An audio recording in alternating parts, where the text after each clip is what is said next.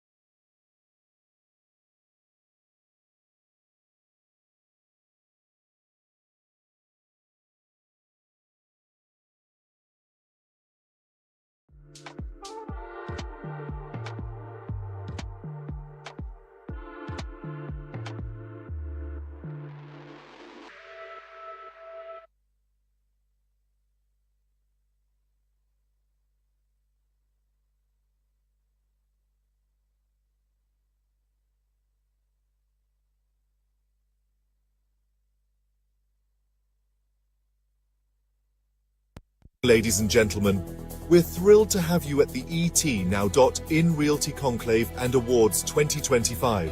We will be beginning the proceedings shortly. Request you to take your designated seats and to switch your phones to the silent mode. Please stay cognizant of the cameras. This is a televised event. Thank you.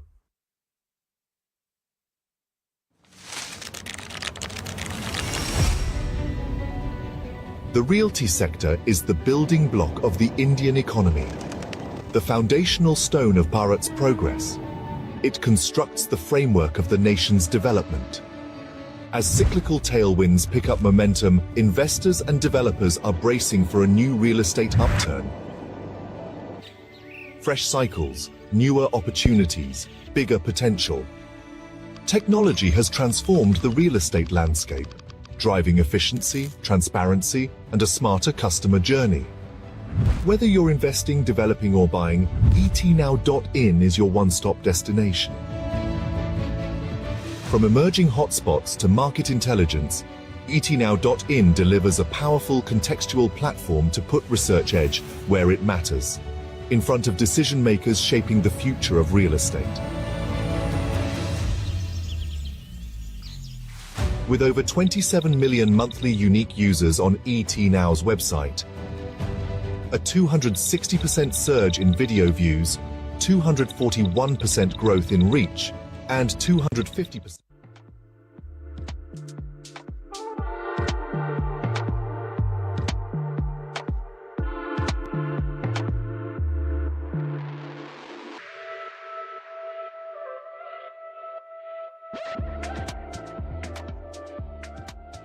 Good evening, ladies and gentlemen. We're thrilled to have you at the ET.Now.in Realty Conclave and Awards 2025. We will be beginning the proceedings shortly. Request you to take your designated seats and to switch your phones to the silent mode. Please stay cognizant of the cameras. This is a televised event. Thank you.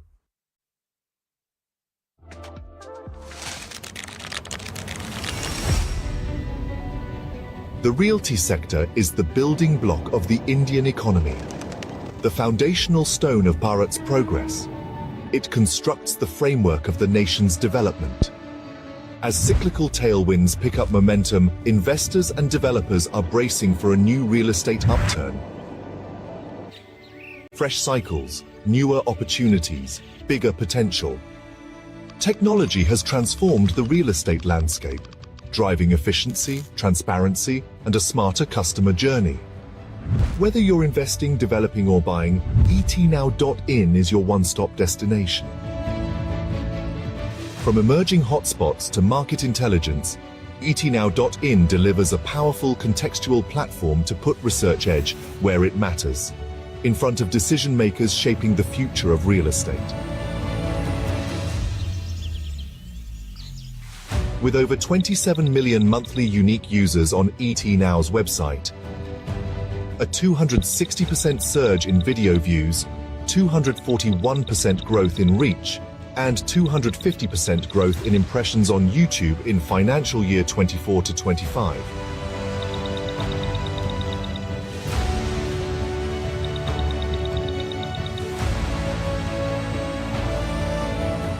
ET.Now.in is where business meets market intelligence.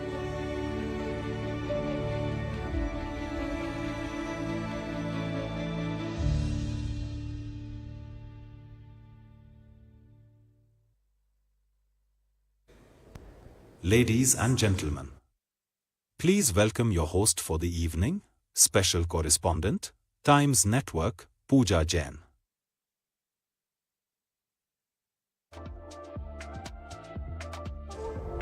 Good evening, ladies and gentlemen, and welcome to the ET.Now.in Realty Conclave and Awards 2025, where vision meets value and the skyline of tomorrow begins to take shape today. In a sector, quite literally, that is building the future, today we bring together trailblazers such as yourselves, the developers, the decision makers, and the disruptors to reflect, to recognize, and to reimagine the real estate landscape as we know it. With the theme, Shaping Tomorrow's Real Estate Landscape, we're here not just to celebrate excellence, but to ignite conversations that pave the way for smarter cities, sustainable growth, and bold innovation. So let's get started with purpose and with pride and with a shared commitment to shaping the future of Indian real estate. And I want to take a moment to acknowledge our partners in this effort, because this event would not have been possible without their support. So the ETNow.in Realty Conclave and Awards 2025 is powered by Onextel Communications Media. Our knowledge partner is Naredco. Our workspace partner is Office Banao. Our SM REIT partner is REPL. Our luxury gaming partner, Argmac, and our outdoor partner, Heights. But I especially want to thank all of you for being here. And before we proceed with the evening, I think it's only appropriate that we take a moment of silence to essentially put our thoughts and respect and our tribute to the tragic Air India plane crash that we just heard about in Ahmedabad hours ago. So if I can ask our audience to join us in that moment of silence as we pay a tribute and pay our respects, please.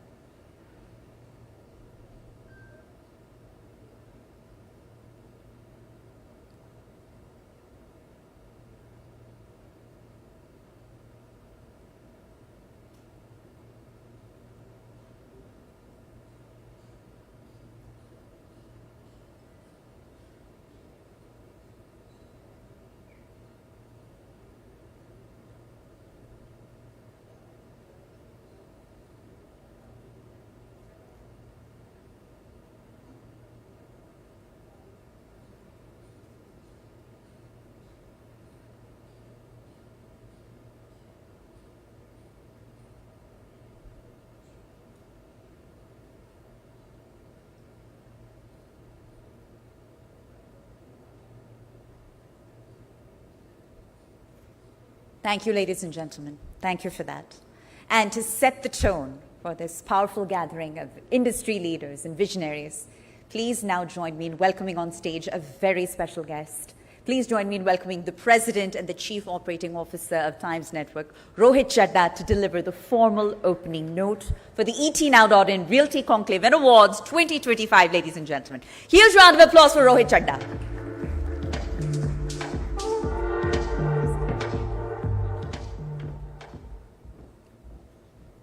A very good evening, ladies and gentlemen. It gives me immense pleasure to welcome you all to the second edition of the ETNow.in Realty Conclave and Awards, a celebration of resilience, innovation, and excellence in India's ever-evolving real estate sector. We are truly delighted to have this remarkable gathering of industry pioneers, policymakers, and visionaries under one roof.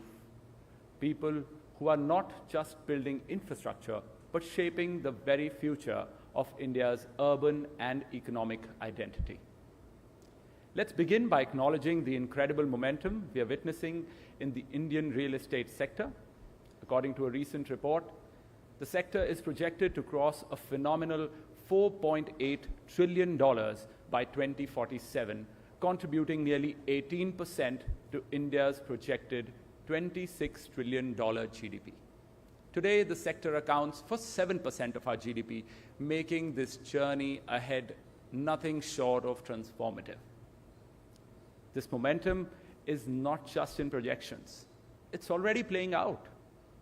As per Grant Thornton Bharat, deal volumes in Q1 2025 soared by 133%, with 28 transactions totaling $1.2 billion. Private equity alone contributed to 88% of the deal value, reaffirming global confidence in the long-term strength of Indian real estate.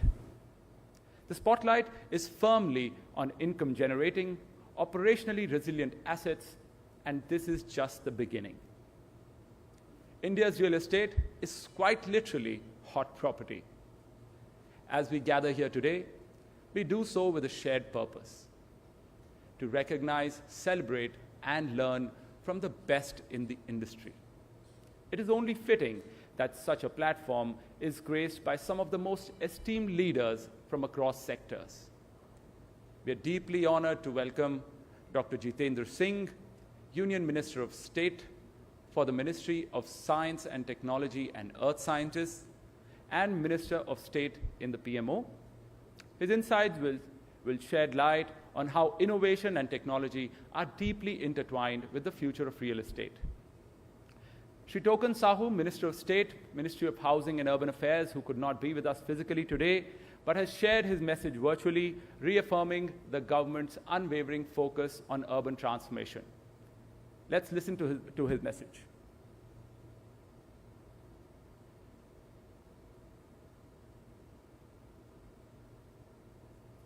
नमस्कार। ET now द्वारा आयोजित इस कार्यक्रम में आप सभी अतिथिगण उपस्थित हैं। मैं आप सबका अभिनंदन करता हूं। सभी बहनों भाइयों का भी मैं अभिनंदन करता हूं। मुझे व्यक्तिगत तौर पर उपस्थित होना था, परंतु मैं नहीं हो पाया, इसके लिए मुझे खेद है। माननीय प्रधानमंत्री श्री नरेंद्र मोदी जी का 11 वर्ष का जो कार्यकाल है, यह सेवा, सुशासन और गरीब कल्याण के लिए समर्पित रहा है।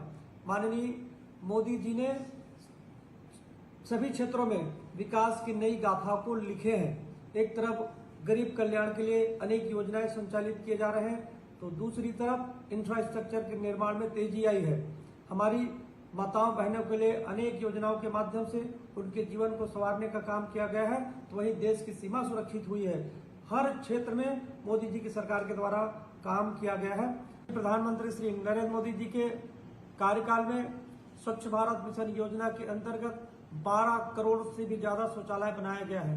आज हमारी माताएं बहनें सम्मान के साथ जीवन यापन कर रही हैं।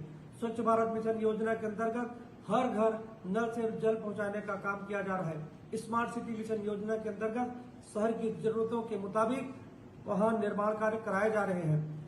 शहरों की गतिशीलता बनी रहे, इसके लिए प्रधानमंत्री ई बस सेवा और मेट्रो ट्रेन के माध्यम से शहर की गतिशीलता को बनाए रखने के लिए अनेक योजनाएं क्रियान्वित किए जा रहे हैं। इस तरह से माननीय प्रधानमंत्री जी के द्वारा सभी क्षेत्रों में काम किया जा रहा है। हमारे देश की सीमा सुरक्षित हुई है। अभी पहलगाम में 22 अप्रैल की घटना जब घटी, तब हर नागरिक के मन में आक्रोश था कि इसका बदला लेनी चाहिए। हमारी बहनों के सामने उनका सिंदूर उजाड़ा गया था। तब माननीय प्रधानमंत्री जी के द्वारा ऑपरेशन सिंदूर चला करके दुश्मनों के सिर को रौंदने का काम किया गया है। ये आज का भारत है, ये मोदी का भारत है, ये वर्तमान भारत है जो दुश्मनों को घर में घुस करके मारता है। आज इस देश में एक परिवर्तन आया है। मोदी जी का कार्यकाल स्वर्णिम अक्षरों में लिखा जाएगा। आप सब इस कार्यक्रम में उपस्थित हैं। मैं आपका कोई दूसरा कार्यक्रम होगा तो जरूर उसमें मैं आने का प्रयास करूंगा। अभी नहीं आ पाया, इसके लिए मुझे क्षमा करेंगे। आप सबको बहुत बहुत धन्यवाद।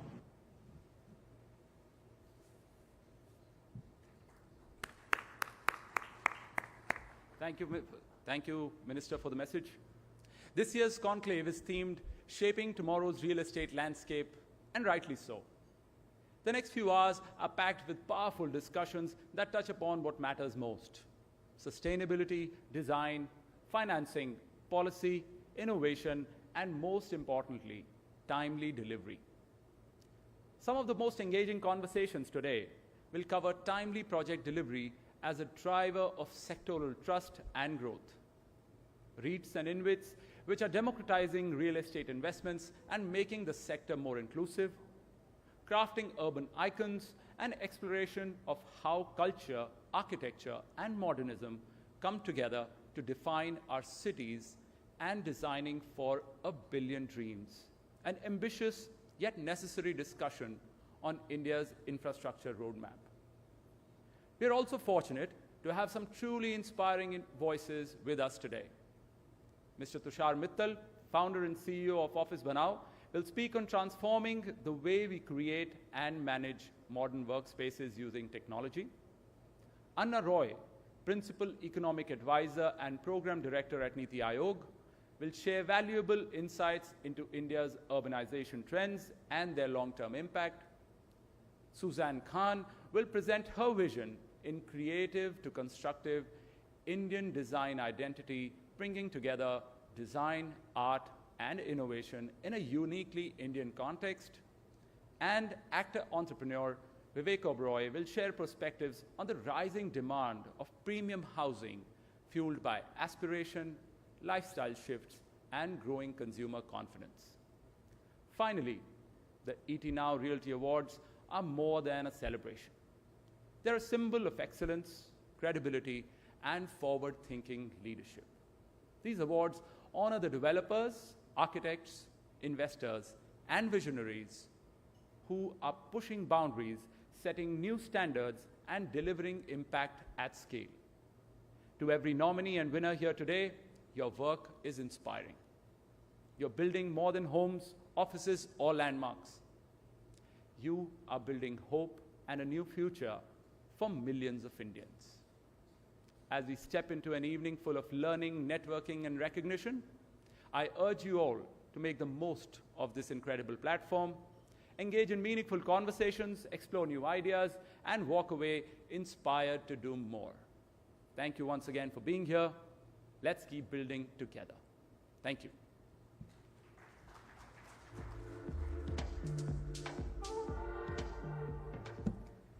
Thank you, Rohit, for setting the tone for the evening. Clearly a power-packed agenda lies ahead, and we are so grateful that all of you could be a part of it this evening. So up next, we're going to dive right into a conversation that sits at the intersection of design, innovation, and digital transformation. So as the way that we work continues to evolve, of course, so must the spaces that we work in. So on that note, I'd like to ask that you please join me in welcoming on stage Mr. Tushar Mittal, the founder and CEO of Office Banao, a name that has become synonymous with reimagining workspaces for the modern age. And to spearhead this conversation, if I could now also please invite on stage my colleague and senior news anchor with the Times Network, Miss Amita Vadva. So let's tune in, ladies and gentlemen, for what promises to be an exciting exchange on shaping the very future of workplaces as we know it. Thank you, Pooja, for that. Good evening, ladies and gentlemen. Great to have you with us here. And of course, Tushar, thank you very much for joining in. Of course, the keynote and the opening, we are opening with you. And why it is important, because temperatures are rising, everyone knows that, but it seems that the real estate industry is also in a booming sector that we are looking at. Now, even as times change, technology also changes. So, Tushar, why don't you begin your opening comments with that? So thank you very much for inviting us on this platform. So I think right now we are in a world where everything has changed in last 2 years. I would say everything has changed in last 2 years means like AI has really revolutionized our life. Generally, any technology which comes, maybe like, like crypto or maybe like, cloud chain or a lot of other technologies has come in past, but that impact was not seen too much on our life. But AI has changed completely, and I'll cover this point with you, that in real estate, how AI is changing the life and how we are utilizing AI, and specifically we are into office segment, and it's a considerably a brick and mortar business, which people say it is a design and build and, but how technology is shaping the future is like a new world we are living in, from design to construction to, monitoring. Everything is changed. And AI is really doing magical, innovation in our life, a kind of speed, the kind of,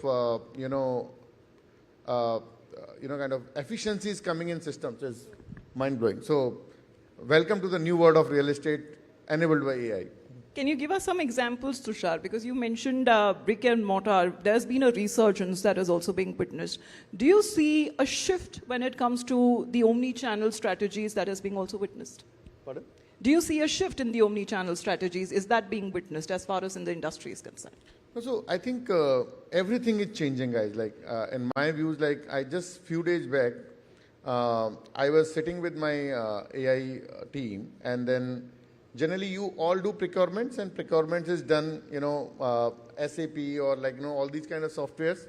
When you combine your data and teach your AI and put the data on AI and you ask the questions, generally a 30 to 40 year experienced procurement specialist can't give you answers or can't give you strategy or data which AI can give you in one click. This is the change. You go to any site and you want to make a snag list. Again, you need an efficient engineer or somebody who understands the the defect kya hota hai, snag kya hota hai. But with AI, you just make a small video, make a photograph, and then you put it to AI, and AI will tell you the skirting is not right, the ceiling is tilted, the paint is not right. This is happening, and this is happening in real world. It is not happening in US, or it is not just heard and 5 years later we will see this. It is happening in Delhi, in our own city, and like a lot of people are using AI and changing their lives. So I'll just give you one example. Let's say in earlier days we are making an office. To make an office you need a layout. After the layout you need 3-4 3Ds, and then the budget, and then the BOQ and everything, so and so. And 2 years back, when AI was not that prominent, we started developing, a data structure model and solve as a technology. But technology was fed by us, and then technology was giving quick answers. But today, whatever 2 years we have built or 3 years we have built, now I feel like a joke, because AI is giving you all those results in like fraction of seconds. So like imagine you put a layout, AutoCAD layout or PDF layout, and ask ChatGPT or maybe like some mid-journey or specific softwares, I need some concept, and concept should be industrial, double height, single height, or maybe like like rustic or whatever you give the prompts, and you get a very near to life photographs, and then you change, I need wood flooring, I need tile flooring, the AI will do it. So the world is moving too fast, I would say. And just I'll tell you, BOQ, you just ask like this is my BOQ, I need a BOM, AI will give you that. This is my contract, how much difference is from my original contract. You need not to have people to do the clerical job. You need somebody who knows strategy, who know what kind of work and output I want. You teach your AI, and it is there. And I'm again telling you guys, please try this. It is happening, and you don't need any very smart or very strategic people. You can do it. And this is happening in real world. So are we catching up on that? Just a click of a button away. So you say that answers are being given, but are there solutions as well in those answers? So, I would say the AI is very different from other technologies in past we have seen, like cloud chain or maybe like crypto. It's not real life, conversation. The 1% of the world population, people were using these technologies, but AI is for everyone. You take a 1,500 rupees of subscription on ChatGPT, make one project, and you can do it. And it is happening in our own life. So it is like a Google movement, where you ask something and you come to know that what material is available at what cost and which place. That was a Google movement. And now it is an AI movement where you get even like, I'll just give you one example. So yesterday is a very, how many of you know the point wiring in an electrical BOQ? It's a very complicated how point wiring the wires has to be, calculated, kitna wire lagega, kitna isme saman lagega. You go and ask ChatGPT, this is like point wiring, these many points, this is a description. How much square meter of wire is needed? It will give you, and it will be accurate. You give, kind of any kind of a BOQ to AI, and it will calculate. I think 80 is like less. 90 to 92%, it is accurate quantity it is giving to you. So do we say that artificial intelligence is now turning into architectural intelligence, coming in the way as far as office banao is concerned? Now that your thought, I know you have a lot to speak on that, but what really is the essence that we go ahead when we speak of Office Banao? Literally, it is about making workspaces easy. So I think Office Banao started with some different thought. So I think few architects will be here, or few people those who understand this business very well. It is a very tedious job. There is like a lot of demand, but when you interact with a customer need layout, 3Ds. One 3D cost is like 10,000 rupees. So customer is not in India. Nothing will be paid till the time you are satisfied. You have a satisfied customer. आपको जब तक design पसंद नहीं आएगा, आपको पैसा नहीं मिलेगा. Am I right? So as an architect, even if you have 15-20 architects in your office, you can do hardly 5-6 projects in a month, or total like 30-40 projects in a year. Okay, and in that case, your customer acquisition cost is very high. But with the technology, what Office Banao has done, like let's say this room, I can show to any customer with 10,000 types in 10 minutes, because data structure is there, and we have developed a technology that we can visualize something very fast without investing too much of money, and the customer can get variations, and customer can get variation with the cost, with the time, with everything. But now AI has changed the game completely. So whatever the work we have done in technology, nowadays it is like a magical movement for us. So the Office Banao is doing in the cities, not only the cities, you find very good companies, very good solutions, but like rest of the Bharat, like I would say like 25 other cities where aspirations are there, where money is there. People want good solution. People want good office. There has to be clarity. There has to be a top-line solution, which technology make a data structure. We make a lot of solutions, and we distribute those solutions by help of technology into different segments. Does it cater to the demands of what is being asked for those ideas? As you said, it is more cost-effective, time-effective. How sustainable also it is? Does it cater to the demands? No, so I think it is very sustainable, and that's how spread is happening. And India office market, I would say, it is a very fast-growing market. A lot of GCCs and rest of the world is coming to India, and like a lot of offshore offices are open over here. It's a $50 billion market, and it is not even considered as an industry in India till now. But $50 billion market. It's so fragmented that 80% market is fragmented. Small people, small contractor, designer, they are working. So Office Banao is aggregating this market. We are giving not only knowledge, technology, process, and we are giving a full stack solution. We are not just like a find out option that you go and you will find like kaun office banata hai. No, you come to us, we will give you a consolidated full stack solution. Itna paisa, itna time, ye design. Okay, and it is all happening by time. So it is not we are replacing architect. We are creating more efficiency to architects. We are creating more efficiency to project managers. It is very just one office or one maybe like sample apartment. You go there, and then to do a quality check, you need a proper person who understands the business. But now AI is like helping you to make the decision that this is not right, this is right. This is the total quantity, this is the right BOQ, this is the right bill. So it's a magical movement for real estate. Well, obviously, when it comes to the points that you have been putting out are pertinent, but when we speak of office spaces, now office spaces are varied. Office spaces are hybrid models. Office spaces are remote working office spaces as well. So how do you bridge the gap? So I think different things. One, how to make office, that is a different thing. What kind of office you make? It's a hybrid culture is there. So then when COVID was there, we were discussing a lot, office rahega, nahi rahega, do we need office or not? I think I have not seen the demand of office ever in my life, which I have seen after the COVID. People want to go to office more, oftenly than anything else. And then office demand is like at the highest level right now. But what change in offices? The change in offices, like when earlier you have a 300 employees, you are making office for 300 people. But today you have a 300 employees, and you are making office for 200, and then 100 is traveling, and then you are calculating somebody is working from home. The office main concept has changed. The technology has involved in each piece of office, from IoT to kind of the creation, or maybe like hot desk, kind of these kind of solutions are coming. The office is not only right now only a place where you want to work. Office is more to do with the interaction. Office is more to do with a solution, collaboration. It is not just कि आप आए सुबह 9 बजे घुसे 10 बजे 5 बजे निकले, आपको टक टक टक लैपटॉप पे काम करने बात खत्म हो गई. This is not the only purpose of office. Yes, these kind of offices are also made, but office is more to do with collaboration, culture, innovation. It's like interaction. So then the fundamental of office has changed.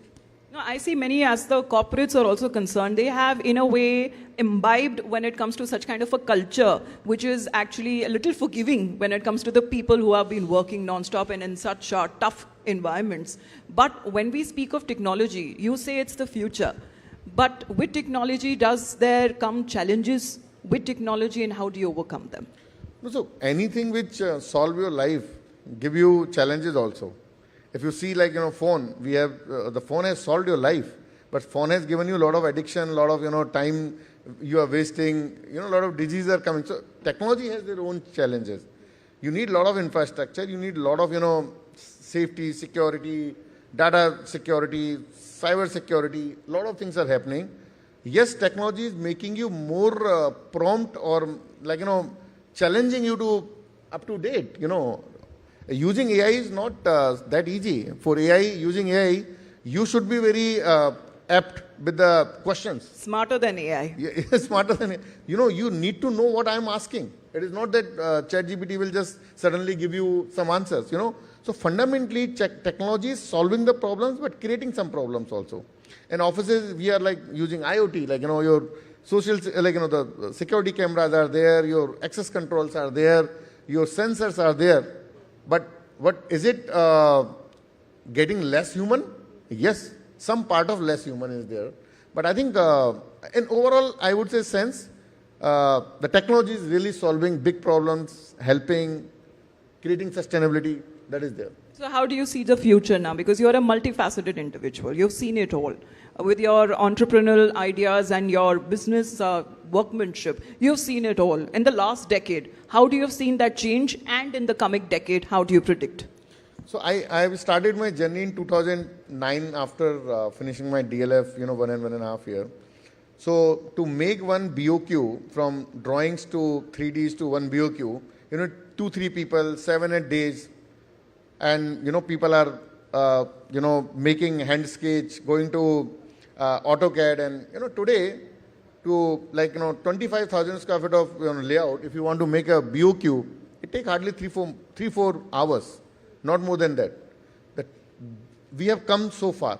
Making a 3D like 7-8 days time, now we can make in like 3 seconds or 3 minutes. And now I think it is lesser than that. Making office was like 6 months of job. Now we are making offices in like 2 months or 2 months of, 2.5 months or maybe like 3 months. So overall, it is not about only real estate, office or something. The world is changing in the way, the same way. Dehradun पहुंचने के लिए 8 घंटे लगते थे, आप 3 घंटे में पहुंच सकते हो.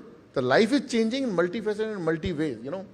As an entrepreneur, what I would say to the audience, like, every 10 years or 5 years, something or other change. Business change, thought process change. In real estate, I think I personally feel we are not sensible about that change. Real estate is still considered that यार ये तो brick मोटा रहा है, ऐसे ही होगा, plaster होगा, digging होगी. But yes, digging होगी, plaster होगा, लेकिन उसको करने का तरीका, उसको सोचने का तरीका, उसको strategize करने का तरीका may be changed. It has already changed. Adapting with the times, Yes. basically. So we're going to wrap up on that note, because this is clearly the message that has now gone across from Tushar as how one can create and manage and benefit using technology, in particular AI, especially when it comes to your workspaces. Thank you very much, Tushar. Thank It's you. been a Thank you. pleasure having you here with us. Thank you very much.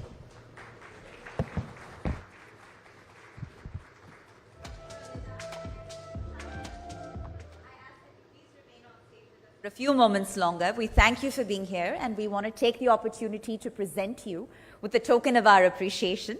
To do just that, if I could call back on stage the President and CEO of Times Network, Rohit Chadda. Sir, if you could please do the honors in acknowledging Tushar Mittal of Office Banao. Sir, thank you so much for your contributions to the conversation.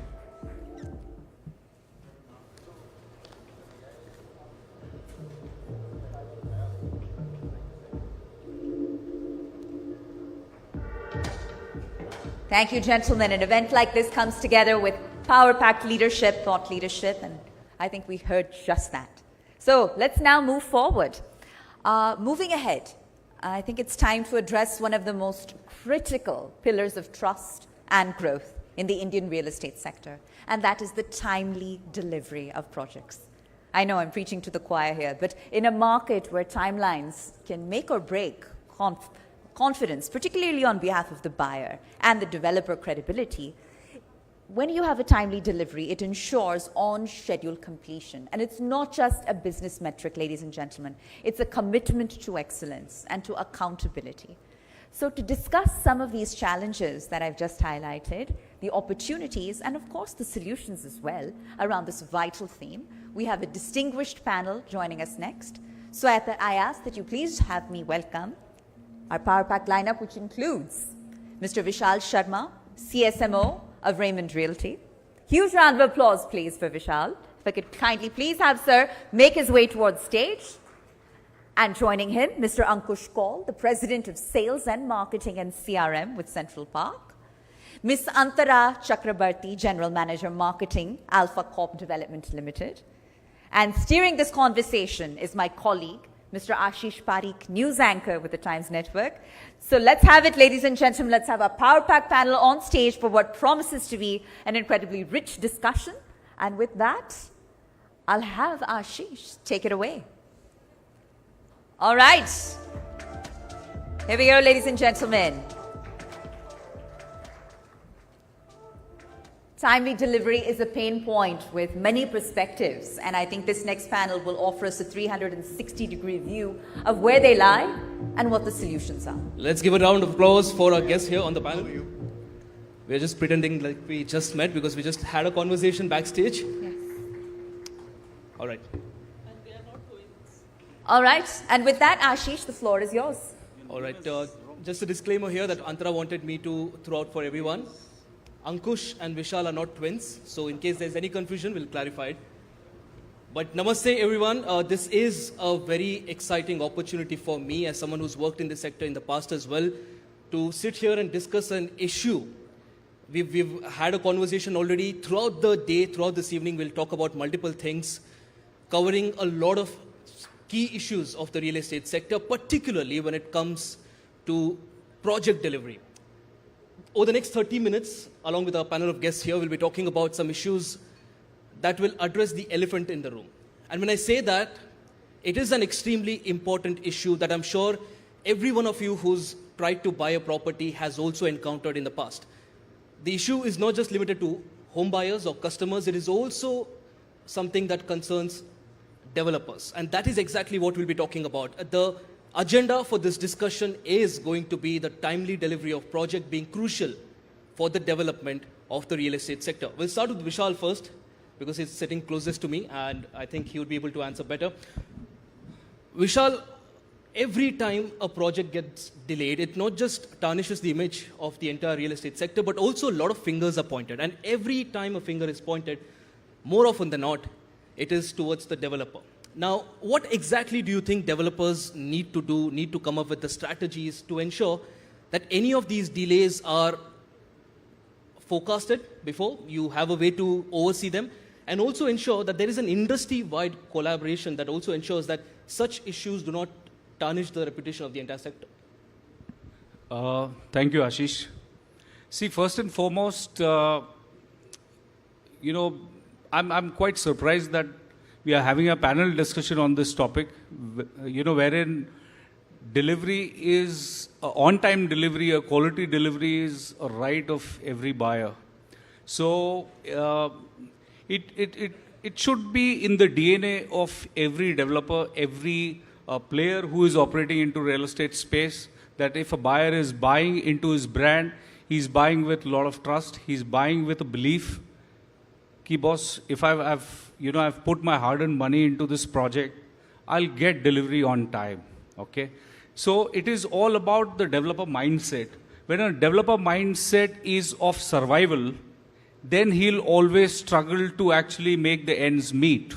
But when the mindset is of growth, when it's a growth mindset, you'll always look at the opportunity, how quickly you can transform and reshape and churn out the project. Like I represent a brand called as Raymond Realty. Raymond Realty is an offshoot of Raymond, which is a 100-year-old brand. And we always say that, boss, we operate out of a manufacturing mindset. And what is the manufacturing mindset? Manufacturing mindset is, boss, we make kapda, right? From roti kapda, we progress to making makan. So the manufacturing mindset is, agar factory mein kapda rakha hai, so we have to take that cloth onto the machine, cut the finest piece of cloth, put it into the market, do the secondary, move on to the next season. So we always believe that, boss, you can't hold on to the inventory. And that's why, with a lot of pride, I can say that, boss, every third home sold in Thane and Bandra in the markets we operate is a Raymond home. And as far as the delivery is concerned, or the delay which you asked me, see, it is primarily because of two reasons. Either approvals, where a lot of time, actually, it's not in the hands of the developer to get the approvals on time. Actually, the decision and the responsibility lies with the government stakeholders, because they charge a very hefty premium, from the developers. They take a lot of money to issue certain, permissions and approvals. Now, if they are a party to it, it's their joint responsibility to see that they give approvals on time. So that is one. And the second is, cash. Any project worth its salt, if you don't have the financial means to deliver those projects on time, if you don't have your financial planning in place, if you don't have your cash flows management in place, you will ultimately struggle to actually deliver project on time. कि project तो बहुत पैसे से ही deliver होगा. And last not the least is the niyat. Niyat, nobody can change, boss. If the developer has a niyat that, boss, I'm going to launch this project, make some quick bucks, I'm going to run away with this money, move on to the next project, boss, we have seen enough and more cases where,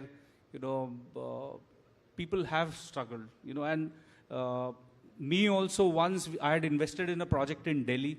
I'll not take the name because now I'm a part of this industry. It doesn't look nice if I take the name. It's a big multinational brand. I had put my money, with that reputation that this brand is a global brand, one of the biggest in Dubai. And I got my apartment delivery 14 years after I booked that project. 14 years. Now, that is all about niyat, boss. They have the money, they have the approvals. They don't have the intent to deliver the project on time. And the last piece, which you asked me about the industry, yes, now we are actually in a shape and form that we can call this as an industry.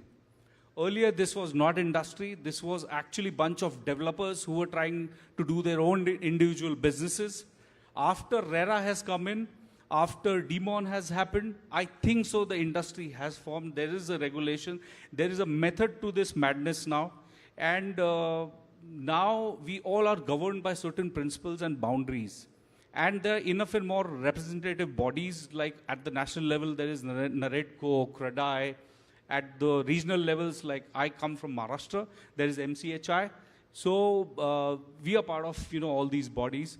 And as, fellow colleagues and developers, we should actually represent the real issues. The real issues are not only, licensing, approval, delivery on time, quality delivery, safeguarding buyers' money, but also we have to make sure that, boss, developers' interests also are taken care of. Because if government charges 35 to 40%, in terms of various premiums, and there is a cost involved in borrowing money from the banks for construction finance, the developer is actually hand to mouth if the market fluctuates. Because we are in a market where it is very tough to make money, boss. If you go wrong with certain seasons and you don't sell the inventory, the developer becomes very, very desperate. They cut the price, they sell cheap, and eventually they become bankrupt. Absolutely. A very interesting point that you made there, the fact that developers do have certain issues. People usually think that a developer is trying to cut corners, they're trying to save money, and that is why the project is getting delayed. But interesting point you made there, that developers also have issues that primarily the government has to look at. And Ankush, that brings me to the other point. One of the things that he was talking about is brand. Now, India is known for something called as jugaad. When I was learning, I did my civil engineering. So when I was a civil engineer, we were taught a lot of jugaads by our professors. Is the real estate sector in India missing jugaad? If you foresee some sort of an issue coming up when it comes to project delivery, is prefabrication, modular construction, something like that not an option, just to ensure that at least people who are waiting for project delivery, who put in their hard-earned money, they get the project on time? Good point. Actually, I don't think we'll call prefab a jugaad, but by the way, that 14 years and Dubai thing was a giveaway. Yeah. So I was tempted to say that. Coming back to prefab or modular systems which have been around, prefab basically is constituting the essential building components elsewhere and then kind of getting that on site, or making modules off site and then assembling inside. So this has been going on. But the point is, will adopting modern techniques or modern materials or new age cement with shorter curing times, or getting into robotics and prefab, like you said, is that the only answer, or is that the only thing that will ensure timely delivery? No, I don't think so. It has to be a combination of a lot of things, including financial discipline, which is very, very important. And I have, umpteen number of cases where, people have adopted these modern techniques, jugaads or whatever, and, still, because of the lack of financial discipline, have not been able to deliver. If I give you some data, as per one of the reports that I read, currently about more than 90% of the projects are delayed by 2 years or more in the infra industry, including real estate, and there is a cost overrun of about $50 billion. So you can imagine the kind of strain that is coming to the industry, that is coming to the buyer or the investor, and of course the organization. If I talk about Central Park, we've been we have a very traditional approach to construction. We do it in-house, and we are slowly migrating to the newer construction techniques and using materials. In fact, in some of our projects, we have implemented very sleek, phasing techniques, for example, segregating dry and wet construction phases, and achieved better timelines. So yes, there is a lot of merit in, innovation, in new techniques, but at the same time, what good is that if you're compromising quality? I mean, what I would like to say is that it's very important to balance. Ankush, is that always directly proportional? The fact that someone is trying. It depends on the excellence of execution, finally. So you cannot, at Central Park,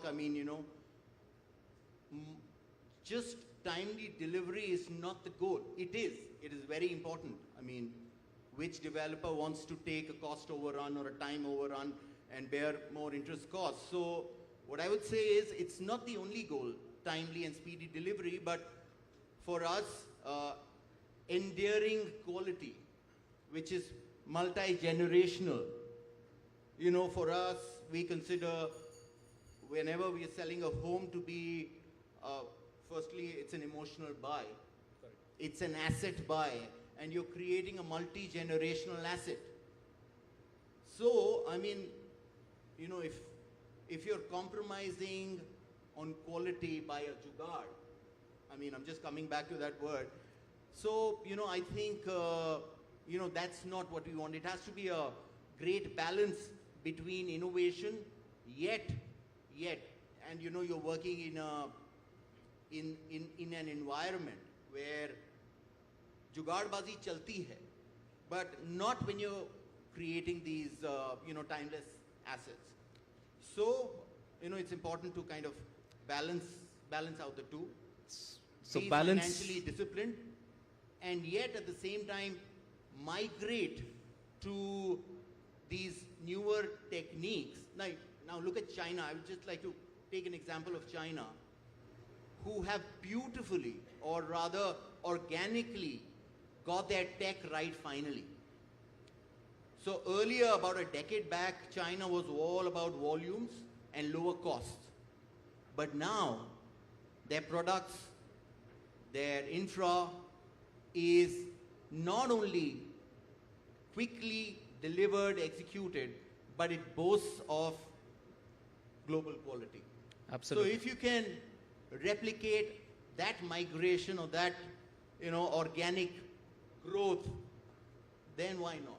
Absolutely. I think what you're trying to say is that if the jugaad or innovation benefits the buyers, then it's most welcome, but it does not always have to cut corners or compromise on the quality. And speaking of quality, we often, in India, one of the things with real estate sector is that consumers mostly depend on the legacy brand names, and that plays a very important factor. And Antara, that's where I want you to come in. Do you still feel consumers heavily prioritize the legacy names and brands? And what exactly do new real estate comers now do? Like, for example, you find it tough to compete with legacy brands, the scale at which that they're operating. So even though your product might be better. So what are the marketing strategies that you think real estate sector needs to look at to ensure that people now start looking beyond just legacy names and actually look at the quality that's on offer?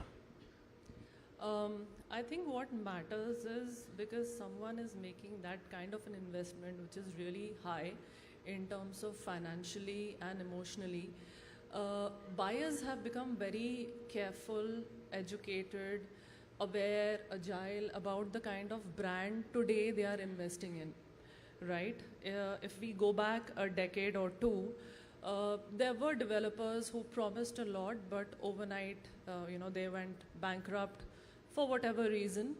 The promises were huge. Anyways, money got stuck of the customers, and they waited for years. And finally, some got their deliveries, some didn't.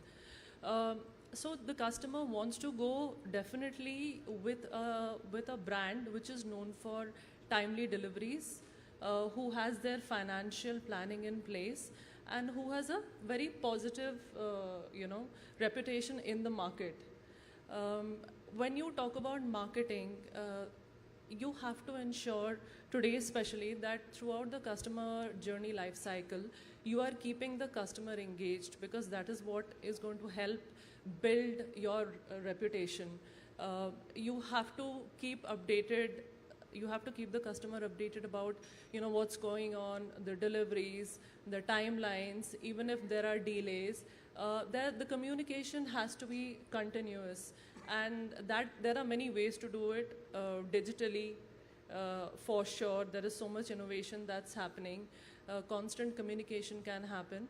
Also, real estate as a sector is very aggressive, when it comes to marketing. So we make promises of ROIs, which are they look very good on paper, but they are impossible in the long term.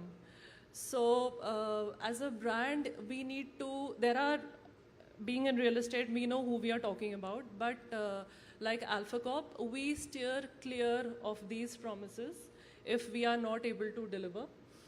We are very clear in what we give. We are of course 21 years into the industry, so we are known to deliver marquee projects across cities. And in times like, today, we use walkthroughs, digital tours, and a lot of technology to, have that continuous engagement and to keep that integrity, that we promise. So, yeah. So you're basically saying technology is something that the industry can leverage even further to communicate better. But Vishal, speaking of technology, and I again want to come to the developer side of things now, do you think technology is being leveraged enough? Just the last speaker as well, speaking about AI, automation, and everything that's happening, all the wonderful stuff that's happening. Do you think the sector is using data-driven tools, AI, automation, all of these technologies to better their operational efficiency? Do you think that's also something that is lacking in the real estate sector in India? See, any good developer, they have to change and adapt to the changing technology actually.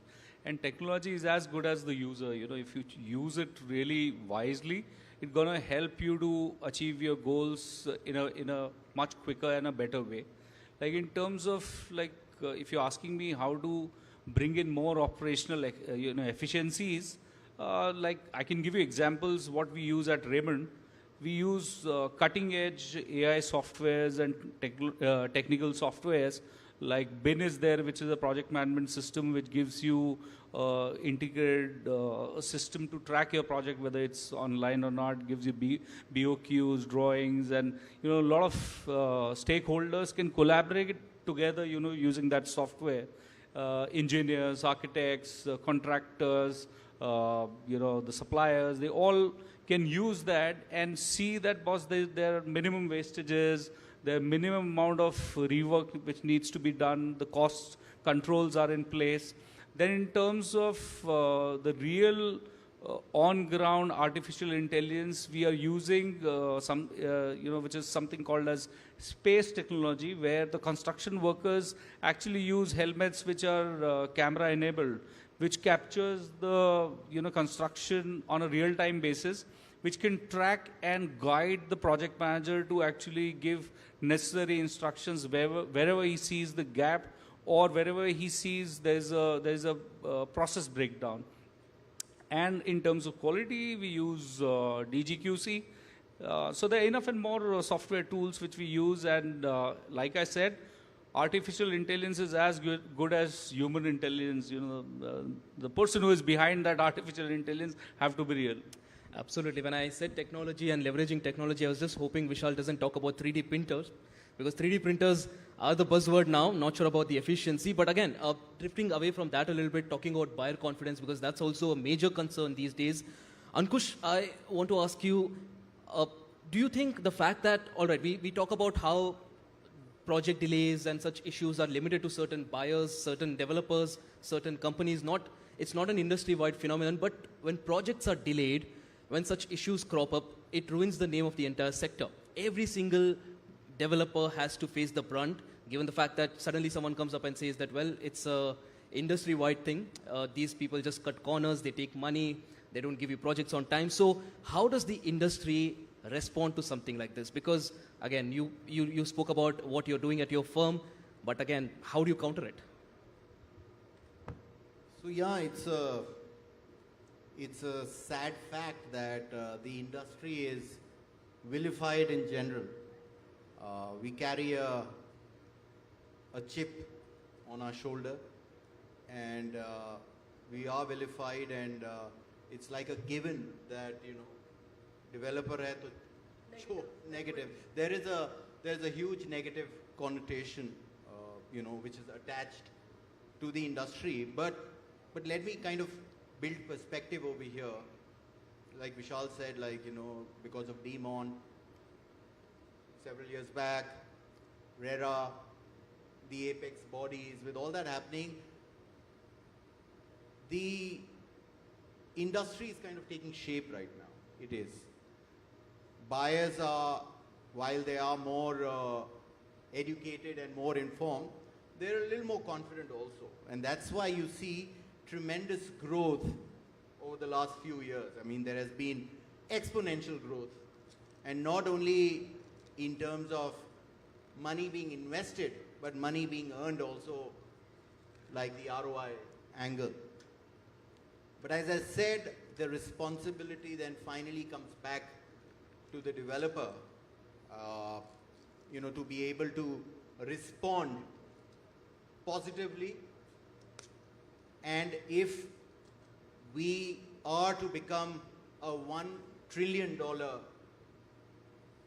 industry by 2030 as per Naredco analysis, then I would say besides just land acquisition and designing cutting edge projects and products and ROI, I think I come back to the fact that intent and discipline are two key elements And why I'm harping on financial discipline is because that's as important in the industry as probably excellence in engineering is.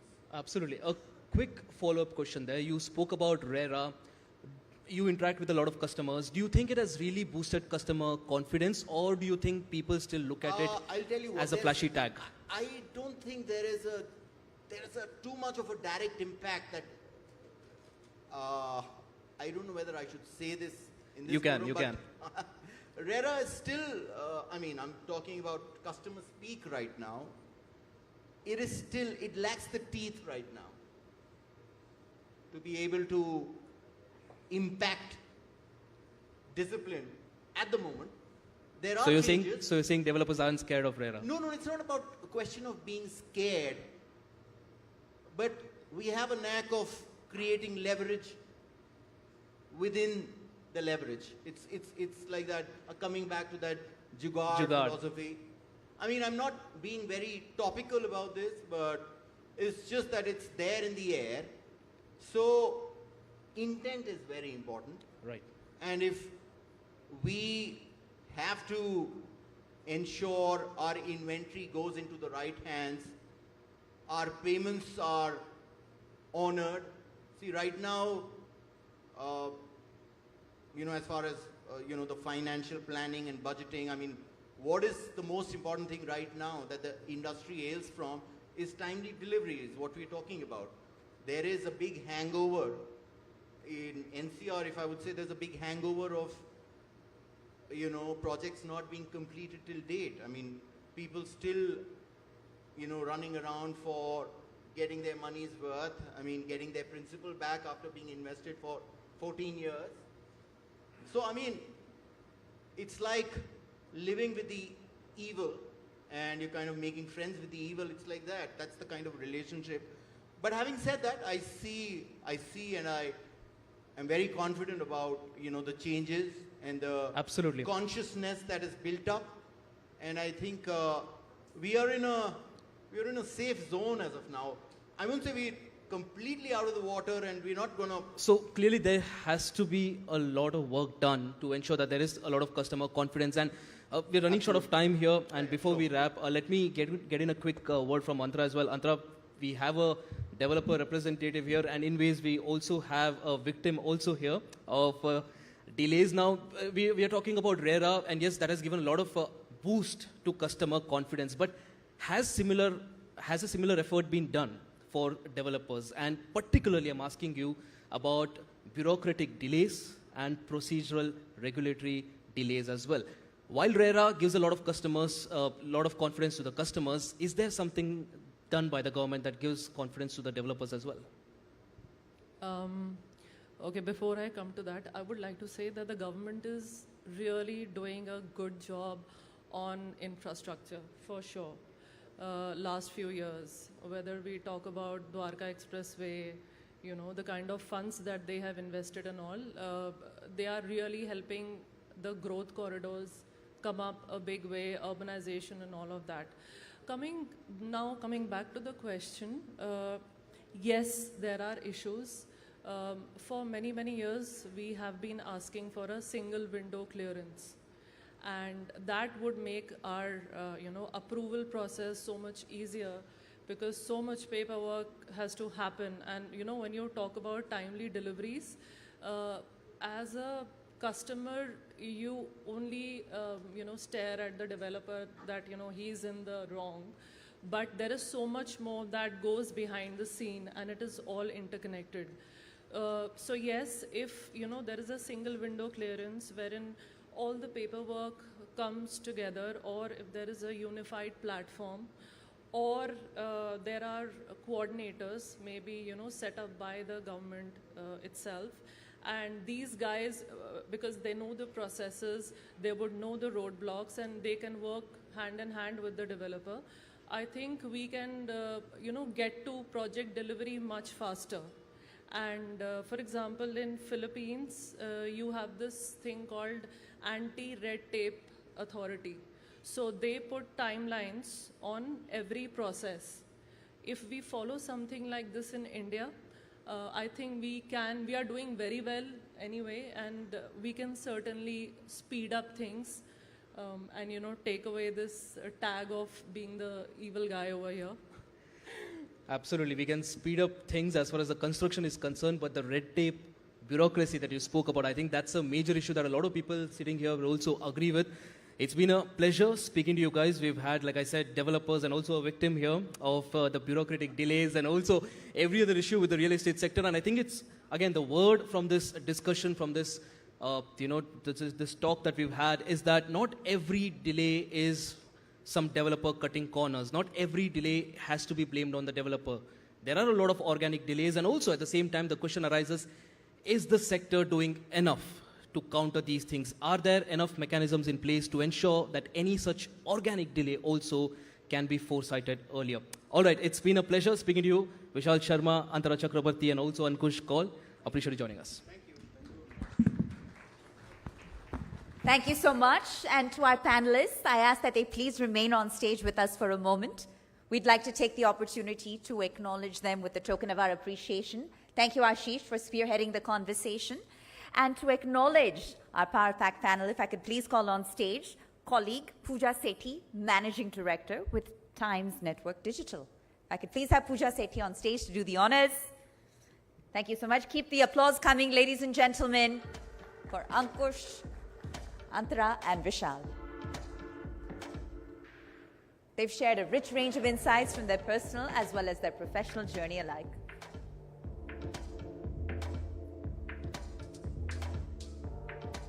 Thank you. Thank you. We appreciate you being here at the ETNow.in Realty Conclave and Awards 2025.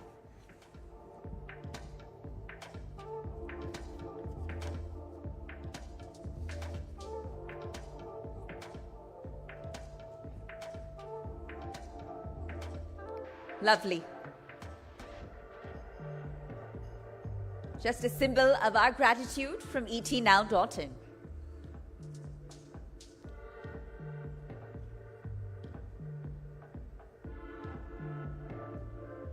Pooja, Ankush, Vishal, Antara, thank you so much. Thank you so much. Yes, we'll have a quick group photo, please. And we'll now move on to what's next on the agenda. Thank you. Thank you, ladies and gentlemen. So I'm perhaps stating the obvious here, but urbanization is not just a demographic shift. It is a defining force that is shaping India's economic, social, and environmental trajectory. So to shed more light on the broader impact of India's rapid urban growth and the policies that are driving this sustainable development, we now move on to a special expert talk. It's an absolute honor and privilege to welcome Anna Roy, Principal Economic Advisor and Program Director of the Managing Urbanization Division at Niti Aayog, Government of India. With her extensive experience in public policy and economic planning, Ms. Roy brings a very nuanced perspective on how India can navigate this very complex challenge that lies ahead and unlock all of the immense opportunities that are the key to urban transformation. With that, ladies and gentlemen, I ask that you please join me in welcoming on stage to the podium right opposite Anna Roy. Anna, ma'am, we'll have you take that podium to the right.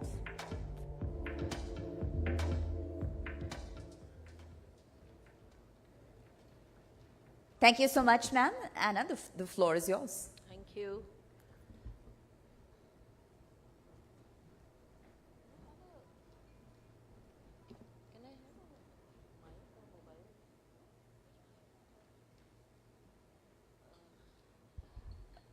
Good evening, ladies and gentlemen. First of all, thanks to the organizers for giving me this opportunity. I'll start with a few disclaimers. First of all, I'm not an urban expert. I'm also not a realty sector expert, so RERA, its impact, next steps, other real estate related issues, I may not be, I am not the best person to opine on that. But what I am is, in my past avatar, I have worked as a public-private partnership policymaker. I was involved in PPPs to start with, and during my entire career graph, I have seen infrastructure sector reforms as well as how the policies have shaped over time. So I bring that knowledge, but today what I'm going to speak is on a new initiative which, besides driving urbanization, it is hope that it will also drive the real estate sector in a manner which is not ad hoc, which is not reactive, which is more sustainable, financeable, and long-term. This is the Growth Hub initiative which I will be presenting today. So I guess they don't have a, so I'll just speak from here. So this is the Growth Hub initiative which was launched by Niti Aayog in 2023.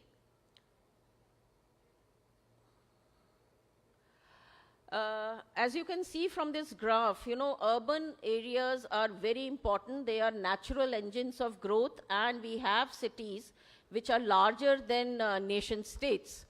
Also Indian cities, greater Mumbai, Delhi, they do compare well with some of the smaller countries as shown in this chart. But where are we? Where is India in this global scenario?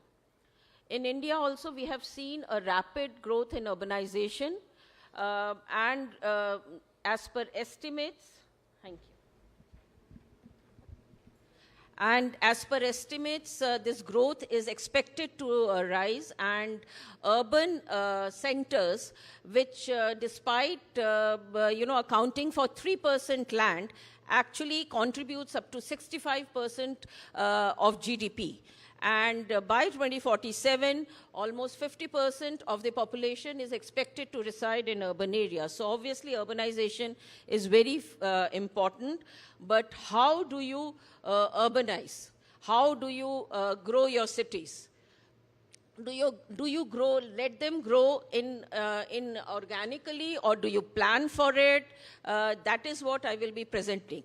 So while urbanization has grown in India, we also see a lot of problems, and sitting in Delhi, this is the best place to see the problems associated with urbanization in this country. We have urban sprawls, we have master plans. Many of the provisions are not implemented. They become very bureaucratic, red tape, and they focus more on the physical side. There is no economic vision to our urban planning. We have major institutional gaps. Delhi, as I said, is a typical example. And when you look at global cities, our cities do not feature in the top, even the top 100 global cities. And we talk about Viksit Bharat, making India developed country by 2047 with a $30 trillion. A large portion of this will come from urban areas, but this cannot be achieved unless we shift the approach in managing urbanization. So this is all about planning. And this was the vision of CEO Niti Aayog, and he gave this task to me, that how do we plan long-term for urban growth with an economics perspective. So we are a think tank, we do a lot of research. We started by studying some of the best cases globally. We studied 12 city development plans. We studied 22 overall, project overall growth and development plans, where urbanization was a chapter in the report. And studying these 34 reports, what we focused on was to identify the strategies which were adopted, analyze the economic aspect in these plans, identify the levers which were targeted, and do a comparative analysis. So we have tried to, kind of cover it in one slide. And on the extreme left, you see the particulars, then the levers, And then it shows, we have covered 11 cities in this slide, and it shows that in the individual city plans, what were the levers which they kind of stressed at. Basis this examination, we came to 10 inferences, which had to be covered in any urban plan, and 4 major areas which any urban plan should cover: policy, infrastructure, regulatory, and governance. We called it the Growth Hub Initiative, and what the Growth Hub Initiative in sum proposes is 4 major mindshift changes, including a proactive rather than being reactive, where you see that, something is growing unplanned, then you expand the municipal boundaries, or you start planning for water, drainage, infrastructure, etc. Have a economic aspect to the whole thing while planning proactively. Don't only look at economic growth, but also look at quality of life, that is livability of these cities, as well as sustainability. And don't plan for cities as per their administrative boundaries, but look at a regional aspect. And lastly, propose institutional interventions, because if you plan for the future and keep using institutional mechanisms which were devised many decades back, then you do not really achieve the results. In order to develop process templates, 4 pilots were taken, and 2 of the reports have already been launched. One is Surat Economic Region, the other is MMR, and they are under implementation. So I have just tried to sum up some of the major recommendations, and on the left are for the Surat Economic Region, where we are proposing development of zones based on growth drivers, identification of growth driver. And on the right is for MMR. So very, very futuristic. What we have not included is projects to meet the latent demand, but to be very aspirational, and then include those projects which can really transform the cities as cities of future. So I will just briefly present what were our findings in the case of Surat Economic Region. So for the Surat Economic Region, by the way, the plan is there on the website. You can check out the plan. And we have proposed 54 projects, 4 development zones, and several policy unlocks. We studied 85 reports. We received more than 20 proposals, project proposals from stakeholders. We had more than 15 meetings with the government officials, and more than 50 meetings with the industry associations. We did a detailed SWOT for the region, and we also gave the aspiration of the region. Like in the we had the benefit of looking at the having the vision, the Viksit Gujarat vision document. And we compared it to the Viksit Gujarat targets of growth by 2047 and 2030. But the state government then told us, no, Surat has a much more potential. And if we are doing an economic plan, we need to kind of peg it at a higher level. So you see, the state actually aspires to make it a 1.3 to 1.5 trillion economy by 2047. And this is the what they are proposing to do sectorally. That's indicated on the right-hand side. We gave them a tagline, a pro-earth, pro-people, and inclusive growth approach, because talking simply about economics and mere projects or physical projects without the overall, sentiments, community involvement, inclusivity at various levels, then it's not a sustainable plan. We identified the endowments of the region. We also looked at the global and national trends. And then we identified the growth drivers. Now, this is very interesting in the sense that when we first went to the state government, we wanted to expand the manufacturing and push this region up on the value addition in apparel and jewelry. And they said, we don't want to expand it. Labor is high cost here. We cannot sustain more migration. Our system cannot withstand. So they instead moved to, in these two cases, both jewelry and apparel, which Surat is a center, they moved to a service economy. And then real estate we had not included. This was a growth driver which the state said we must work on real estate. And besides the city region development, they also identified a big track between the HSR, high-speed railway, and the expressway. And they said, this is greenfield, we want to develop this entire stretch. So when you see our report, you'll find many greenfield and brownfield projects in the real estate segment there, besides several others. Like in higher education, education hub has been proposed, and several other, in case of the apparel and jewelry, we have proposed a B2C and a B2B zones, one within Surat, one outside Surat. So these were all the estimated investment and estimated land required was indicated. These are some of the details. We also proposed an overarching institutional framework, and it is very heartening to see that the state government is already working on it. These were some of the projects. We also identified the locations for 31 of these projects. Not all locations you can identify at the beginning, but we were able to identify location for 31 projects.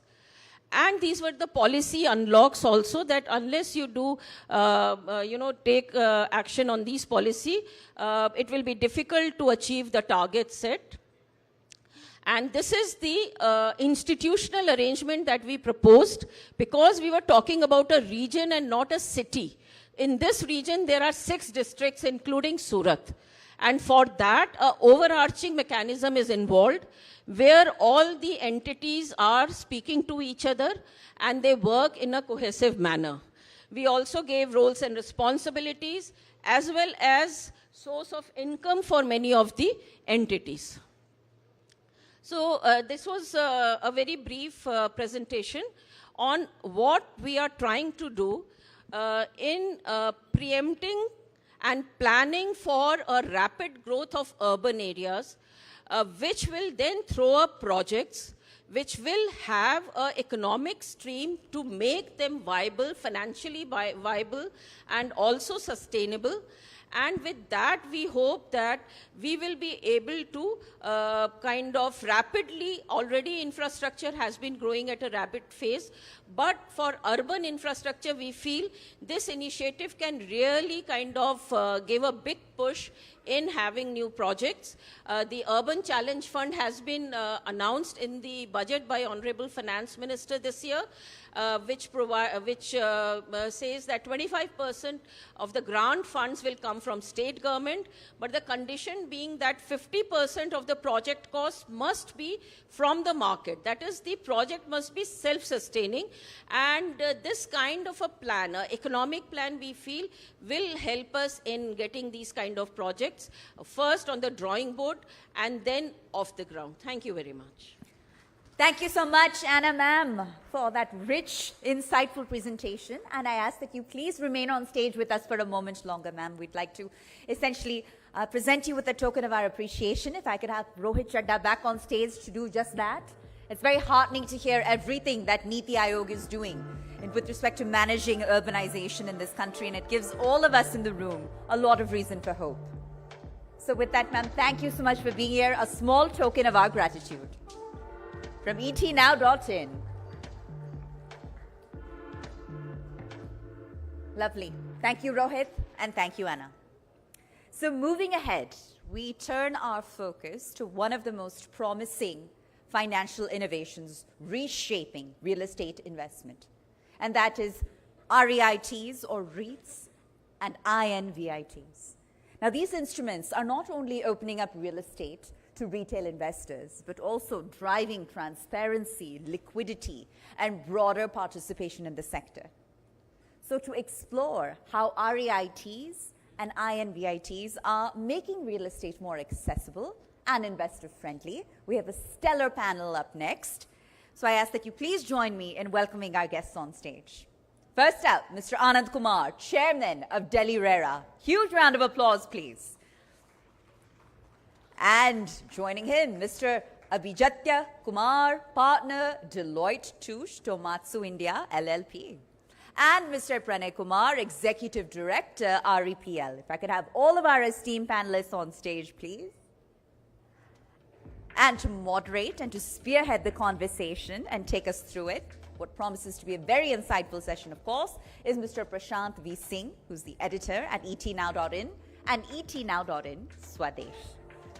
So let's tune in, ladies and gentlemen, as they unpack the potential of REITs and INVITs in democratizing real estate investment across the country. It promises to be an insightful discussion with a lot of groundbreaking takeaways. So with that, Prashant, I ask that you take it over from here. The floor is yours. While we wait on our third panelist, let's go ahead and get started. And can we have mics on stage, please? A mic for our moderator. We can do that. Excellent. Take it away, Prashant.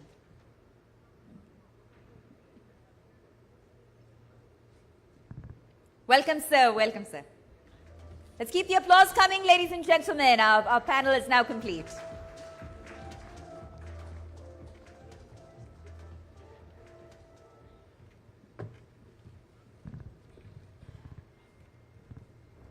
So good evening, ladies and gentlemen. A very warm welcome once again to this grand and insightful evening of etnow.in Realty Conclave and Awards 2025.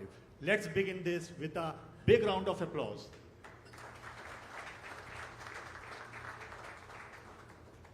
So with this amazing panel, in the next 30-40 minutes, we'll be discussing REITs and INVITs.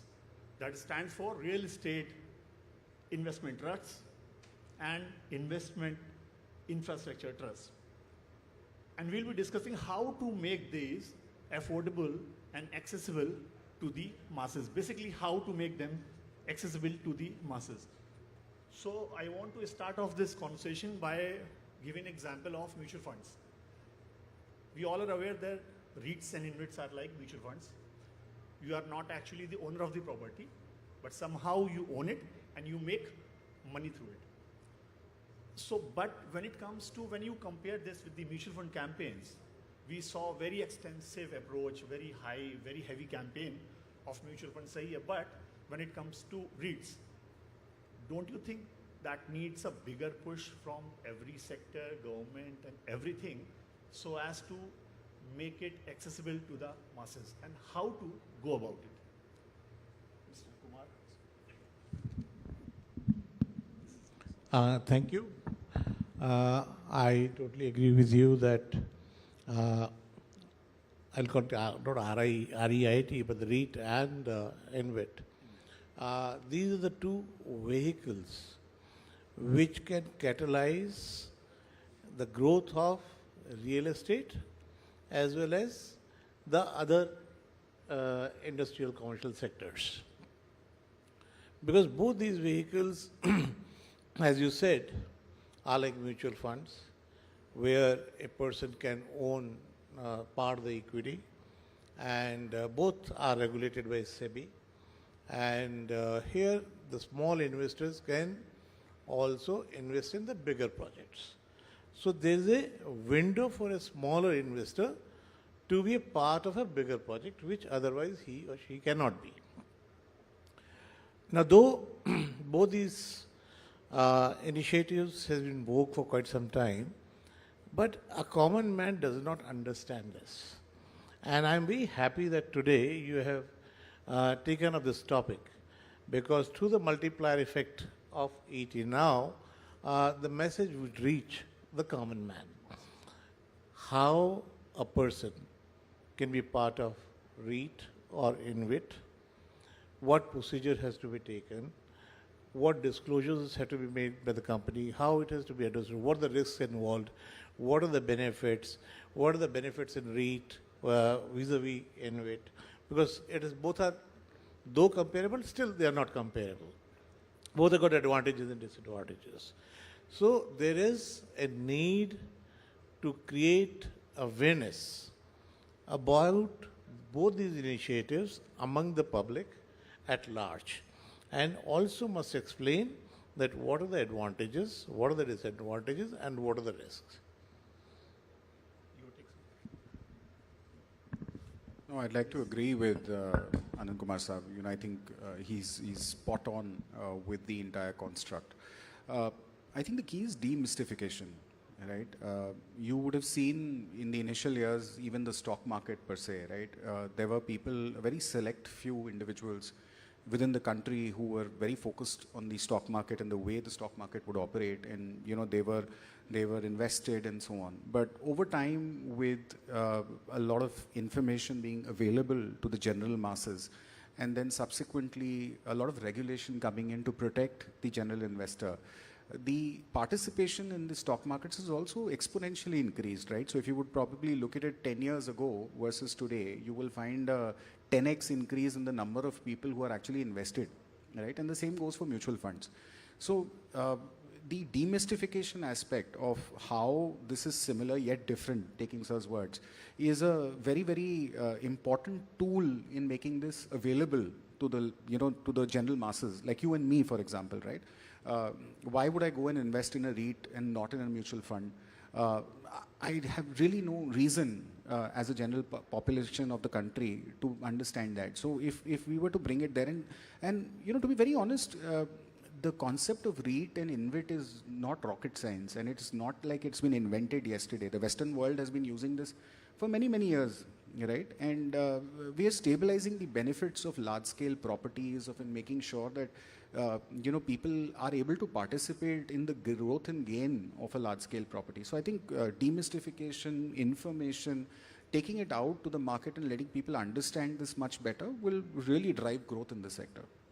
Okay. You mean to say it can also witness the growth like a stock market? Of course it can, because see, we are all very aware that real estate is, probably one of the largest sectors and industries within the country today, right? I mean, look at it from the amount of investment that we are getting from overseas within the country, how the trajectory of real estate has been even after COVID, right? I mean, COVID was a game changer, but look at it today as to how inventory has increased, corporate real estate is out there, rental markets are booming, residential markets are booming. So is it really necessary for me as an individual to have a corpus of X amount of money to be a part of the growth journey? That's been the traditional know-how, right? That's what we think. We go buy, we sell, we rent, and so on and so forth. But is there an alternative vehicle? Yes, of course. We have the REITs, we have the InvITs, we have these alternative vehicles available to us. So it's more a question of information and allowing people to understand that, with a limited risk, with limited exposure, how can they be a part of this really stupendous growth journey? Mr. Pranay Kumar. Very interesting point is there. When you compare mutual fund, you started the comparison of mutual fund. Mutual fund were launched in this country in 1988, and it took almost 20 years to reach around 7.2, 7.3 trillion rupees. It is the same size what REIT and InvIT are today. So 20 years they took to reach that number. Yes, it's okay. If we talk about REIT and InvIT, in 2014 it was launched to start, but the first scheme came in 2019. But if you start from 2019 to now, what it has achieved is really phenomenal. While awareness is required, but the expectation, I know that when India is doing great and we talk about Viksit Bharat, we everywhere expect things will happen. Right. So other than that, it's really doing very well. Apart from it, awareness like this, the forum will definitely create that interest. And mutual fund, it covers your different spectrum of economy. It is not limited to only real estate. REIT is limited to real estate. Naturally, size will be different always. When you talk about manufacturing, you talk about other areas, everything is included in mutual fund. Do you think we need to reduce the ticket size? Reduce? Ticket size? I mean, the minimum amount to invest in one can invest. No, minimum amount in REIT has already come to 10,000. That is not making much difference. SM REIT is more a special product, where it is 25 lakh because people can take, 10 lakh now, 25 to 10 lakh it has come. So where people can take investment in specific assets. So they are for a specific category of people. That is different. I don't think the size also is going to create that difference. Okay. Particularly the government has taken recently a decision, particularly that mutual fund has been allowed by SEBI to invest in REIT. It is a eureka moment for REIT and InvIT. And you will find the difference coming. I was making a back of the envelope calculation. If you take pure equity fund, 25 lakh crore is that investment. 10% of it is a 2.5 lakh crore. Another 2.5 lakh crore, 10%. If it just comes because of this regulatory change, think of it, 30% growth, 40%. If you talk about REIT only, it's hardly 1.86 lakh crore. So almost 100% growth may come overnight. Yes. That is the type of eureka moment which is coming. So apart from awareness, regulatory push, etc., will definitely help. Okay. So you spoke about the stock market. You also spoke about the stock market. So assets under management of mutual funds has shown an exponential growth of 600% in 2015 May to now 2025 May.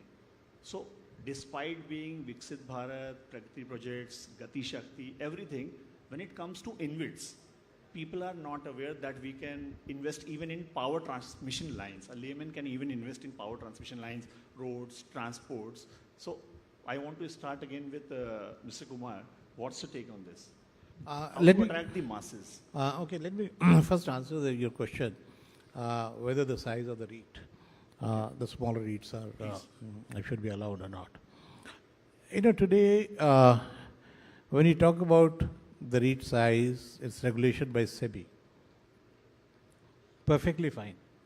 But now we have to also see and act on a smaller mechanism, a mechanism of a smaller size, because if you see properties in Delhi, they run into crores, and the commercial space which people buy, and people cannot buy indivisible, unlockable space. There's always a risk.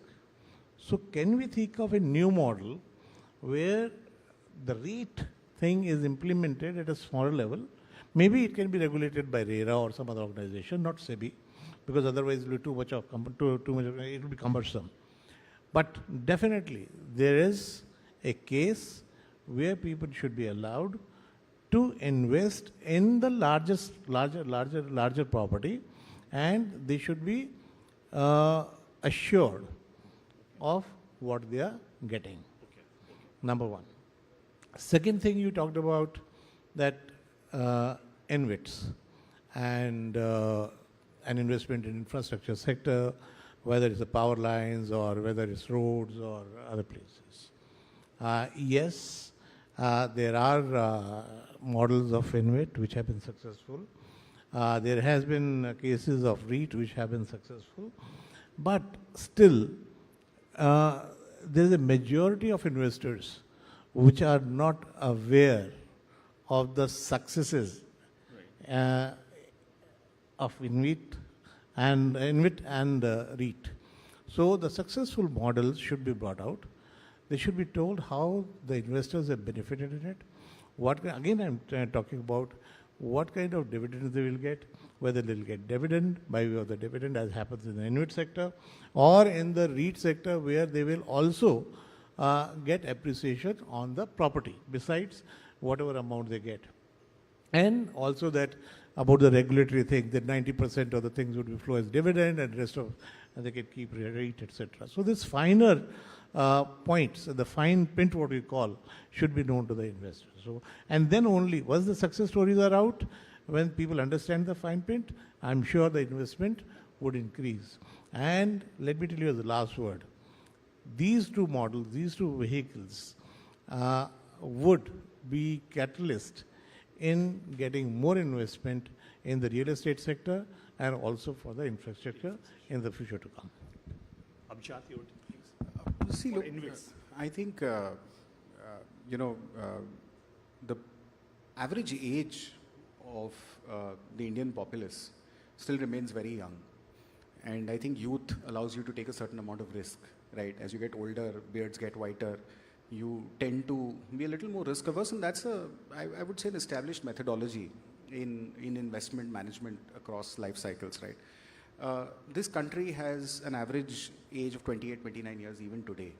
So there is a huge population which is available who would be willing to take a slightly higher risk also, right? Now, when I look at the counter side, which is the population of people or other organizations who are looking for capital, you know that the infrastructure industry is starved for capital, right? And for that matter, even real estate for that matter, right? People want capital, they are willing to, get capital at a higher rate and, build their buildings because they really don't have an option. So like Sir was mentioning, there can be a catalytic effect when this capital is made available in platforms which are equity oriented like REITs and InvITs, which will not just impact the investor, but also the developer, the infrastructure organization at large. So imagine today that if we look at road building within the country, right now we're looking at NHIs, we're looking at all these models that are there in terms of, how these highways are being built, in terms of the PPP investments, in terms of the hybrid annuity models, HAMs as we call them, and so on and so forth. This could be an extremely pivotal moment where this capital is made available to all these large infrastructure organizations to invest in these HAM projects and take the road network in this country to a different level, right? So it's not only a question of what is the investor getting out of it, it is also the question of what is the, the organization which is actually floating this REIT getting out of it, and the country at large, right? So the risk levels obviously reduce. We have lesser risk in these things, and it's a win-win if I look at it from that perspective. While the first one was on comparison mutual fund, the second one is while REIT and InvITs are there, how to push it, right? So there are three areas which comes to my mind. One is the product innovation. Second is promotion, something like this, or awareness. And third is the regulatory side. When you talk about product innovation, let's start with InvIT and then come to REIT. See, InvIT, where people went first? Road. Because road is built, it is being told, revenue is clear, and it's for 25 years already that contract is there. Another area in InvIT, where it started, telecom tower is there, tenancy is there, you make it for a long time, enter into a contract, then naturally you can go for creating InvIT. Third one, let's talk about that power. First, where it came, solar power plant, because you make the power plant which comes in faster time, and you enter into the power purchase agreement which is for 25 years. So you have got a clear visibility of revenue, you monetize it. That was on the product side. This is coming to coming to REIT. REIT also did that. The product which was not available to people because it was large. You would see a large hotel, but you can't own it. So they definitely democratized it. Another area, they worked a lot in terms of making that income distribution tax efficient. So the income doesn't come in one part, it comes in 4 parts. Dividend, return of capital, interest, and other income. And here it can be made so tax efficient that almost rather normal interest income, this is 70 to 80% more tax efficient. Comes regulatory side. Now, which SEBI allowed that mutual fund can invest in it. So is the case, there are other regulatory support which can come. Of course, one part you talked about, that investment size, 10,000 is there, maybe 10 lakhs can also be tweaked later on. See, the moment you make a difference from 10,000 to maybe 1 lakh, itself is a big difference. Nobody will go for it. So those innovation will keep on happening. What is it we are looking at it in market? There is a need. See, builder builds the asset, they become over leveraged. There is a need to reduce that leverage so that they can go and build another asset. Whereas the person who is owning, who saves in, the household saving only goes to this. Yes. And there is a tremendous potential which is available. After COVID is over, there was surge, and whatever you see today, the moment people realized that there is going to be future, so they came gung-ho. And as every year so many people are joining the work, almost 30-40% is going into saving. Naturally, it has to see the day. And another thing, if you look to mutual fund, whatever you have seen the jump, people first go to equity because that is more glamorous. It gives over 15% return. The moment you talk about REIT, it doesn't look that glamorous in the beginning because it gives 6 to 8, 9% return. But it adds along with it capital appreciation. Now, you see that who invests every 100% in equity? No one does it. Even a person, 100 minus your age is your investment pattern. Yeah. Suppose you are 30 years, 70% invest in equity, 30% has to get into debt. This 30% will go where? Which is more tax efficient. So it has to get into REIT. There is no other choice. So even if you see whatever has come to mutual fund, even if you invest in mutual fund, they will invest in REIT. This is my 100% what you call prediction, which is going to happen. So awareness will definitely help, but the market demand itself will pull it. So taxation will 100% give the boost, right? Taxation will give the boost. So any challenges that you have witnessed so far while implementing these? I mean, so I spoke about the changing the model also. You spoke about the about many aspects of it, like taxation. So have you ever thought about it? Any bottlenecks or any challenges that you have witnessed in case you want to change things which are already existing? See, challenges when we think about that to promote REIT, InvIT in the market, there are 3 broader challenges. One is increasing cost of construction. Because what you build an asset today, tomorrow the cost is different. So if you buy an asset, the cost goes up next year. Second is the interest rate volatility. Because you are taking a fixed income thought process, you are going to, and tomorrow that interest rate falls, is your return going to fall? So that fear may come. And third is regulatory aspect. Mutual fund, initially there was an innovation for people to come in. But when it demonstrated mutual fund sahi hai, work, people came gung-ho. Yes. So that Eureka moment has to come. Now coming to the first one, increasing price. InvIT faced this challenge. Solar plant, you know that per megawatt the cost was falling. So today you are investing in something. So in that interest income for 25 years of repurchase agreement was there. So that interest will come, but you know that no capital appreciation will come because the cost is going to fall.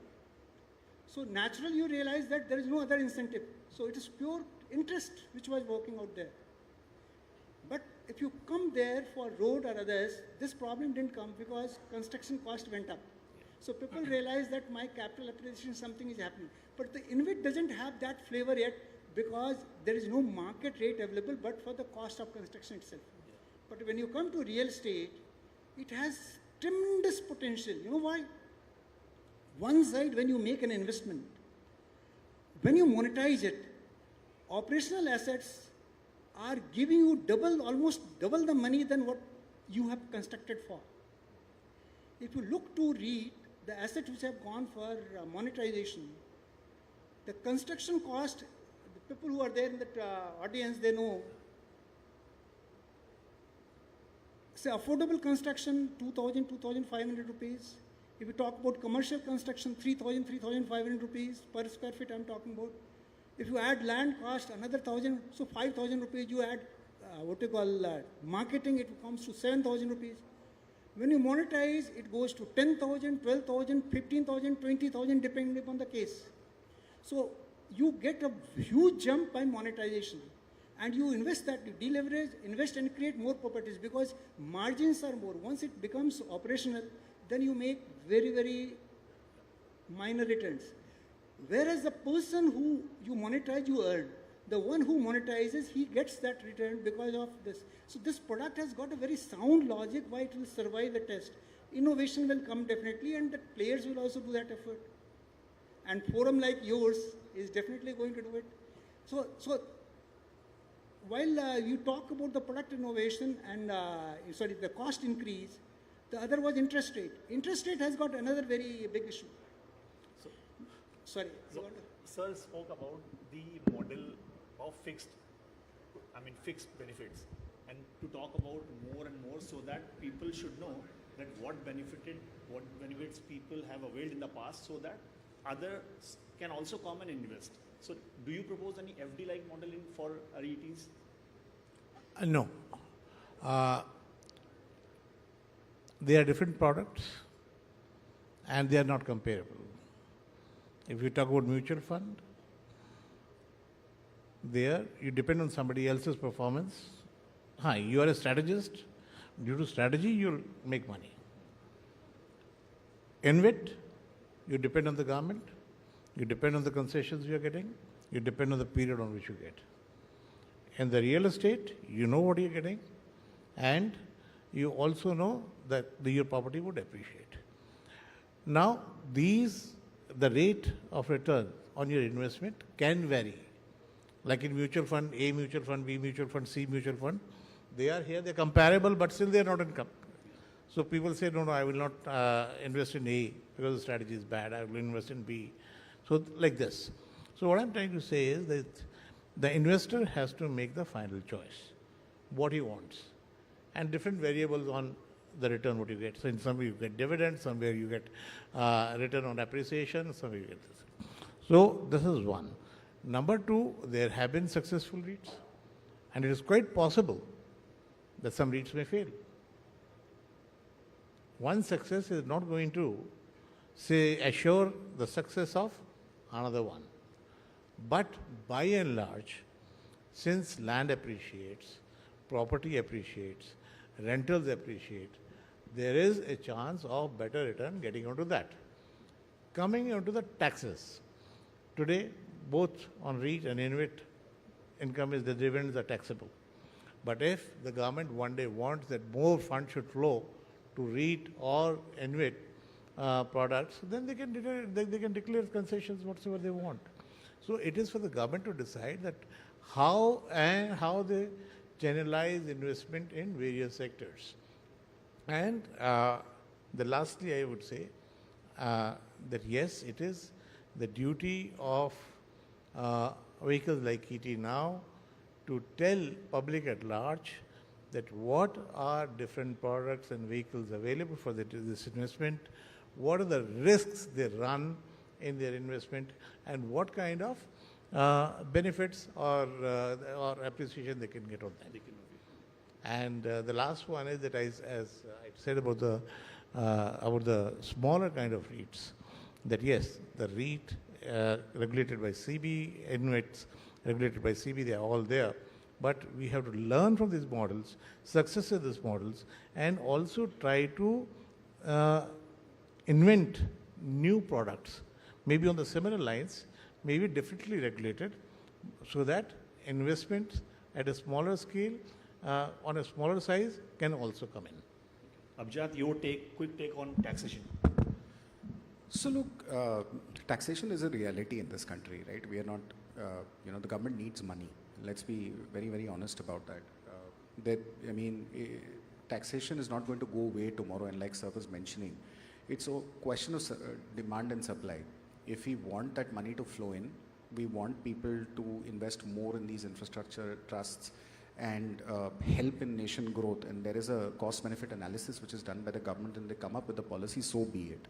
But even without any such benefit right now, let's look at the upside that an investor has, right? And I can not stress enough on the aspect of demystification, right? More people get to realize that these are stable instruments. These are instruments which is going to provide them with the right return on the money that they have been providing. Taxation is not really going to determine too much in terms of the amount of money which is coming in, right? Mutual funds are taxed. I mean, your gains, capital gains are there anyway, right? Is it hampering anything? I mean, you yourself said that you've seen a 600% increase. So it's very possible here as well. Tax is not going to be a game changer in terms of, at least in my humble opinion, it's not going to be a game changer. So I think amazing insights by all the esteemed panelists. We can go on and on, but the time is finite. We are running out of time. Thank you so much to all the panelists, and thank you so much, audience, for all your support. Thank you so much.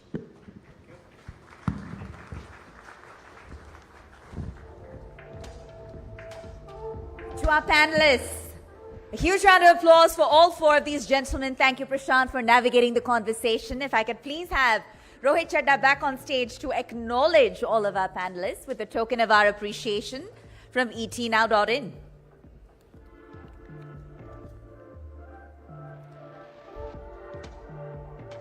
Pranay, Abhijatya, Anand, thank you so much for being here, gentlemen. A quick photo op to capture the moment here at the etnow.in Realty Conclave and Awards 2025.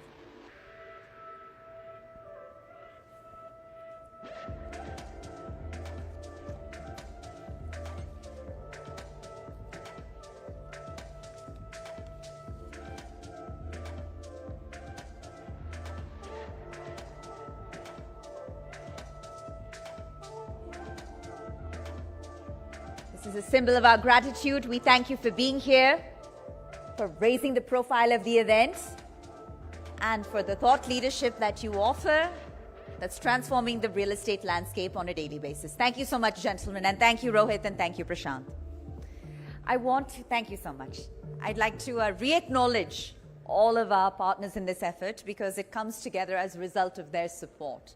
No one can succeed in isolation, and the etnow.in Realty Conclave and Awards is no different. So with that, ladies and gentlemen, I want to re-acknowledge our sponsors. So we are, of course, powered by Onextel Communication Media. Our knowledge partner is Naredco. Our workspace partner is Office Banao. Our SF, REIT or REIT partner is REPL. Our luxury gaming partner, Argmac, of course, and our outdoor partner, Heights. So up next, we want to dive into a fascinating conversation. And this is at the crossroads of architecture and identity and innovation. So India's urban skylines are, of course, evolving, not just in height and scale, but in meaning and in intent. So this panel that's titled Crafting Urban Icons, Form, Function, and Indian Modernism explores how design can shape more than just buildings. It can shape culture, community, and the very soul of a city. So joining us for this compelling dialogue are some of the most respected voices in architecture and design, and I ask that you please join me in welcoming them on stage. We have with us Mr. Umesh Kumar, who's the founder of The Interior. Huge round of applause, please. If I could please have Umesh sir join us on stage. Thank you, sir. Ms. Sonali Bhagwati, who's the design partner at DPA. Sonali, please do us the honor by joining us on stage. Mr. Dikshu Kukreja, Managing Principal of CP Kukreja Architects. Welcome, sir. It's a pleasure to have you. And moderating what promises to be a very insightful discussion is once again Mr. Prashant V. Singh, editor at etnow.in and etnow.swadesh, who you just heard from. Prashant will have you back on stage to take us to this conversation with visionaries who are quite literally building the face of modern India. Thank you so much, Prashant. And with that, the floor is yours.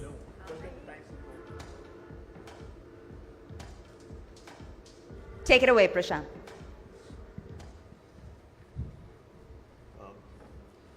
Very, very warm welcome once again. So I want to kickstart this conversation by a very layman question. What do you think, how important interior part is for a common home buyer?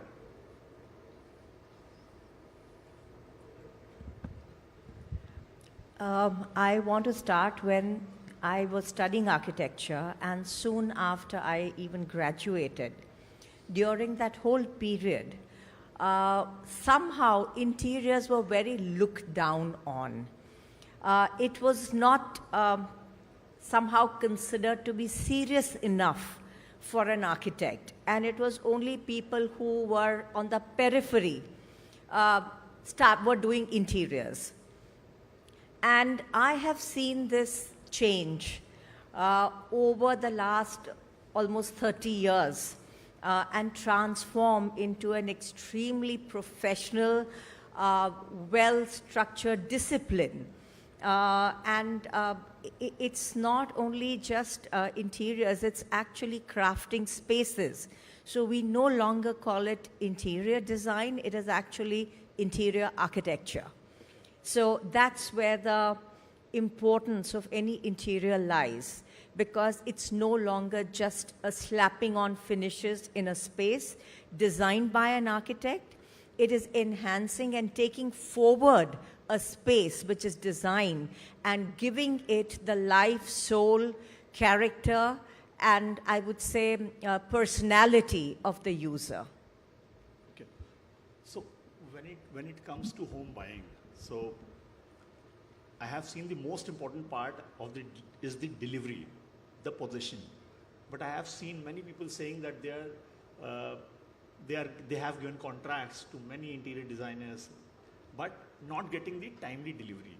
Do you think a regulation like RERA is also needed for interior design? Well, first of all, my thoughts on interior designing would be that really architecture and interior designing, for me, are two sides of the same coin. And I don't think we can really put them in the silos that 20th century modern architecture has allowed to be done. If you look at any great building in the past, the experience of space, whether it was from the outside or the inside, actually blended. One blended into the other. So, but coming specifically to your aspect, I mean, I think, there are two ways to look at design. One is that you can sort of cast it within all kinds of conditions and then expect excellence to happen. And the other way to look at it is that design is a creative profession, and it is something which needs to be certainly within the bounds of cost, budget, or time and quality. But as long as those three fundamentals are defined in a systematic manner, I don't think we need to go beyond that, because there is no limit to how much you want to hold a condition, and there's no guarantee to putting restrictions or putting some kind of contractual aspects is going to result in the success of a project. So I'm one who believes that there are things which need to be committed and then adhered to, and not every aspect of design needs to be contractually bound. So, do you think dream home is incomplete without dream interior? Dream home.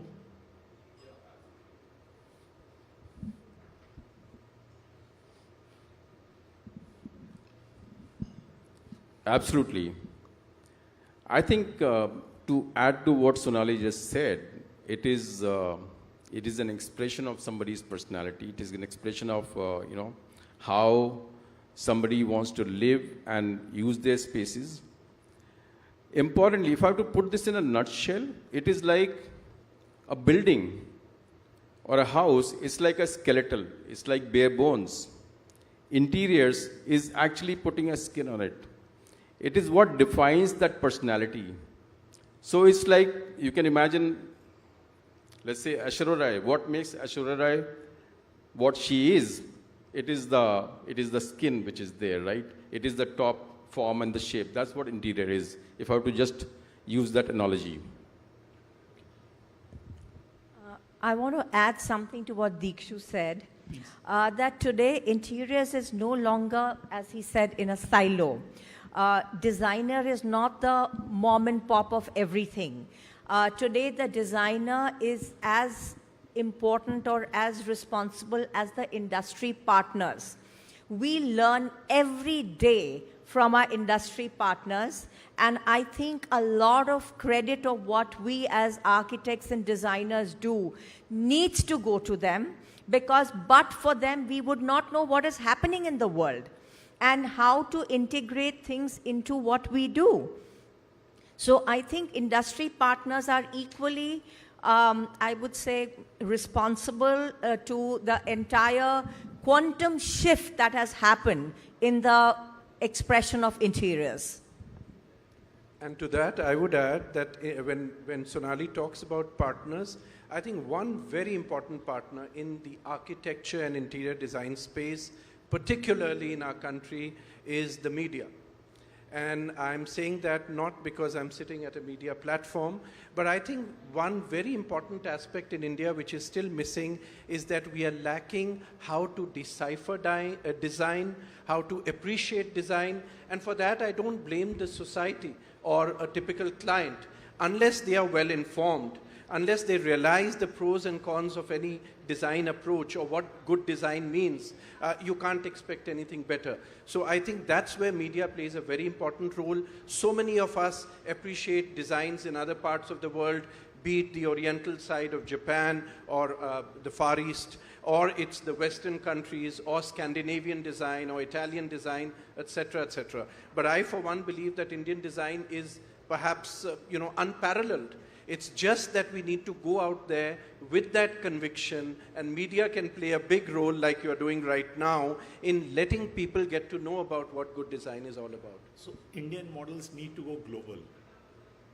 Yes. Indian models need to go global. Indian models of design, not the other ones that were being referred to, but Models yes, of design, certainly okay. of design, sure. No, not only Indian designers' models need to go global. I think what is very important is that a lot of Indian designers are also experimenting using traditional crafts into creating very contemporary, modern day usage products, designs, and ID, and also part of architecture. And I think these are the kind of things that need to be acknowledged and be put out in the media, put out to the world.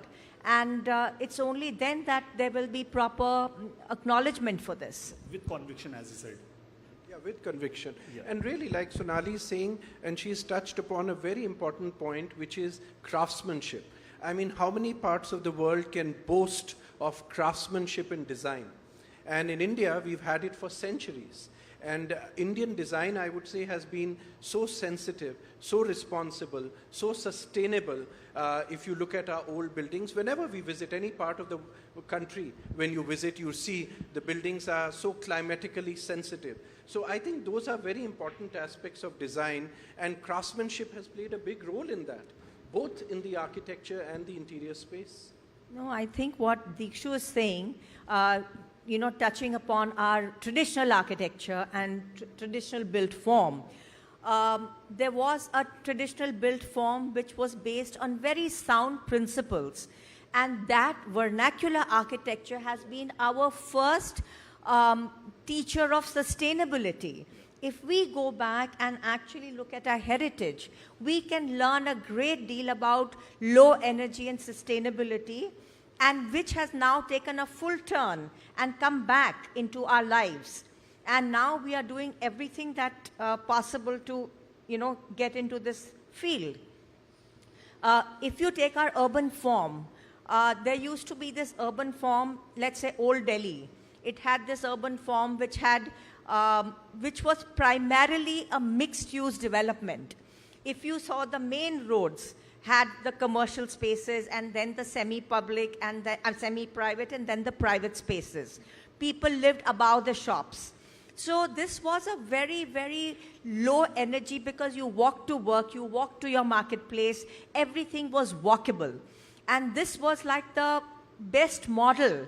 And today, after going through the colonial approach of individual buildings standing in land parcels, we are now going back to creating mixed-use developments, and I would say mixed-use precincts, which are there to emulate the same vibrancy and the same approach that our old cities had, but always with a new approach in terms of whether we are infusing technology or whether it has to take care of certain densities. Yes, all that is today's requirement. But the essential functioning is going back to what we used to be in the good old days.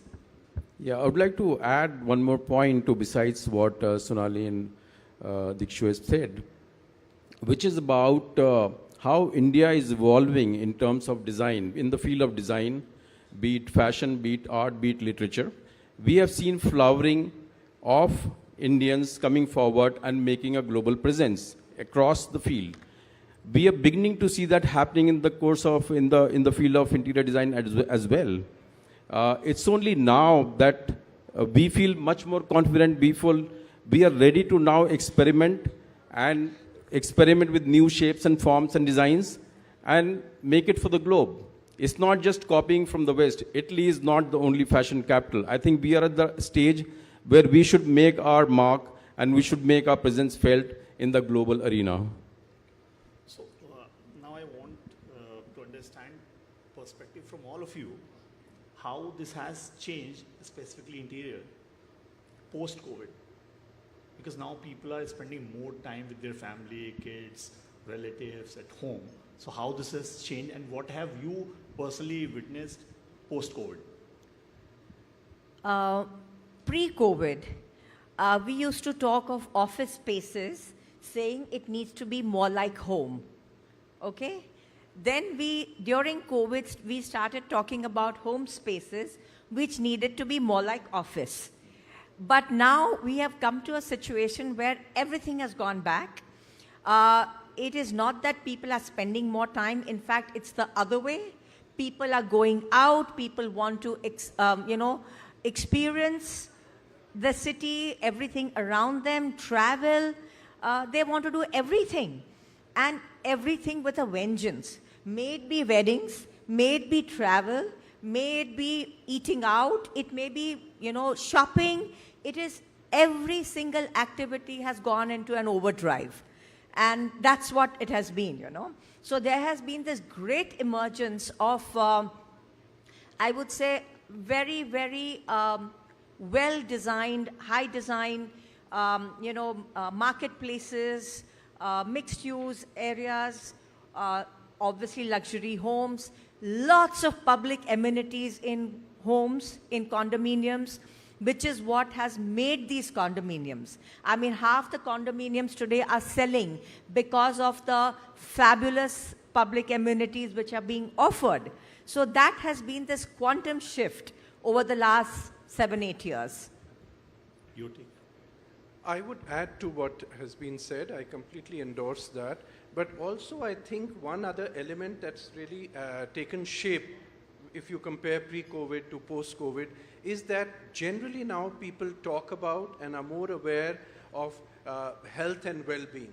So whether it's your office space or whether it's your homes or hotels, etc., people have started looking at that aspect. And that aspect I see percolating not only in the final product, but also in the materials that are being selected. So basically in the design and construction process as well, people pay attention to health and well-being, which I think has been a positive move because it's acknowledging the presence of human beings, whether they are the ones who are constructing your buildings or eventually the ones who are inhabiting them. So that's one more element or dimension I think that's emerged more than what one saw pre-COVID. You're right, because the whole concept of well, along with sustainability, till now it was sustainability, but in the last 4-5 years, the concept of well has come in, which means the happiness of the user. It is not just the well-being, but the happiness quotient. Yeah, one of the things I've noticed post-COVID is, before COVID, it was primarily the women who were driving the interior agenda. They were the ones who are, making the design selections and driving the whole thing. But post-COVID, we have seen increased interest from the man of the house himself. People actually who were spending more time in the office, they were not so concerned with the home. They were not really that involved in the home affairs. So we are seeing increased interest from the male members of the household also to exhibit and drive and carry on with the equal interest. So that's one of the things we have noticed post-COVID. But importantly, we don't know whether there's no relation to the COVID per se, but what we have seen in the near past is that people are becoming much more bold, much bolder to experiment, be it because of the influence of the Instagram, be it because of all the social media, Instagram, Pinterest, all of it, because the exposure is a lot higher today than it was, let's say, a couple of years back. And people are being inspired and they want to emulate whatever they see around them happening, whether it's in India or globally. So that's, we have seen that happening. Like one of the examples would be that one of our clients came to us and he said, look, we are, as a family of 3, we are fond of dancing. We want to create a dance floor in our living room. So we have a huge mirror and a big dance floor with a piano sitting on top, because they want to play, for them it's like very peaceful, very serene kind of a thing. If they want to, when they want to retire, they would like to play piano, So like that. So we're getting very interesting demands from the people, and they're willing to experiment. So you spoke about exposure and experiments. What I have noticed in many campaigns, many editorials, many advertisements on expressways, people are now experimenting with theme-based. So what's your views on this, theme-based? Some royal theme, some Buddhism theme, some other theme? Personally, I feel that it is more of a marketing gimmick, because each developer needs to be different from whoever else is around. They need to have some few catchy words. We are doing work for a developer in Dubai. And what is it? It's a very, it's not a large apartment block, but it's a whole theme based again. So the whole theme is Japanese. Now, whether it's Buddhist, Japanese, Thai, whatever, at the end of it, it still needs to be very comfortable for the user. It needs to ensure that all the requirements that any user would have are satisfied. The flooring, the walls, everything is the way it would last. It's got to be very well detailed, whichever theme you want to follow. So personally, if you ask me, a lot of the people who come to inhabit these apartments do not have things themselves to honor that theme. So to call it a theme-based would only apply to a few of the public areas. Within a home, within a dwelling unit, I cannot see where the theme would take a user, unless the user themselves come back to say, we want to design our home on a theme basis. The theme I was talking about, the larger area, for example, parks, other areas of the society. Yeah, so they do that. In the sense that they call it a bit theme-based, where there may be some reference to materials or certain kind of details or certain design elements to embody a certain kind of theme or I would say a design language. But at the end of the day, it has to still feel extremely comfortable. It has to feel good. And you may do a very Japanese minimalistic, but if it doesn't make an Indian user comfortable and make them feel warm, it won't work. So whatever you may say, it has to still impact the well factor of the user. And that will also depend a lot on the cultural background, the socio-cultural and economic background that the person comes from. So there can't be one solution to all. There are different strokes for different folks. What's your opinion? So for me, this concept of theme-based architecture, especially theme-based real estate community, group housing projects, as we say, I think it's very superficial. And I don't think that's really the depth with which you are looking at what a healthy, vibrant community can be all about.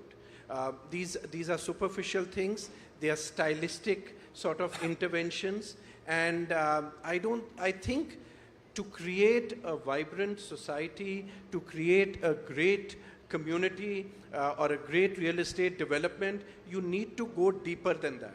So for me, these are not the best of ideas, because at the end of the day, let's remember, we are looking at creating communities which bring people from diverse cultures, diverse parts of the country.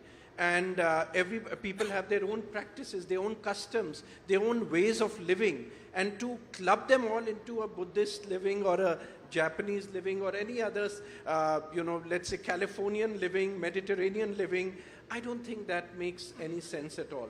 I think what we should look at, or a good developer should look at, is that what is the true need of the people that will be coming there? What are the ways that he can demonstrate that he or she are creating that project for the people? And I think that in itself is a solid way to go about designing. I don't believe in this idea. Your opinion, please. Yeah, I fully agree with what Sonali and what Nikshit said. Theme in the context of a condominium, in the context of a building, a lot of times it can be a marketing gimmick. It may not really have much deeper meaning into it. It's just a way of differentiating yourself and being able to sell what you have. So it is from that. But from the end consumer perspective, I think theme plays a very, very important role. In the context of interiors, it becomes very important, because today people are free to express. They find that boldness to express, and they would like to experience with different themes. And let me tell you, today, because of thanks to social media again, there are themes which we have never heard of also. People come up with saying, "Mere ko ye theme chahiye." Recently, I had a client who came to me, and this is not a common term that somebody will use for theme. He says, "Oh, I want brutalist theme." I said, "Fine, can you please describe your idea of brutalist to me?" Yeah, he says it's raw concrete forms and minimalistic and this and that. I said, "Okay." And this is how most of the restaurants are being done today. I said, "Okay, I get it. I am familiar with the theme." Okay. So now, if you, to a common person, brutalist is not something which is known. Maybe not even 1% people will know what brutalist architecture or brutalist theme is. But that person came up with that idea because his son is studying somewhere in design, and he came up with this, Dad, we're going to have this theme. So theme from an interior perspective is, I think, extremely, extremely critical.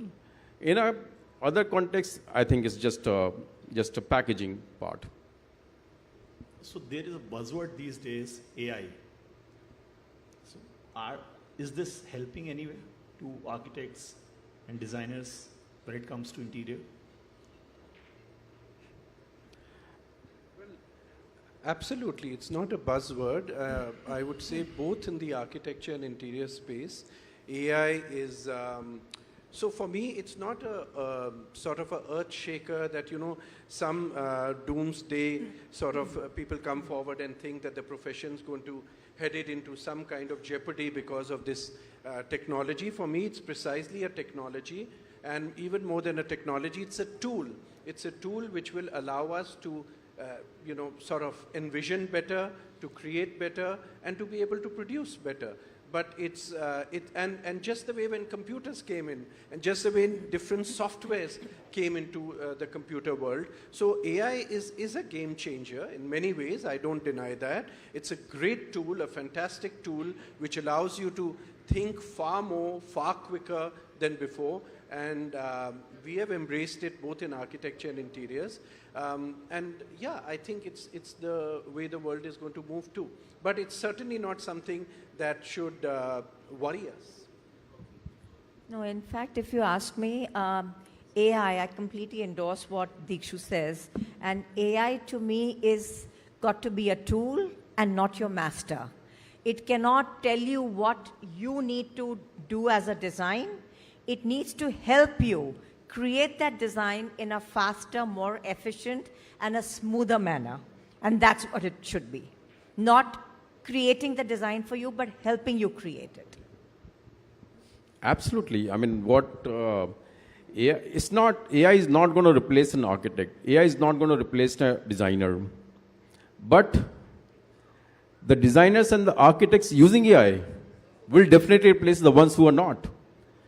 AI is a fantastic tool. I think Tushar spoke to at great length about AI and how it is helping him in the business and how quickly he can turn out, multiple options, multiple design options, click of a button. I think AI is here. AI is still, in our industry, AI still is in nascent stage, but while being in nascent stage, still quite powerful, it's quite magical. I've experienced that, I've experimented with that, and it's something mind-boggling. Going forward, it is going to become only more and more precise. Right now, what we're doing, we're just experimenting with AI to kind of develop some concepts or see how differently we can experiment very, very quickly and see how the spaces look with the help of AI. But it's not that precise. You cannot depend on that. Or a lot of times it may just waste your time also. But going forward, the way it is progressing, rest assured that AI is going to be very, very powerful, and it is a must-have for any designer or any architect. So, sustainable designing, what's your view on these? Sustainability? I think today we should not be talking of sustainable design because that should be a part and parcel of our lives, of everything that we do. And it should not be a topic. It should be integrated without even talking. So if you talk of architecture, if you talk of ID, everything that you use, everything that you sort of envisage, needs to have that background. It needs to keep in mind, whether you call it the cradle to grave cycle or how is that material going to be reused or what is the life of that material. There are lots of things, but I think it's just part and parcel of your whole design process now. Even when architecture is concerned, whether you look at passive measures, you look at active measures, it's just a design process. So we don't even talk about it anymore. It's just that most of our projects are all either certifiable or certified. So it's just that. In fact, one of our projects, which we did way back in 2000, got certified 10 years later without even consulting us because it just followed good design practices. So that's what sustainability is all about. So I think sustainability is a phenomena that we are talking about today because it's been driven into our country today, more from the Western media and just a general awareness. But actually, if you see anywhere in the world historically and you compare Indian architecture with whatever the Egyptians did or the Chinese did or any other civilization did, Indian architecture was the most sustainable. You travel around the country, you see our old monuments, you see our old forts, palaces, even homes that are designed, whether it's in the northeast or whether it's in the western part of the country, north to south, anywhere, it's always been sustainable design. It's just that my own feeling about it is that post-independence, when we were searching for a new modern identity in architecture, we looked towards the West. And we kind of just probably fell in love with it or fell in awe of it. And therefore, we started building the BKCs and the cyber cities and all the rest of it, which certainly are unsustainable.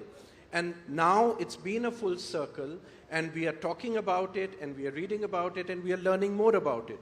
But like Sonali has said, I think it's been really part of our DNA. It is part of our life. And in every aspect, we need to embrace it if we haven't done so yet. And I think most Indian architects, when I see their works today, it's very responsible work people are doing from a sustainability angle. So I think the knowledge in India has been, like I said, in generations before. And even today, the modern architects, what they are doing, They are creating sustainable design.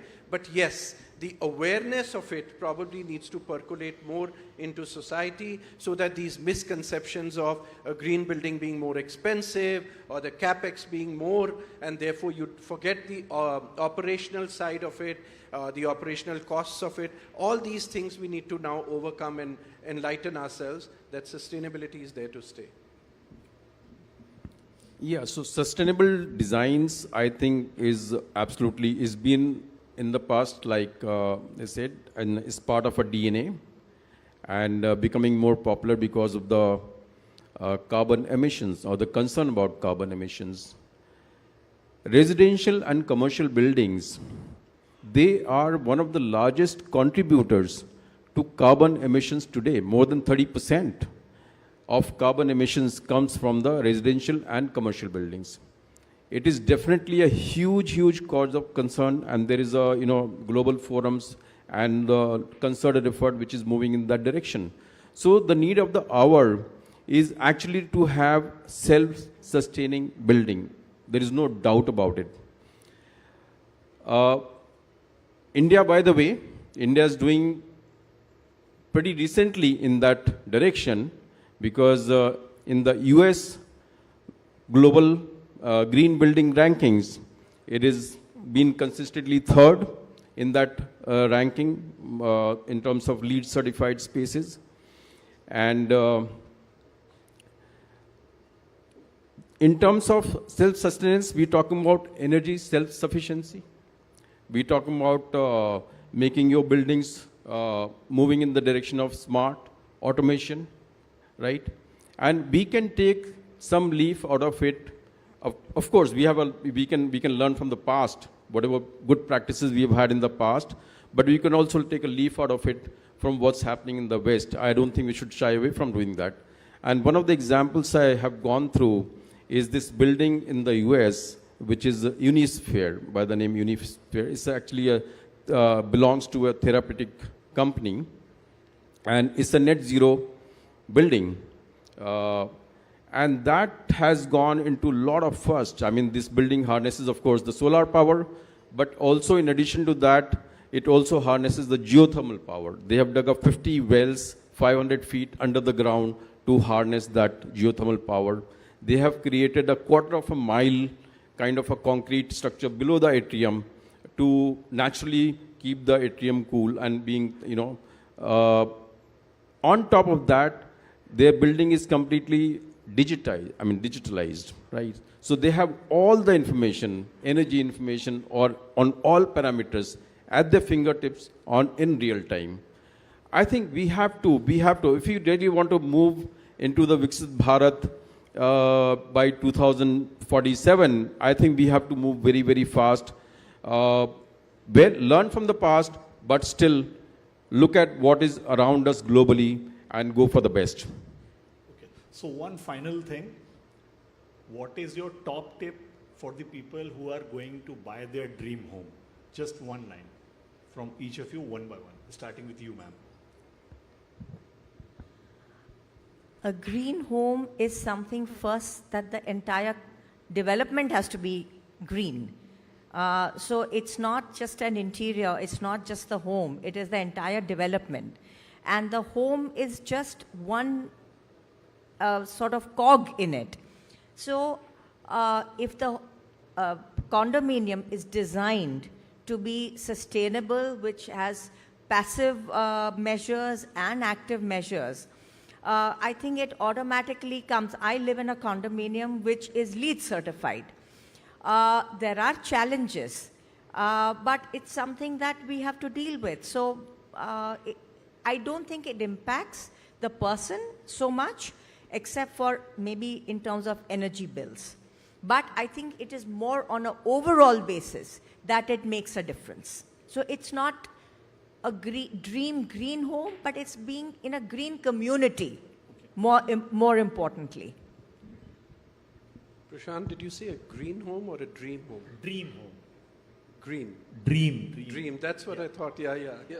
No, but I would say your dream home should be a green home. But she blended the both, dream home and green home as well. Right. Yeah. So yeah, your dream home should be your green home because it should actually be something where, you know, you have the correct certifications and all to make sure that it's green. But in terms of a dream home, I would say, honestly, different people have different aspirations, different dreams. So not everyone can have the similar dream home. But what it should cover is your basic functional aspects. So for anybody, dreams can vary.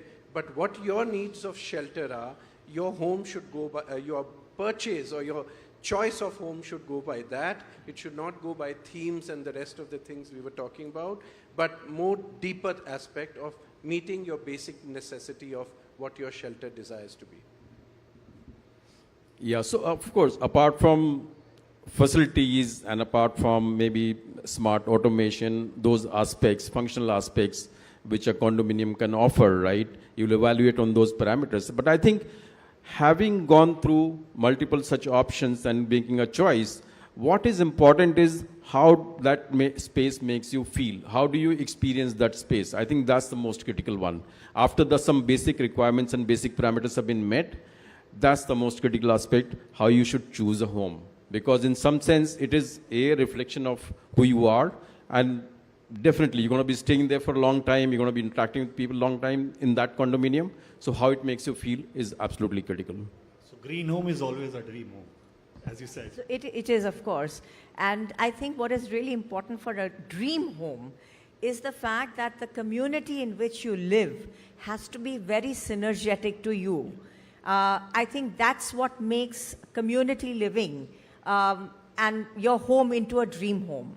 And as far as the unit is concerned, I think each one's personality needs to be reflected to create that dream home, because the same apartment for different people will be completely different. Thank you so much for great insights. Thank you so much. Time is running out. We have to wrap up. Thank you so much. Thank you all the audience for the support. Thank you. Thank you once again. If our panelists could please remain on stage for a token of our appreciation. If I could please ask Pooja Sethi, who's the managing editor of Times Network Digital, to do the honors in acknowledging all of our panelists once again for what was an extremely insightful discussion. Thank you so much. Umesh, Sonali, Dikshu, and led by Prashant, of course. A colorful conversation with a lot of insights. Huge round of applause once more, please, for all of our speakers.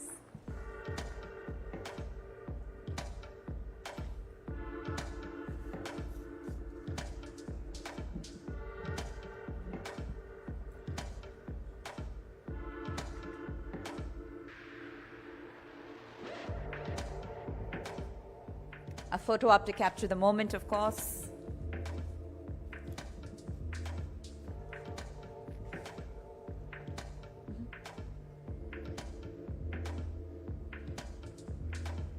Thank you so much. Thank you once again. Thank you once again.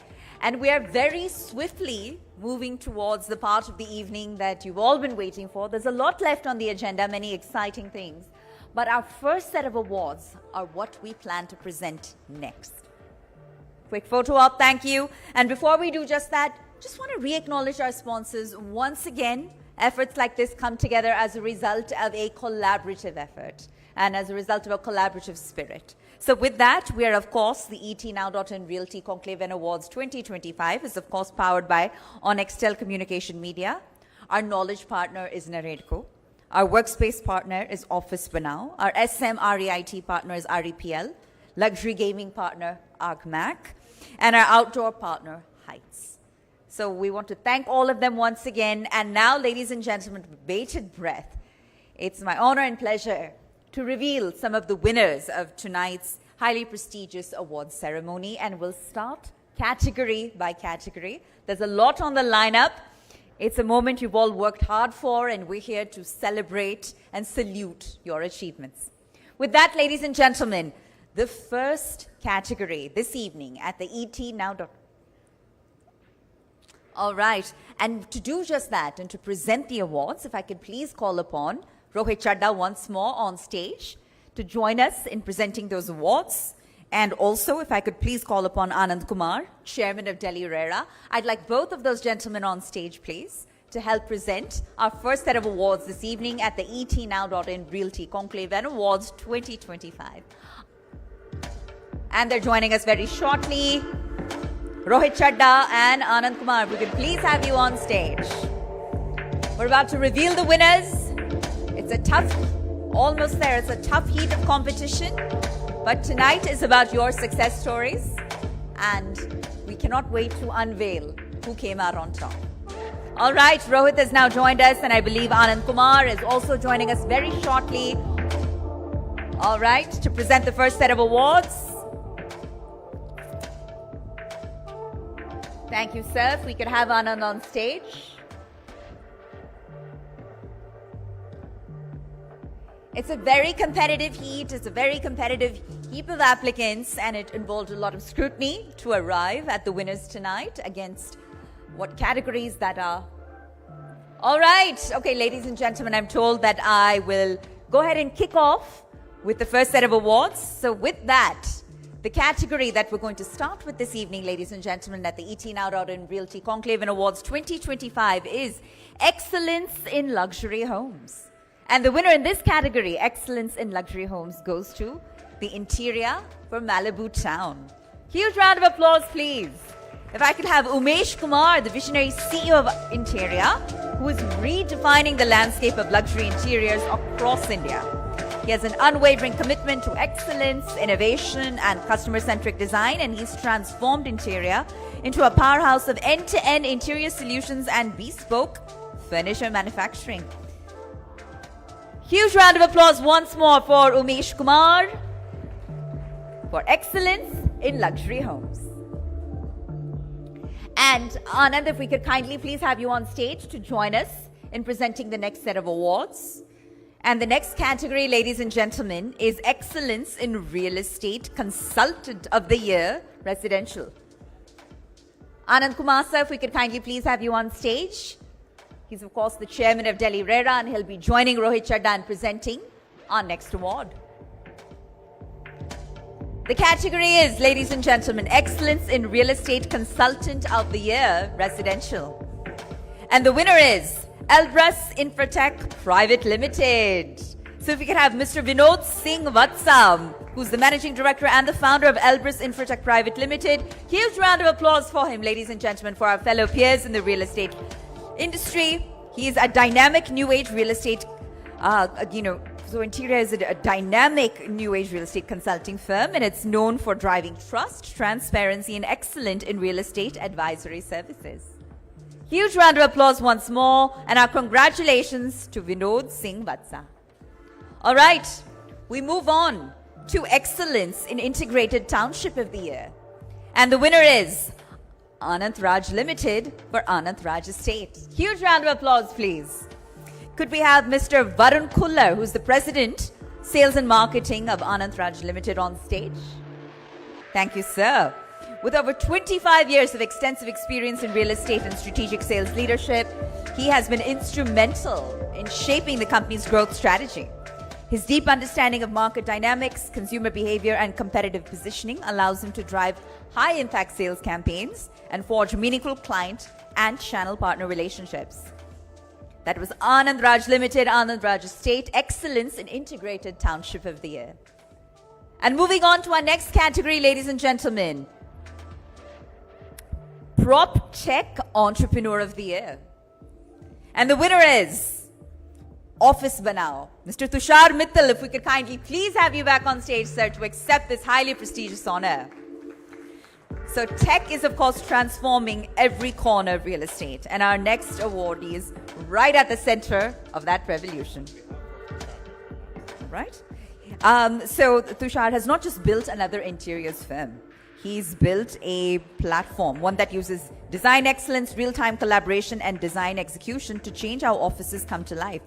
So please join me in celebrating Prop Tech Entrepreneur of the Year. Tushar Mittal couldn't accept this award personally, but he sent a member of his team from Office Banao to accept the honors.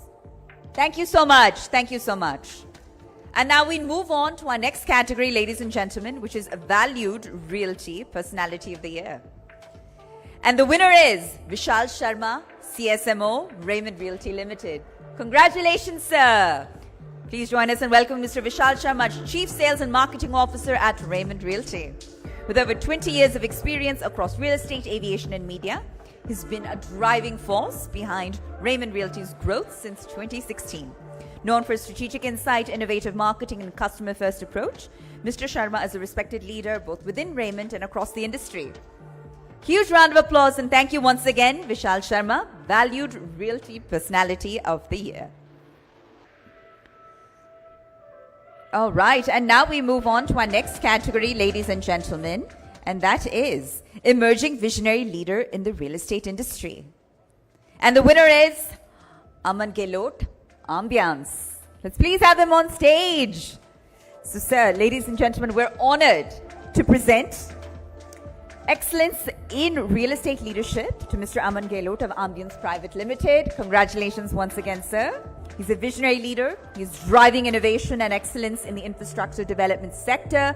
And in his absence, the award will be graciously conducted by Mr. Manjeet Singh. So let's celebrate this remarkable journey, ladies and gentlemen. It's a salute to your accomplishments, your contributions to the industry, and very much respected and cherished. And with that, we move on to our next category, ladies and gentlemen, which is Emerging Excellence in Commercial Real Estate. And the winner is AccuSpace. So if I could please have Mr. Mukesh Chaudhary, Managing Director of AccuSpace, on stage to accept this incredibly prestigious honor. Huge round of applause, please, for Mukesh Chaudhary of AccuSpace. Excellent, sir. Thank you so much.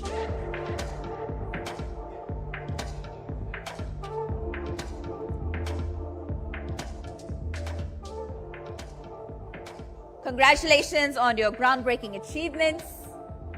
We salute you, the industry salutes you. And with that, ladies and gentlemen, we move on to our next winner tonight, and the category is Excellence in Environment-Friendly Project. And the winner is Alpha Corp.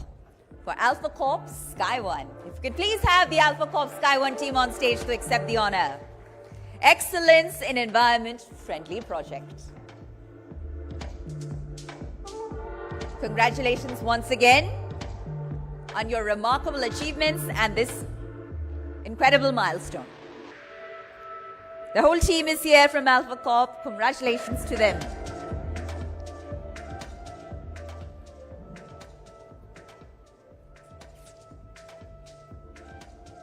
Lovely.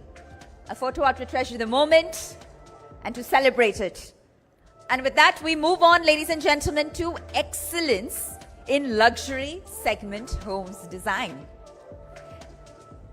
And in this very coveted category, Excellence in Luxury Segment Homes Design, the winner is Angie Kriplani Design. Let's please have the Angie Kriplani Design team on stage to accept the honor. Excellent. Congratulations once again, ma'am. It's a huge honor. Excellence in Luxury Segment Homes Design, a very competitive, coveted category here at the ETNow.in Realty Conclave and Awards 2025.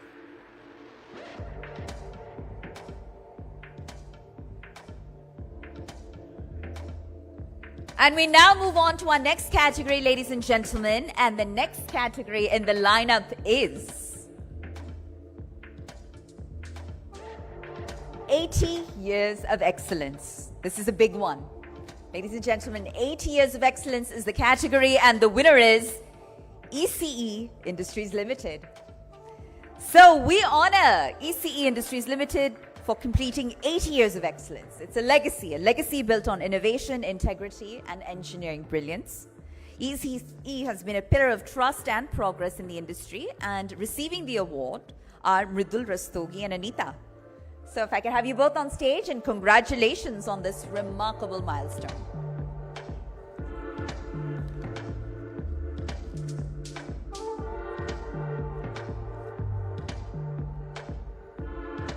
"80 years of excellence, ladies and gentlemen. No small feat, and it deserves all the recognition that it's getting. Congratulations once again. And with that, we move on to our next category, ladies and gentlemen, which is emerging real estate developers in western suburbs, Mumbai. And the winner is Navkarmika Infra, a rising force that is redefining skylines with passion, vision, and innovation. So if we could please have Mr. Abhishek Dubey and Aniket Dubey, CEO and CFO of Navkarmika Infra, on stage to receive the honor, please. Congratulations once again, Abhishek and Aniket Dubey. Congratulations. And please do join us on stage in accepting this highly prestigious award.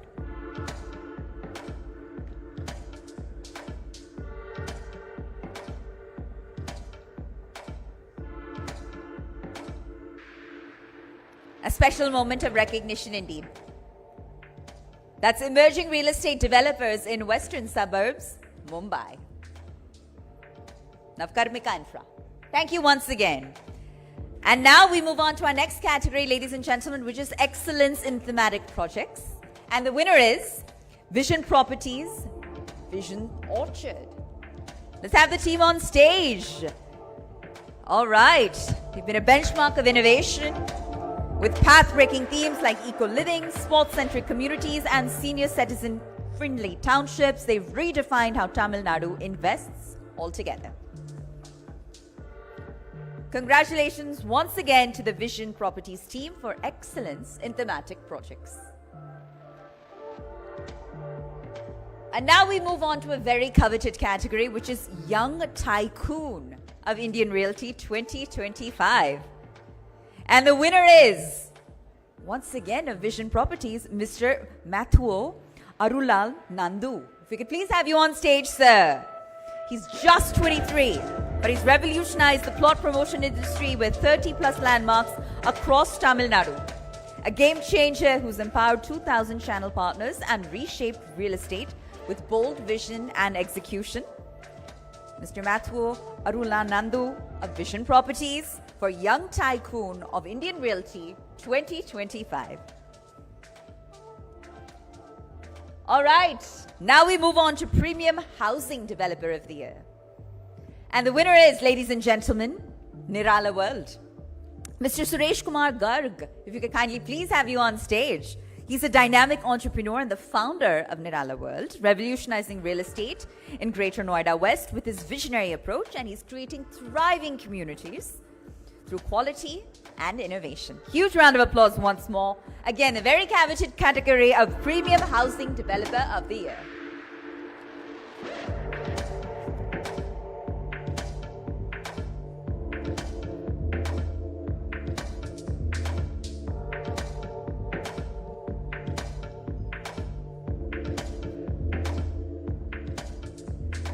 All right. And now we move on to our next category, ladies and gentlemen, which is Visionary Project in Super Luxury Living. And the winner is, ladies and gentlemen, Raheja Developers Limited for the Naveen Minar. Huge round of applause. It's deeply deserved, incredibly deserved. So beginning with a humble investment of just $100. Mr. Raheja founded Raheja Developers, which has now grown into a thriving enterprise managing over $2 billion in projects. A true pioneer in urban development, Mr. Raheja has made significant contributions to slum rehabilitation in Delhi NCR, positively impacting the lives of over 20,000 underprivileged residents. His influence extends beyond the real estate sector, though, and he's a key advocate for real estate policy reform and a passionate wildlife conservative with over 150 wildlife films to his credit. All right, ladies and gentlemen, we now move on to our next category, and that is excellence in real estate process automation. And the winner is Vector Scaler, Nikhil Agarwal. Huge round of applause. Nikhil, please do join us on stage. He is a technology visionary at the intersection of IT and real estate with over 2 decades of experience in software development, cloud solutions, and AI integration. As the CEO of Vector Scaler Technologies, he is transforming real estate operations through intelligent platforms, automation, and digital-first experiences.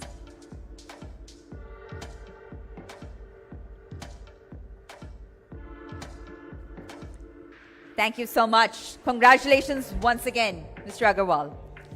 And Rohit and Anand, we ask that you please do join us back in the audience. We're now going to move on to our next panel discussion before we get to the remaining balance awards, and a lot more is on the agenda, a lot of exciting stuff tonight to look forward to. Thank you once again, gentlemen.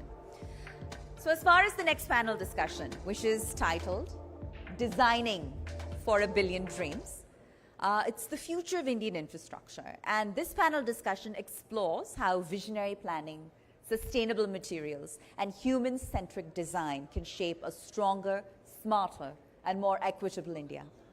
So we're joined by a powerhouse panel of leaders that are driving this transformation, and it's my honor to introduce them. We have Mr. Naveen Raheja, Chairman and Managing Director of Raheja Developers. Huge round of applause, please. Naveen, sir, if we could kindly please have you join us back on stage. We congratulate you on the award, and we ask that you please join what promises to be a riveting panel discussion. Up next, Ravi Agarwal, the co-founder and managing director of Signature Global. Ravi, if we could kindly also have you on stage. Thank you, sir. Mr. Abhishek Somani, managing director of Somani Ceramics. It's a stellar lineup, as you can see. And we'll have all three of our gentlemen on stage. And to steer and to navigate what promises to be an incredible conversation is my colleague, Amita Vadva, Senior News Anchor, Times Network. So let's hear what the future holds, ladies and gentlemen, not just for our infrastructure, but for a billion dreams that are waiting to be built. Amita, let's kindly have you on stage to take it forward. And I believe our gentlemen are ready. All right, and we want to re-acknowledge our sponsors in this effort. Of course, it stems all from the spirit of collaboration. And many more awards on the lineup coming soon, ladies and gentlemen, so stay tuned. It's just the beginning of an exciting evening ahead. All right, so our sponsors once again, we're powered by Onextel Communication Media. Our knowledge partner is Naredco. Our workspace partner is Office Banao. Our SMREIT partner is REPL. Our luxury gaming partner is ArcMac. And our outdoor partner, Heights. And with that, I believe we're ready. So with that, Amita, the floor is yours. Let's have the mic cued, please. Let's ensure Amita's mic is working. All right, we might need to do a quick mic swap, please, so we can dive right into the conversation.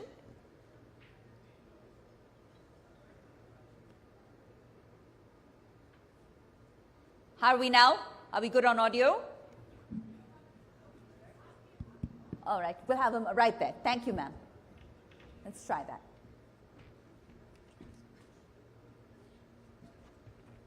All right. All right, thank you. Thank you, Pooja. Good evening once again, ladies and gentlemen. As you have seen, we have had a power-packed evening. And of course, with all the insights that you've been getting, you must have learned a lot about when we speak of real estate, the boom, how it is powering through, and how it will shape our future. And we have the experts. I mean, this is the highest quality lineup that we have on stage currently. And Raheja sir, I'm going to begin from you, sir. First of all, congratulations on winning the award, sir, much deserved. So today's theme that we are talking about is designing for a billion dreams, the future of Indian infrastructure. You are one person, as a veteran, have made those billion dreams come true. What is your vision forward as we speak of the real estate sector, sir? We are a developing country, and we have total population which is over. Yeah. And every sixth person on the planet is Indian. That is my India. And in my India, this is the time when we are actually emerging as a global power, and this country belongs to the people only. And becoming a power means my people need to be empowered. And getting them empowered, we have to we are lucky also, because the developed countries, they are all buildings are old technology, old systems. And at the time when my country is emerging, we have lot of opportunity, innovation by way of technology, sustenance, total balancing the ecology. So all these things are making life of the people also conforming to the evolving intelligent world. Now, जो आपका question है, looking into all this, I will say that to make this country, we need to think beyond the conventional systems. In our country, till now, we have been going through horizontal developments or concentrated metropolitan and city developments only, but we have never looked into our country being developed in a manner that where we can create walk to work, we can minimize energy consumption, footprint, so that we are able to cater to all segments of society in our country. Biggest, today we talk about employment, we talk about housing, we talk about everything, but nobody thinks out of the pocket. You have to think beyond.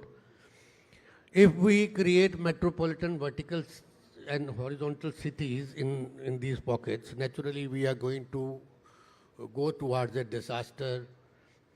And we must be looking at developing our country in a manner where you've got 28 states, over 120 languages, and all culture and creeds are different.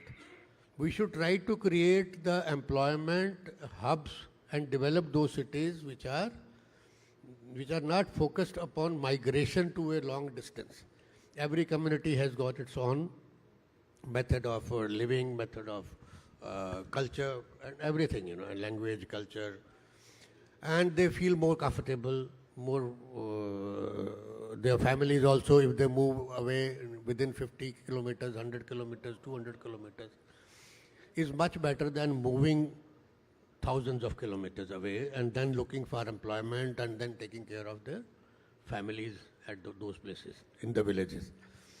So, my country, I will give solution on that manner, that instead of these what I think will be expected from me, what we see in the net and in the common parlance, I will look at it that we should, all planners, we should look at developing our country in multi-employment and city development hubs. That is number one. Number two, every city should have complete self-sustaining model. It should be in a manner where it meets the local demands also. It is zero waste city. It does not take energy also. It does not depends more upon conventional energies, be it solar. Then the complete water recycling is there, complete waste recycling is there, and it is a walk to work culture. It is not that you have to commute distance for several kilometers before you go for work, and in the evening you have to go back. So we should be creating mixed land use developments, vertical city, self-sustaining. These can be done very easily. Second, what legacy we are carrying since last more than now 78 years after freedom, that legacy also is a challenge for us. We look at our all metropolitan urban development, clusters, cities, where number one, it is horizontal, one or two, it is all unauthorized. There's these all were habitated by the poor people looking for employment, coming for migration from rural areas to urban areas. And now this is the time. You cannot do away with that. What has happened already. We need to empower them. So that for that empowerment, we need to create PPPs, public-private partnerships, give them extra FAR,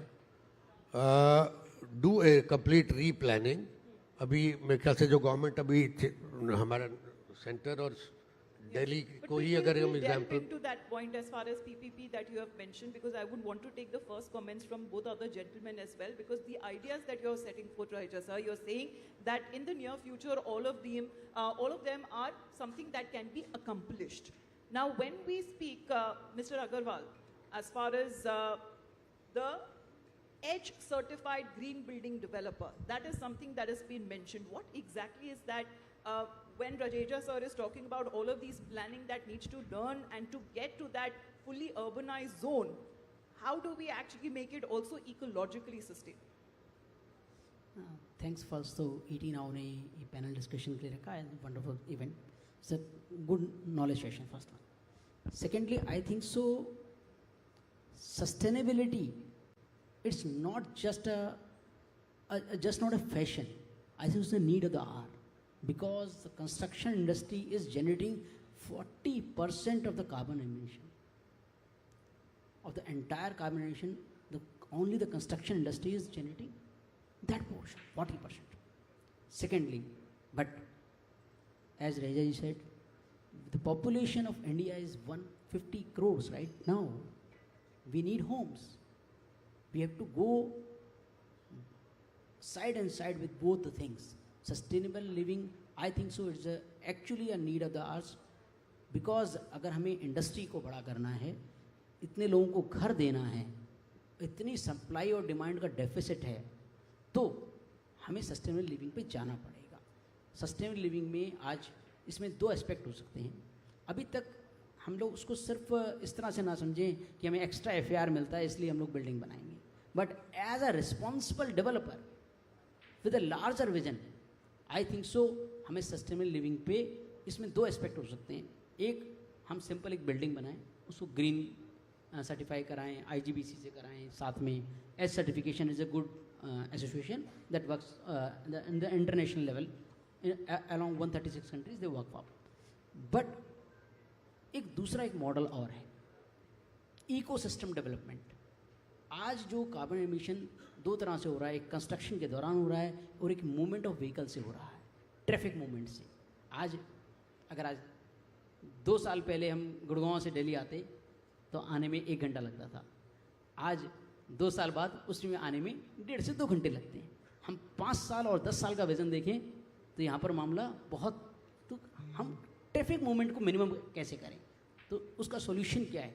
integrated development हो, mix land use development हो, जिसकी connection बाकायदा metro से connected हो और सारा जब वहीं ऑफिस हो, वहीं हॉस्पिटल्स हों, वहीं पर आपके स्कूल्स हों, ताकि मॉल्स वहीं पर हों. और ये इकोसिस्टम मॉडल भी अगर डेवलपमेंट करते हैं तो कम से कम जो वहाँ पर रहने वाले लोग हैं उन्हें ट्रैफिक मूवमेंट नहीं करना पड़ेगा. और एक बहुत बड़ा जो आज इंफ्रास्ट्रक्चर के ऊपर एक बर्डन बना रहता है ट्रैफिक का, हम उसको शायद कम कर पाएंगे. फ्यूचर सिटीज़ का जो मुझे विज़न नज़र आता है वो integrated development, large ecosystem based development मुझे सिर्फ वहाँ नज़र आता है, क्योंकि लेकिन उसकी कनेक्शन बाकायदा हाईवेज से होना चाहिए, साथ में मेट्रो की कनेक्टिविटी होनी चाहिए, पब्लिक ट्रांसपोर्ट बहुत बढ़िया होना चाहिए. लेकिन वो जो इकोसिस्टम है वो zero waste management, zero discharge model पे काम करना चाहिए. उससे ना तो वहाँ से डिस्चार्ज बाहर जाए, ना वाटर डिस्चार्ज हो, और सिंगल लाइन कनेक्शन हो, ताकि वो सिस्टम के अंदर वेस्ट जनरेट ना करे, उसी के अंदर सेल्फ सिस्टम के अंदर ही वो सेल्फ कंज्यूम करे. उसी तर्ज पे आज हम लोगों ने वो विज़न देखा था, और आज हम लोगों ने करीबन इस तरह के मॉडल पे आज हमने 3 टाउनशिप ऑलरेडी इस मॉडल पे डेवलप की, सेल्फ सस्टेन मॉडल पे. तो ये हब्स बनाने की आप बात कर रहे हैं कि कम से कम जितनी सुविधाएं लोगों को मिलती है उन्हें ज़्यादा दूर ना जाना पड़े, उनको सारी सुविधाएं उन्हीं के इलाकों में, all things at one place. ताकि आज सुबह बच्चे को स्कूल में भी बिठाने जाना है, व्हाई वेस्ट योर टाइम? अब मॉल जाना है, आप दिन के 4 घंटे कहाँ जा रहे हैं? ऑफिस जाने में 1 घंटा जाना है, 1 घंटा आना है आपको, बच्चे को बिठाने जाना है, आपको स्ट्रेस है सारे दिन कि यार बच्चा वापस हम पैसे बस में बिठा के आएंगे, फिर वापस उसको लेके आएंगे. मदर की क्या टेंशन है, वी कैन अंडरस्टैंड बेटर. अगर हम ऐसा डेवलपमेंट करें जो कंपोजिट डेवलपमेंट हो, इंटीग्रेटेड डेवलपमेंट हो, तो उसके अंदर बाहर जाने की ज़रूरत क्या है? All office should be at one place. Employment hub बनाए जाएं, ग्लोबल सिटी जो एक गुड़गांव में डेवलप होने जा रहा है वो भी उसी विजन पे है। और इस तरह से I just went to Madhya Pradesh recently, the global summit was there, they have brought a policy, Haryana is having a policy similar online similar lines. There is the enterprise promotion policy, EPP is the policy that exists in Haryana. That I think so these are the things we should think beyond as developers. So, that Mr. is the key of Somani, sustainability. how do you think beyond when it comes to developers? Because when we speak of ceramics, how is this industry seems to be booming in a way that aesthetically pleasing also that a house looks? So I think aesthetically we've got the model right. Technology has progressed to such a level in ceramics that I can pretty much do anything I want in terms of designs, in terms of color, in terms of finishes, be it copying a natural stone or wood or whatever, or maybe even doing anything else which is bespoke ceramics. I think we were talking about sustainability and we were talking about urban infrastructure and creating responsible cities. If I take a step backwards and not look at design and aesthetics, because that I think all the developers are seeing the designs and seeing what we have done in India. We're probably one of the few industries who are now competing with China, where we're exporting to China. So we've become that competitive. But the issue here is that while we make responsible cities, Raviji said that zero discharge and all of that, one should also look at manufacturing which is also responsible. So for example, we have a large cluster in Morbi for our ceramic industry, and sad to say that that particular cluster violates pretty much every norm. Very recently they used to produce on coal, that we for some good sense prevailed that the government has stopped it, but otherwise there is zero pollution norms over there. There is rampant child labor which is happening. So in the pretext of making a cheap tile, they're pretty much violating every single norm which is possible in terms of anything to do with the environment, and also to do with anything to do with GST. So evasion of GST. So that's how the tiles are cheaper.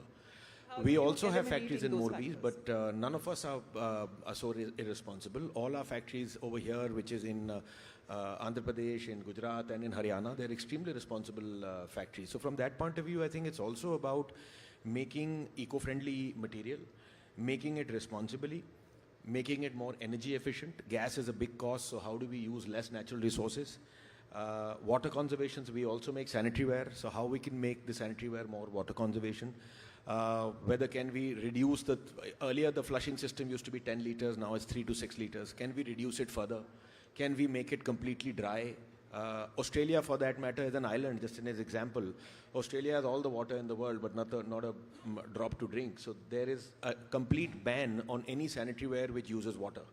Everything in public places in Australia is dry, is waterless. And then circular. So how can we recycle material? So for example, we launched adhesives, tile adhesives, and we've been able to use all our tile waste and put it back in the adhesives. So I think all of these 2-3 things, one needs to become more and more responsible. We talk about Industry 4.0, all of that is driving efficiency. But along with that, I think we need to be a little more responsible towards the environment. And that's our endeavor at Somani, as to how we can make our tiles more efficient, more recyclable, and also how we can consume as little water and natural resources. It works both ways. But Raheja sir, when we speak of housing for all, is that dream achievable and affordable? See, to make it affordable, as I already mentioned, if you look at Delhi, Gurgaon, Noida, or you look at Mumbai and around areas, or all these metropolitan, here the land is the most difficult resource. Land prices and the FAR available does not make any affordable housing anymore. Let me tell you, I mean, all of these people, I think they'll agree with me. Land in Gurgaon at 50 crores with the FAR of maximum going, with TDR, TOD, whatever you do 300 or 350. You cannot afford to give housing for less than 15,000 rupees a square feet. So how can even for a 100 square feet house, how can our people afford that? So what I mentioned, you need to create these hubs, as I mentioned, in every, we have different languages, different districts, to try to do a localized development. At least there will be inclusive development for the entire country. And their land as resource is available as well. And then you need to create these smart cities and smart infrastructure based upon technology today. Today we have artificial intelligence. And on the other hand, let me tell you one thing. Already my country is really growing. And as we are talking about infrastructure, roads, connectivities, metros, RRTS, everything I think is already happening at the fullest possible pace. I think my country is spending today much more than any other country is spending upon infrastructure and urbanization. Government is doing good. We need to go with the actual innovative model that whether we want to congest our cities more or we want to redevelop these cities vertically through zero waste, self-sustenance, providing infrastructure. Is that a better model? और is that a better model कि भाई आप यहीं पर ही आप housing create कर रहे हैं जब लैंड प्राइस ही अफोर्ड नहीं करता, एफआईआर अफोर्ड नहीं करता, तो लोग अनऑथराइज्ड कंस्ट्रक्शन तो करेंगे. तो are we going to promote that? So we have to think out of the box. ऐसे जो हम सारा कुछ कर रहे हैं, टीओडी, टीडीआर, ये कॉरिडोर्स के ऊपर, मेट्रो कॉरिडोर्स पर extra FIR working, till 5 we are going. But if you look at global cities, there even FARs up to 20 are also being used. They know that going vertical takes much less energy. And I think there must be many developers here.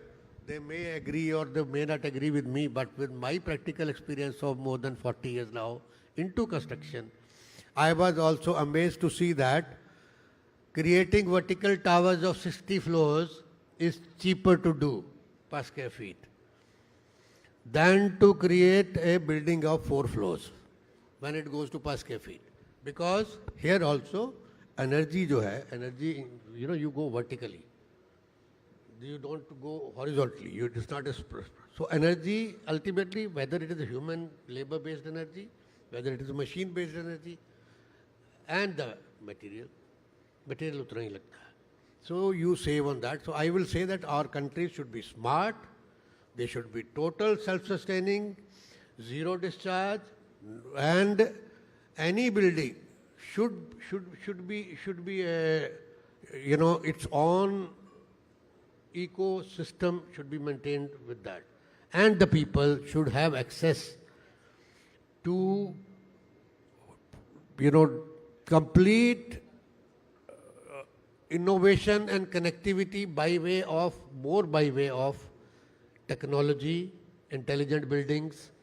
Your buildings, you can communicate with people. Your office today, आज आपको physical जाने की ज़रूरत कहाँ है?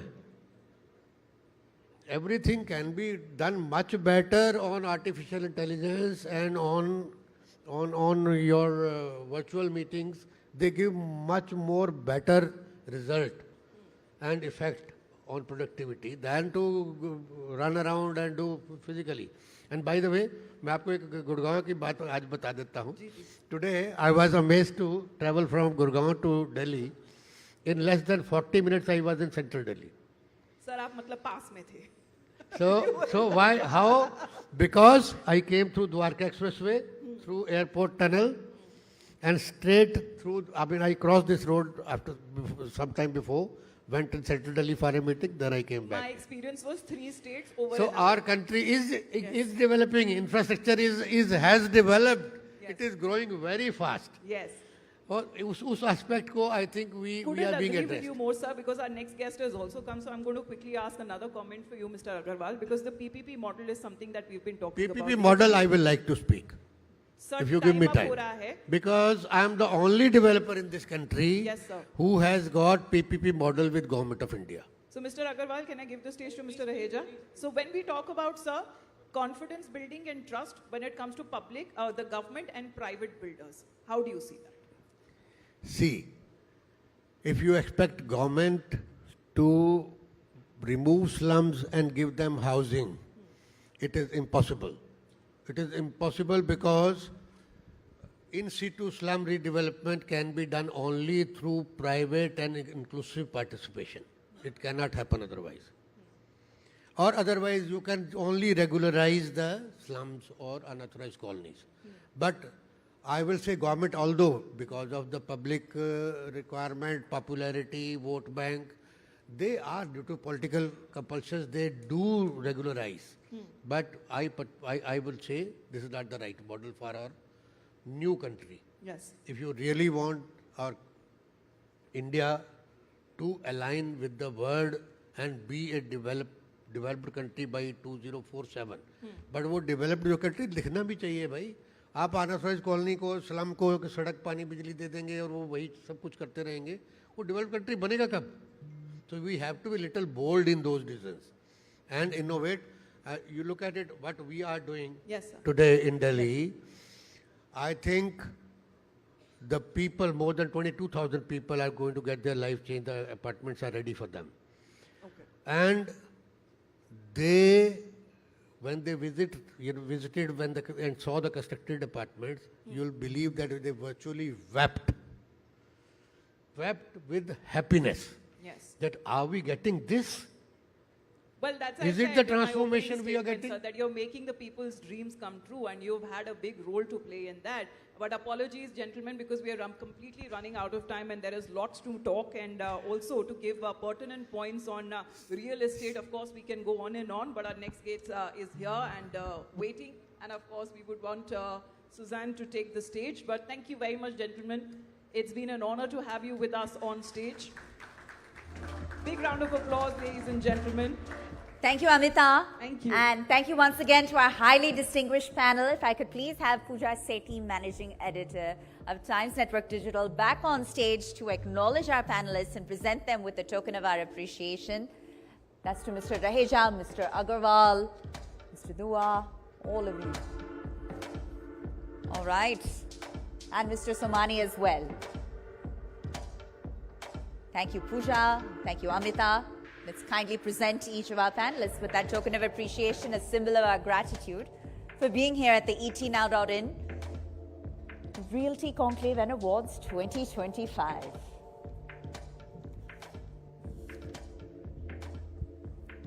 Thank you, Amita, once again.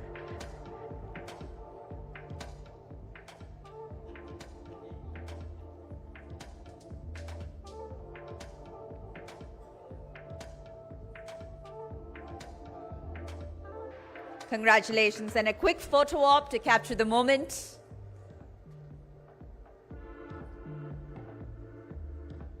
Thank you, sir.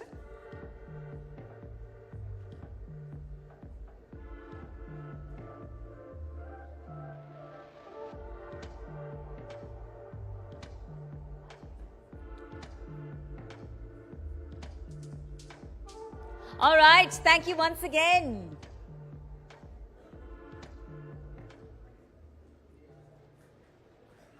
And ladies and gentlemen, we now move on to a part of the evening that you've all eagerly been anticipating. And we're going to turn the spotlight on a voice that has redefined contemporary Indian interior design with elegance, with functionality, and with soul. From being a creative force to a constructive visionary, Suzanne Khan has championed a design identity that's deeply rooted in Indian sensibilities while embracing global aesthetics.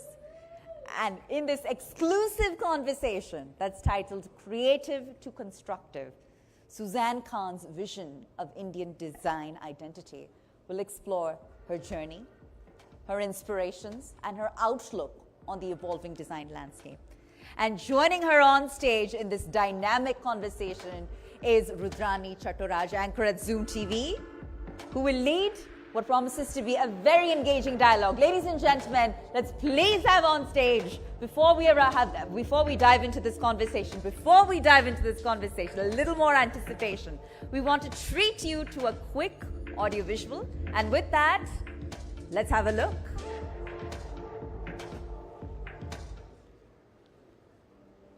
Let's play the AV, ladies and gentlemen, before Suzanne Khan joins us on stage.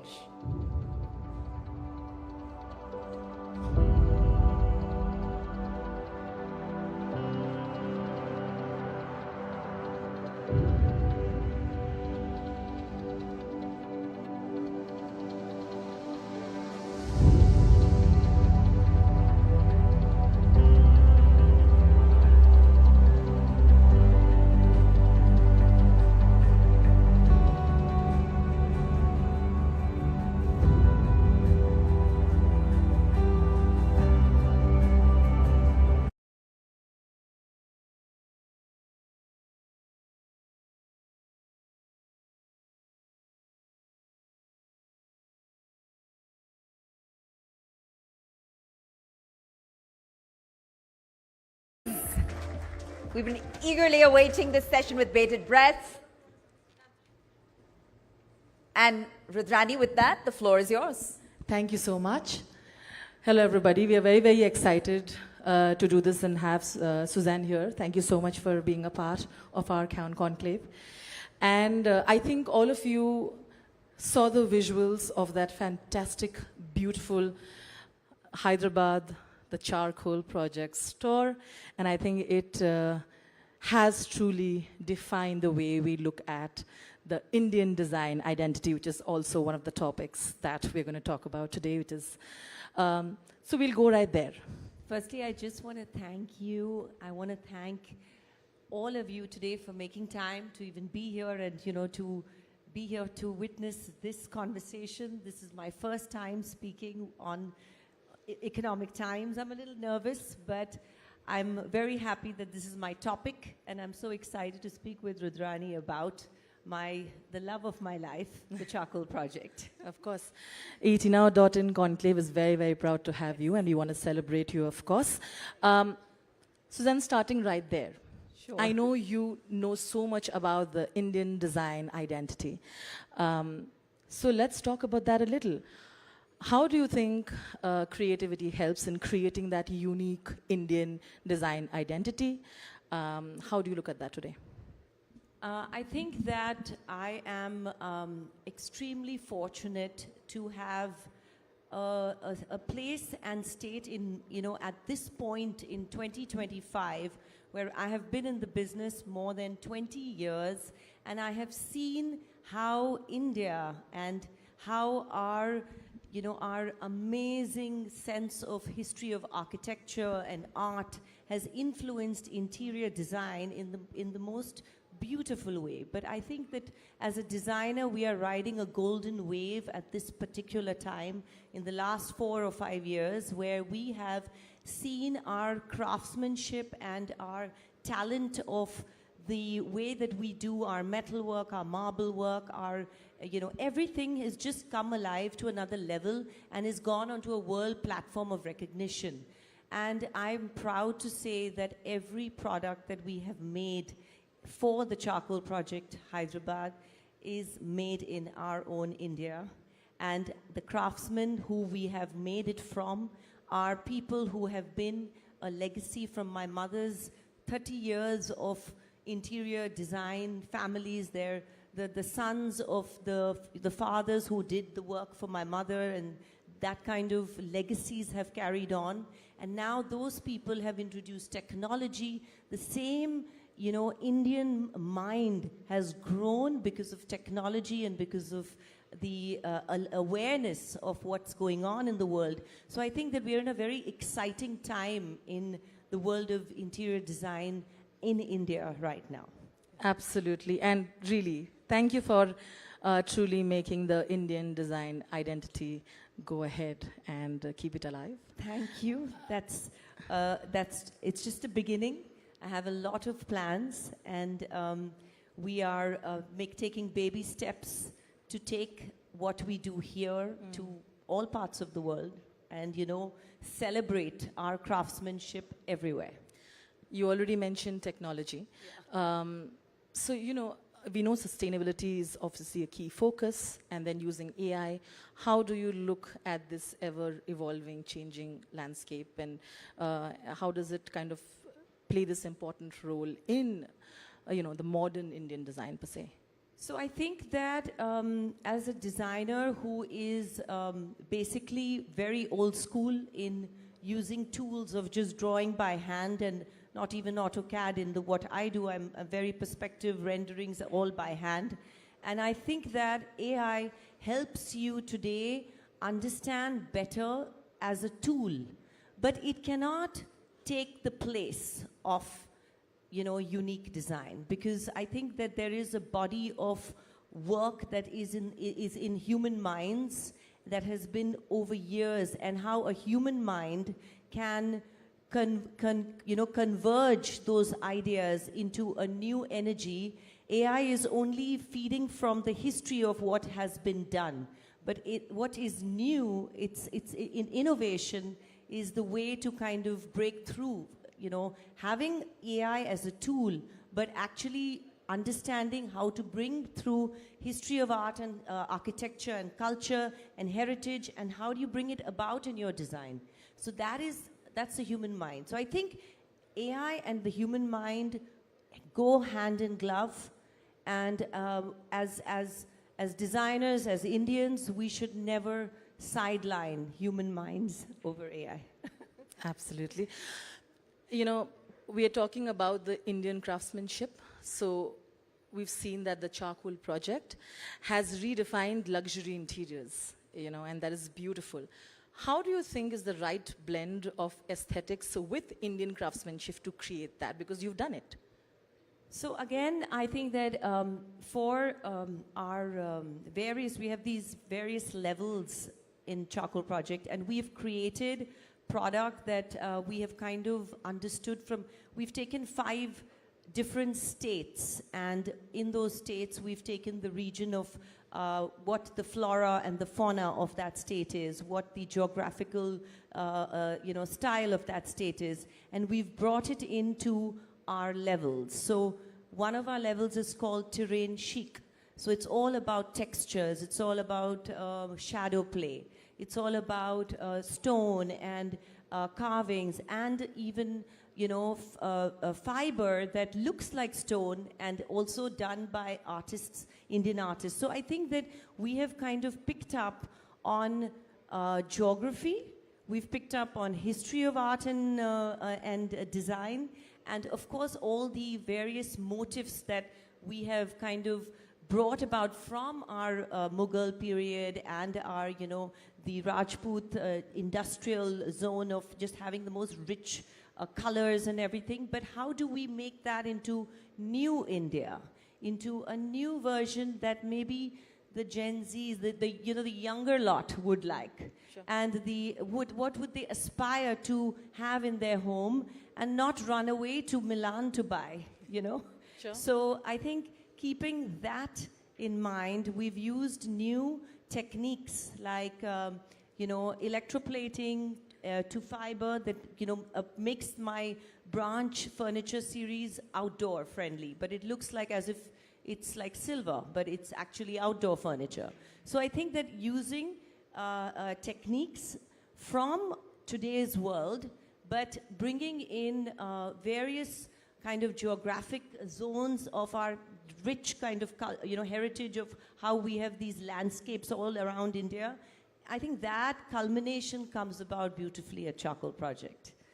Absolutely, and of course you have 5 levels, so you've gone ahead and made sure that every level has something to offer.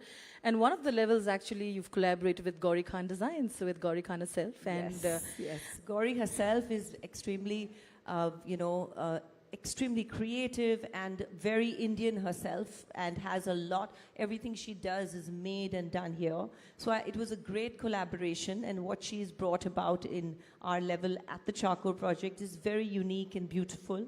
And it's wonderful to collaborate on, on a store that big, because you have different offerings for the builder community, for the developer community, and I think that is what's exciting, because now the projects are getting into bigger projects and not just residential, Yeah. That massive launch that you had of the Charcoal Project in Hyderabad, we must talk about that. All your friends and family turned up, obviously, and they just couldn't stop thinking about how much of hard work you've put into it. I remember Ritik's post on how he knows the kind of hard work and the dedication and the blood, sweat and tears that you've put in creating this sort of a space, which was so unique, and it takes a lot of time, right, Suzanne? And I felt the post was so personal because he looked like he was so proud of what you've achieved. I think the basis of your relationship is also friendship, and it shows. Yes, I think that absolutely, our children are very artistic.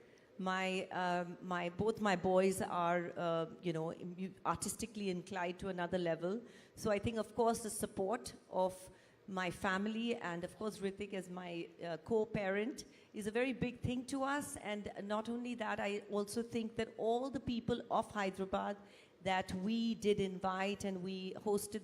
They were really very, happy to see this beautiful new kind of energy in the city. And so yes, I'm feeling very grateful and very blessed. Yeah. You mentioned people from Hyderabad. One of our superstars, Ram Charan, he visited your store and he couldn't stop talking about it. Yes, tell us about that visit and of course the kind of support that the industry has shown you, because I think they, like I said, they also have seen what you've created today after 14, 15 years in the business? 15 years. I think that we are, again, extremely thankful and grateful that, Charan walked in one day with a friend, a close friend, and he was so wonderful. He saw the entire property detailed. Then he, Upasna and him invited us to their home. So, and then, there was a painting of Ridan's that he had liked. So it was really nice. So I was very touched that, people who are so diverse are, appreciating things who've traveled the world, who've seen it all, who've been through everything, but they're appreciating what we did. And that was something that was very, very, very heartwarming. Yeah. You mentioned Redan's painting. I must tell everybody that you are a proud mother because your son's painting actually are now being showcased at your own store, and it's also a moment for him, right? Like for a mother as well. So I think that Redan is actually an artist since he was 5 years old. He used to sit on on a dining table and he could draw a room in perspective. And I was shocked. I couldn't understand what is this boy doing. And he's got inborn flair for art. And in 2020, just out of fun, he was doing this doodle art. And he called it the Help series, where he created these animated characters. And then my good friend, Jyotika Jalani from Janvi, India, who really put a lot of thought and a lot of love, and she helped me make all those drawings and all those sketches into pillow art and canvases, and we created these duffel bags, and they're doing so well. And then what we sold so much of it, so what we got from that, then we gave it to a charitable organization of his choice. So it's been a very a heartwarming kind of time for me, because yes, not only is Hyderabad having charcoal project, and we all are at that level right now where we have 30,000 square feet of this unique space, but my son is part of it. And I'm thrilled because people actually are buying his art, not knowing that it's his, and appreciating it. So I'm a very proud mom. He's now 17 years old, and he was only 12 years old when he started actually doing all of that. So yes, the future is yet to see what he would like to do. The house is full of artists. I'm not surprised that he started that young. I have a feeling that the inspiration comes from you in this side. I'm sure, both Ritik and you're an artist, but this... Yeah, both of us are very artistically inclined, and my older son is into music. He's a musician, budding musician. He's studying at Berklee College of Music. So I think art and culture and heritage of the way we Indians are as people and what we infuse into our children, no matter what our relationship is with our spouses, that's very important in life, I think. And that is the crux of having, children growing into a space where it's not only about, social media and about things that are not so relevant, but they get into a deep dive of soul searching, And I think that's important in today's world. No, absolutely. And I want to take this moment to also say that I think Ritik and you are fantastic co-parents, because you've created this space where they can be whoever they want to be. Yeah, thank you. And like I said, the basis of your friendship, that I think also helps you all do that. What have been the questions that you get from your children sometimes when they see you at work? The curiosity that comes out from that side, and have they asked questions about your design, decor, all of that? So they're actually very, they're very involved in what they're doing. They don't really, but they kind of course, I think they've seen me from a very young age working, and I think that inspires them to be at it. And I think that it's very important to teach your kids to use their hands, to work with their hands, like whatever it may be, creating things, building things, Lego or whatever, building things, because that's a constructive kind of energy that you're putting into them. It's not destructive. So I think that is something that that I really wanted them to have, and yeah, so I guess it's turned out good so far. Yeah, touch wood. It's turned out brilliant. You're being humble there. Suzanne, we'll have to start right at the beginning now. We'll have to tell everybody, where did this acumen for art, where did this design start for you? And were you as creative as a child? So actually, I think that I knew at a really young age that I wanted to be in the world of design, because I was literally 4 or 5 years old, and my mom, it was a fabulous interior designer of those years, of that era. It was the 80s, and she used to do all these beautiful, homes, and I used to go with her for the site visits, and then she used to ask me about color and combinations, and these magazines used to come home of Architectural Digest and Home Beautiful, and I used to always tell her, Mom, I want to do this. So I think at a very young age, I was drawn into the world of decor and design and, beautifying things. How would you beautify an environment, how you'd let light in. So I think that there was a very strong search of, going into that zone. And I think that after doing my art, my junior college in arts, I decided I want to go and study interior design, and my mom sent me to Los Angeles, and then the rest is history when I came back, and how I kind of worked with her at a very young age. And so I think that it's a blend of how in those days, and I'm talking about early 2000s, the things, of course, the technology and the computer-aided design that we had up to what we have today was not there. So it was a different realm of creativity. You had to use your hands a lot. You had to create, you had to make these mood boards, you had to do everything. So I think that it taught you so much that it just goes into your soul, And then I think that as time went on, how we use technology, but when we have to actually describe a space or show what we want, it's so important to kind of actually sketch it out yourself. So I think that so this is a very deep-rooted journey for me, and I think that I have just begun. I feel like a child. I feel like I need to grow 10 folds more, and I feel I don't know anything. So I think that's another thing that I'm happy to keep learning and growing. Yeah.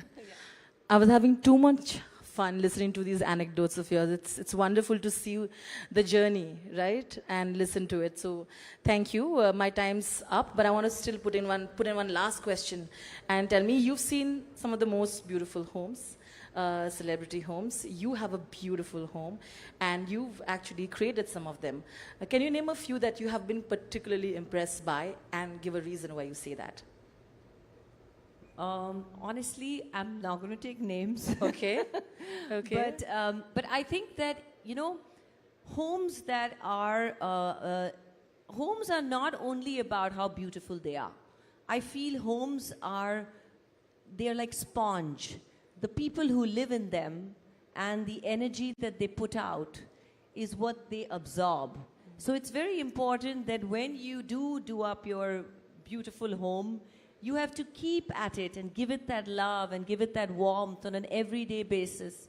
And then the home thrives and it grows, So I think that design is diverse. Like you could have beach houses or mountain houses or, high-rise apartment on the 50th floor penthouses. So there are very different design philosophies and stories that can be known as beautiful, but the energy that goes into the heart of that home is what one should think about, according to me. Sure. So the last one here is the future of the charcoal project. What is your vision? Where do you want to take it? You know, what's next for Suzanne Khan?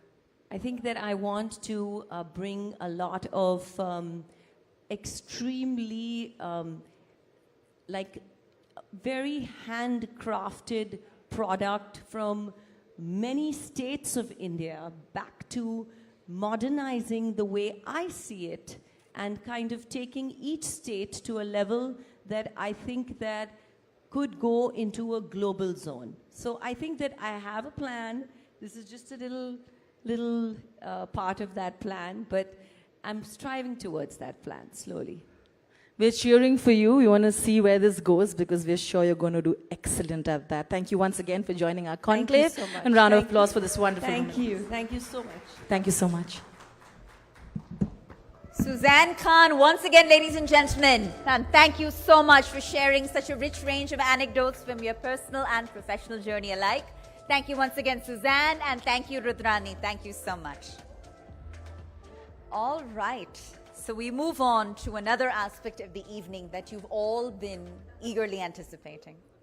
We're going to shine the spotlight on a dynamic personality whose journey spans cinema, entrepreneurship, and meaningful philanthropy. So in this special conversation, we're going to explore a rising trend in Indian real estate, and that is growing consumer demand for high-value premium residences.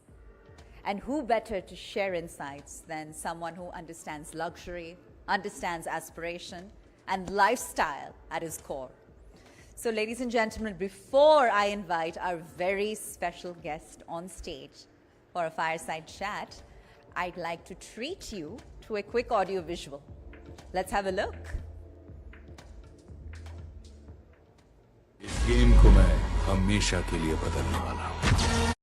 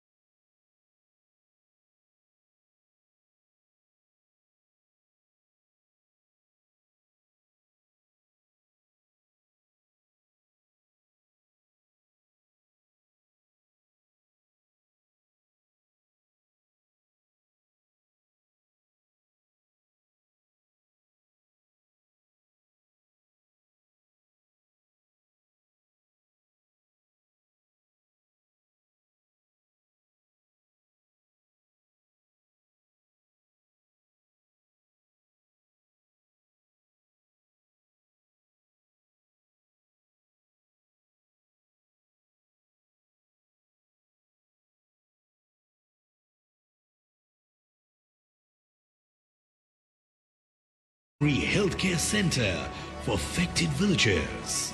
His commitment to social causes extends to empowering tribal children and women in more than 100,000 villages in India with education, telemedicine, and organic farming through Ekal Vidyalaya.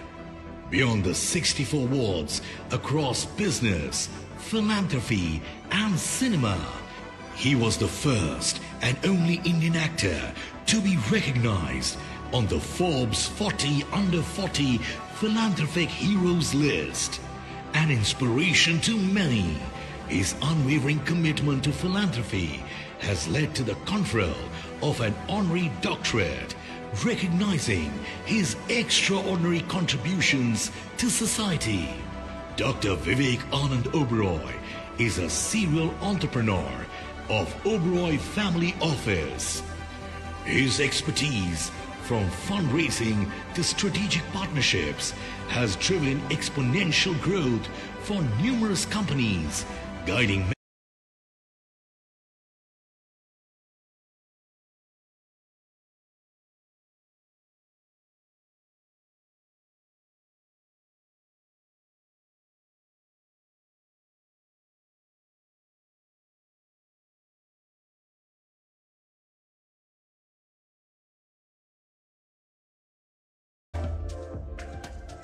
All right, in this riveting conversation, he's going to share his perspectives on how evolving consumer preferences are shaping the future of premium living spaces. In conversation with him, ever-engaging Rudrani Chattaraj, anchor at Zoom TV, who brings her sharp lens to this evolving narrative. With that, Vivek Oberoi and Rudrani, the floor is yours. Thank you so much. Thank you, everybody. Can we give a round of applause for this dynamic man? Thank you. Thank you so much. So I'm going to be very formal and say, Mr. Oberoi, thank you once again for doing this. Doctor. Sorry. It's doctor. Sorry, Dr. Oberoi. If you're being formal. Of course. Let me be very, very formal with you. But what you have created with B&W Developments, especially, making a breakthrough in ultra-luxury premium residences, is incredible. Thank you. But I, of course, want to start right at the beginning. The transition from acting to this. And how many years it finally took for you to be this tycoon, this absolute businessman who's today being revered for his sharp businessman skills? I think I'm not one to fall into the traps of monikers and pedestals. I believe if you are defining your purpose, and if your purpose is to create value, and that's what I tell all the young people who speak to me or ask me for advice, I'm like, if you want to be valued, you have to create value. In whichever way you decide. You could be in a non-profit space, you could be in real estate, you could be creating a startup, a technology company. But if you want to be valued, you have to create value. And to me, the journey has been a very interesting one. It's a journey of perspectives more than anything else. I think there comes a time in everybody's life when challenges are really, really high. You're fighting against something, and whether it's the time, whether it's fate, whether it's the system that you're up against, there's too many challenges and you start to get cynical. You start to get pessimistic. And in that moment, if you take a pause and if you say, okay, maybe this is just not my path. Maybe I have to create my own. If you try to take a positive, optimistic outlook, look at what you already have, because many times in chasing what we don't have, we forget what we already have. And it could be a talent, it could be yourself as an asset, it could start as simple as that. And that's what I did. I started to evolve, and I said, okay, I'm blessed. Out of millions and millions of people who want to be in my position, I'm already there. I'm already recognized as a global name. God has given me fame, glory, success, wealth. But if I compare myself to those top 10, top 20 people who are above me in the ranking, and I'm chasing that all the time, I'll never feel fulfilled. I'll never feel like a success. I'll always feel like I'm chasing, I'm not good enough. So I stopped that. I think rat races should be for rats. I say a prayer every day, and I teach my children that. My children are 12 and 10 now. You haven't seen them, Rudrani. I know. I tell them, just tell yourself a prayer every day, which is every day, in every way, I'm getting better and better. And if that could be the mantra of life for everybody, you stop really competing at a personal level. Compete at a professional level, that's okay. You're competing with another company, but when it stops getting personal, when you stop getting wound up around it, you're able to open up and receive more. And that's what I did. I started with an evolution. I went into real estate, started small, built my base here in India, learned a lot of things. And I think if you learn to do business in India, if you learn to drive in India, you can do both anywhere else in the world. Well said. But we're very, very proud of you. Thank you. Before I get more into that journey and discuss it, let me first ask you, how do you look at the definition of premium residences, keeping in mind, of course, the expectations of the consumers today? Do you see the buyers asking you for exclusivity, for more creativity, for more luxury and craftsmanship? How do you look at that conversation? I think, Rudrani, when you're using the word premium, a reflection of that is straight in terms of price. That premium means, okay, this is more expensive, this is price. But if you don't look at it in the traditional thought process and aspect, and I've done this across not only my real estate company at B&W Developments, but a jewelry company at Solitario at multiple stages. If you look at it as aspiration, if you just replace the word premium with aspiration, and then you start to define your TG, if you start to define who am I selling it to, then I think automatically you build a connect, you build a stakeholdership, you build a brand, not a trend. And there's a big difference between the two. Building a trend is easy but short-lived. Building a brand and sustaining that, for that you require stakeholdership, you require belief, you require somebody who's buying in to buy into something that's an aspiration to them. I think that's how premium should be defined. So if you identify UAE real estate, what is the aspiration there? To live better, to create a holistic environment for the family. It's a desert environment, so if you can bring biophilia, if you can bring something that's more green, you can bring a sense of water, how much nicer does a person feel coming back home? Is it a refuge in a fast city? Safety, security, all those things are a given there. So what else can you add in terms of value? And how can you create that sense of convenience and sense of stakeholdership in a community for people who are living there? But then you have the flip side. You have an investor who doesn't live there, who doesn't intend to live there. Like B&W, we have now, what, 17,000 brokers selling our real estate in 82 countries. And not everybody lives locally. So people are buying from 82 different countries from an investment mindset. So then that aspiration has to be to plug that investment approach. What is the sense of security you can give them? What is the sense of growth? What is the confidence you can give them in what is perceived as a cyclical market? What is a good value in terms of capital appreciation, but also value accretion through rental yield? How easy is that rental yield for them? What are the pain points not living there for them to generate that revenue stream? If you can solve for all of those, you're solving for that TG. So you have to pick your TG, understand the aspiration of the TG, and then say, this is the bridge to your aspiration. That's when they start creating stakeholdership. That's when they buy the first time for whatever their objective is. But when they come back to you again and again and again, you know you're winning. Because the same buyer is now saying, I want one more. I want to come and be a part of your next project. I had a good experience with the first one. That is buying into a brand. That is the building of a brand through that stakeholdership and through that community of investors. Your real estate ventures, of course, focus on this ultra-luxury premium residences, right? How do you think AI is transforming this premium real estate landscape? Maybe from smart homes to also, predicting market analytics and all of that. So how do you think is the AI impact in all of this? I think we're beginning to just scratch the surface of AI. AI is phenomenally overwhelming in terms of its impact on every angle of the business. Yes, the obvious, let's, use AI for a smart home and create this really cool gizmo-like experience, high-tech home. We do that. That's not a difficult entry barrier. AI going into analytics, again, not a difficult entry barrier because algorithms were doing it earlier. AI are doing it more live, immediate. The feedback loop is a lot faster. The depth is a lot sharper. But I think where AI can be creating a phenomenal impact is in operational efficiencies. So I'll give you two examples. One is we like to create a 5D BIM, which is like a digital twin for all our projects because they're ultra luxury. We don't want any issues coming later. We don't want to say, oh, now there's a problem during construction or post-construction with the HVAC, with the cooling systems, with the MEP, there's a nightmare. We have to break this, we have to do that, we have to fix the lobby now.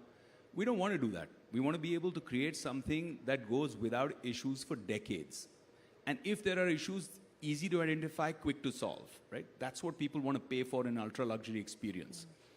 So today, that 5D BIM technology has a lot of manual inputs. I've just met a company that is replacing all of that with AI. So now I don't need to go in through really expensive, manual labor intense, number of hours. So what 5D BIM does for me is, if I'm making something and I want to put a carpet here, I put the data input, it tells me how much carpet I need, what the cost of that carpet will be. But if I want to put marble here, it will tell me how much marble, what the load of that marble will be on the entire building. It will give me every single data stat that normally consultants would take weeks, maybe months to get back to you on. Now, if I do that in AI, that's almost happening live. I'm working with somebody on a technology right now. It's a part of my portfolio. I'm investing in a company right now, which is going from an architectural drawing to an AutoCAD seamlessly through AI. And then from there into a digital twin of the building seamlessly. So you can address so many issues, change, fix, understand financial estimates live. You can eventually, the aim is that if I'm a home buyer and whether I want to do just interior or whether I want to build my own home, I should be able to use or access something like this and get answers where now an architect's time, services are limited. Therefore, I'm not chasing a professional saying, yaar mera kaam nahi hua, yaar biwi daant rahi hai, abhi tak ghar nahi bana, yaar rent bhar raha hu. You don't have to go through that process because you know and you can fix timelines and efficiency a lot more.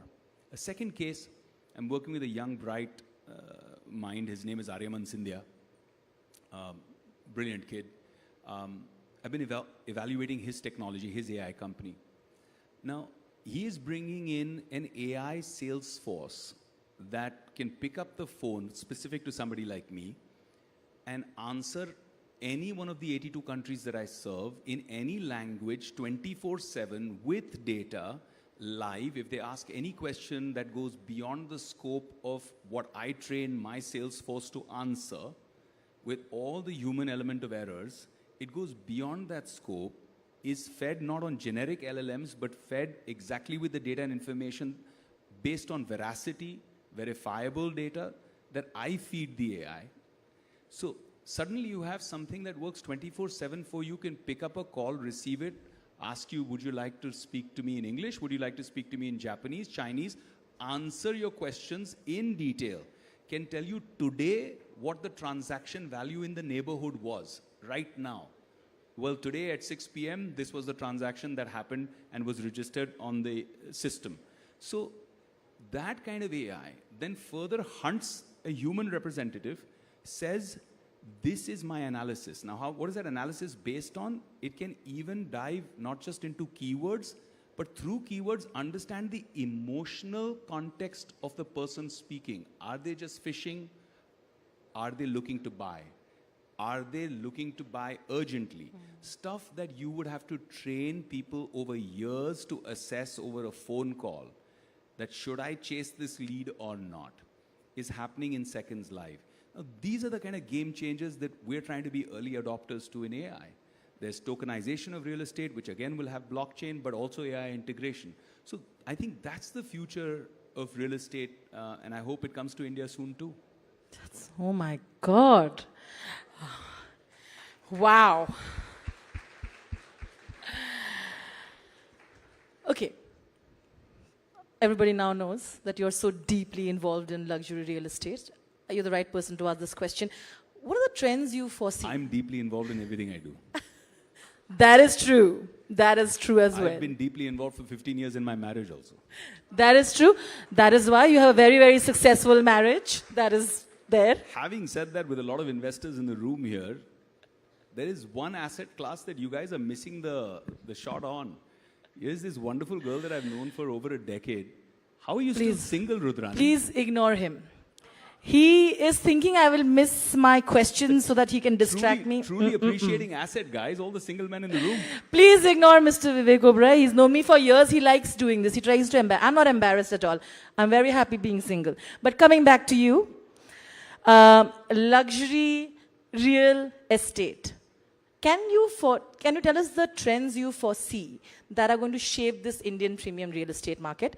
Kind of finding the balance between opulence, aesthetics, and also functionality. Right. So what do you think are the trends that you kind of foresee? I love the trends. I'm very bullish on the Indian premium real estate market. Having dabbled in affordable housing, having dabbled in second homes, gated communities in India that I've built, having dabbled in commercial real estate,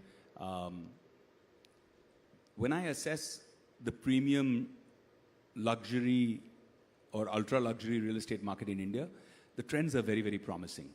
You see, the way India's growth story is panning out, expendable income, per capita GDP growth, the kind of expendable income coming to the market of India and the consistent steady growth that we used to always crib about going up, look at where China is, look how far behind we are.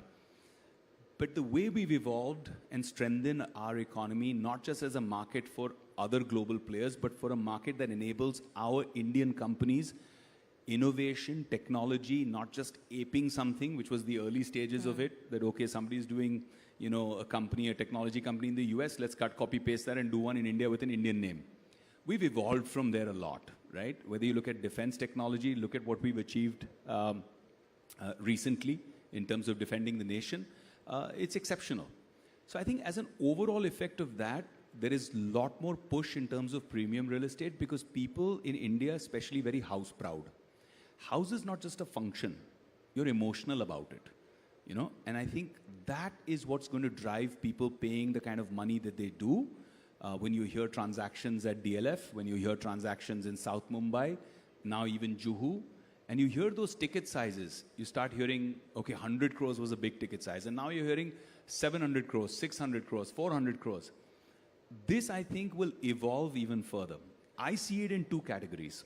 Primary homes and secondary homes. I think India is now coming to a point where secondary homes will evolve. I've done a lot of secondary homes. I've done stuff, especially in Gujarat, where we've had a lot of success with it.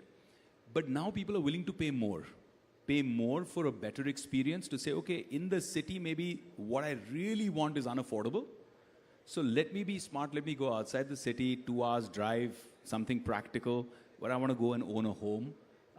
Goa used to be a place where people wanted to invest 50 lakhs, 1 crore, 1.5 crores. Today, Goan transactions are 15 crores, 20 crores, 25 crores, 30 crores. It's commonplace. So I think that's a great trend in terms of secondary homes. I feel that's going to be an eventually amazing market because we don't have in India, it's a social taboo to have a retirement community, old age home.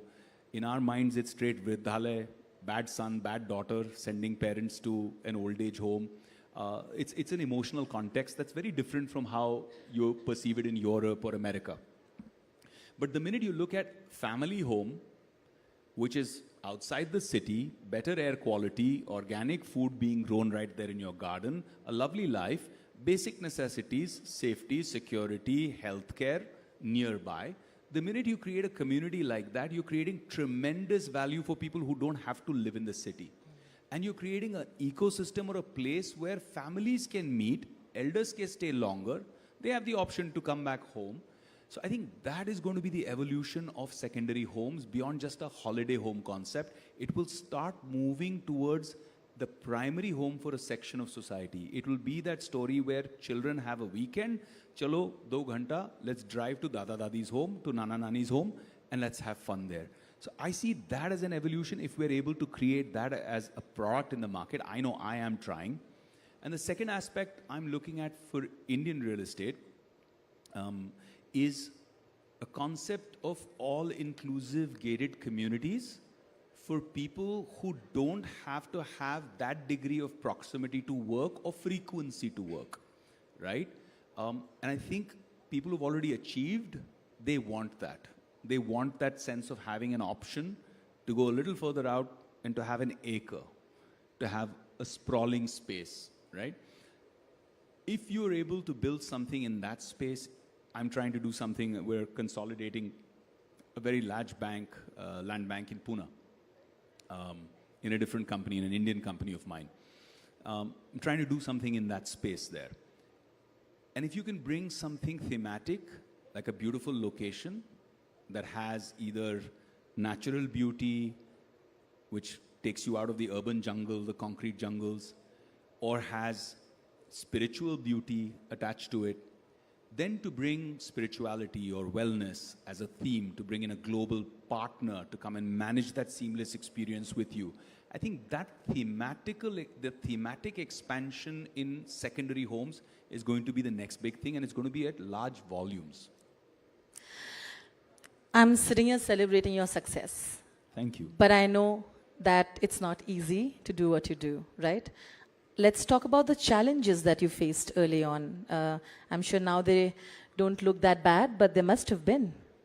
There's always challenges, but the beauty of challenges is that if you make up your mind and you go to the other side of the challenge, it converts into a learning. What it shouldn't convert to is arrogance. It shouldn't convert to arrogance because challenges are what teach you, and then you feel like you know it all, and that's when you misstep. That's when you don't take good advice. That's when you don't learn from somebody who's maybe less experienced than you are. But I'm a living testament to the fact that any input that I get from the junior most person around me, I consider it at least once. I consider it, check it in my head. I don't have to follow everything I hear. But you keep that as an exercise, a mental exercise to receive. Because the more successful you get, the less receptive you get. Oh, I know it, I've already done it. What are you're going to teach me? That is the misstep. That, to me, is the downfall. So I think challenges are a really great learning. And you can learn from your own challenges and you can learn from other people's challenges. And that's why I share. I share a lot because I want people to see if they resonate, if they're feeling depressed, if they're feeling down like I did at one point. And they hear something optimistic, they hear a different point of view, they hear a different perspective, they shift their thought process and they start working towards a solution. I think that's the beauty. This human mind, this machine that God has created, has this uniqueness for problem solving. I think that's what has differentiated man from all the other living creatures, the degree of problem solving that we're able to do. So challenges are what spur our growth. And I think that's what makes you not just more successful, but also a deeper person. You're not superficial when you face challenges. I have my dad to thank for that. I mean, I was born in a rich family. I was born in a bungalow in Juhu. I grew up there. I had 3 cars and 3 drivers sitting and waiting 24/7. But my dad told me, when you're going to college, well, here's your pocket money, take a bus. Take the train, learn. And that taught me to appreciate life very differently. And if you use your privilege as a platform, that's okay. But if you use your privilege and feel entitled, that I'm privileged, therefore I'm entitled, I think that's where your growth gets stunted as a person and even in terms of as a professional or as a businessman. So that's what I try to tell people, that look, challenges will be there. I've faced a lot of them. And I've realized that if you're, banging against a door that's locked, it's a waste of energy. Walk away, step back from that door, look around in the room, there are 10 other doors. Go see which one's open, move towards that direction and see what value you can add. You'll be received. Unfortunately, my time is up, but I could listen to this articulate man for hours. Thank you. But before I let you go, any news for all your fans who are hoping that you have some interesting projects? I know there are some, but I will let you declare it. Because I know if I ask you, you'll be like, abhi, baat nahi kar sakte. What can you talk about? A little bit. I think this isn't the zone to talk about movies. There's actually 2 things I'd like to address that I should have earlier.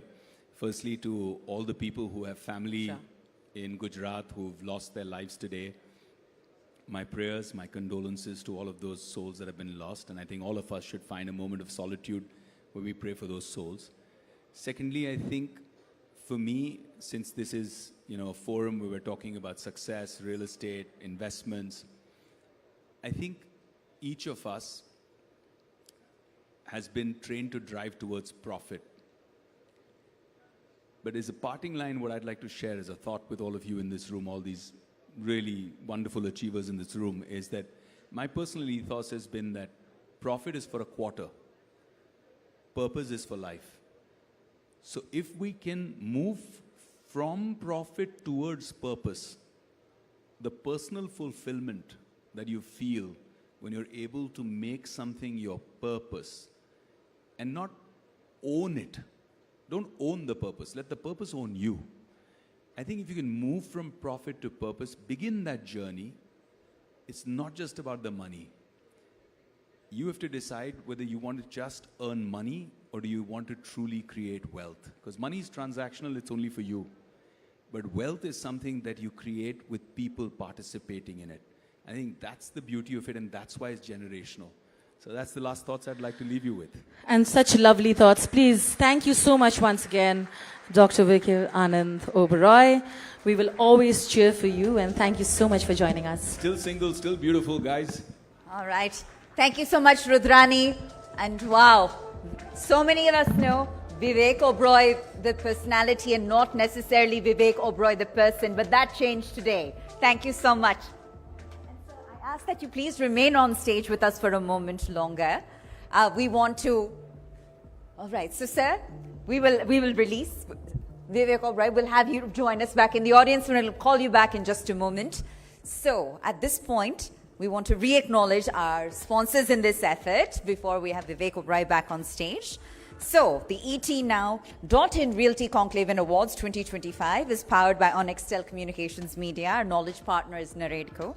Our workspace partner is Office Banao. Our SM REIT partner is REPL. Our luxury gaming partner is Argmac. And our outdoor partner is Heights.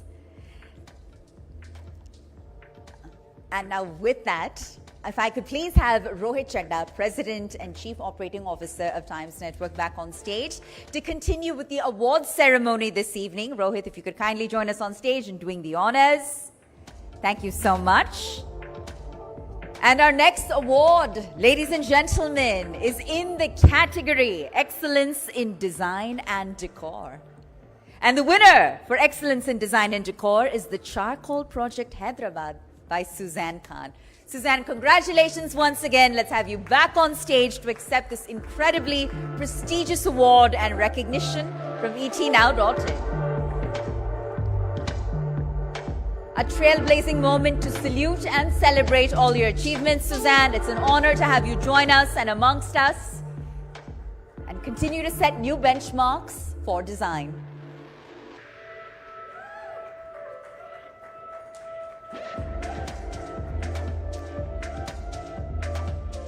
A special moment for us. And Suzanne, we wish you all the continued success. Thank you. With that, we move on to our next award, ladies and gentlemen, which is Iconic Real Estate Personality and Excellence in Celebrity-Driven Real Estate Development. And the award goes to Vivek Anand Oberoi. Let's now have you back on stage, sir, to accept this honor, to be a part of this incredibly prestigious platform.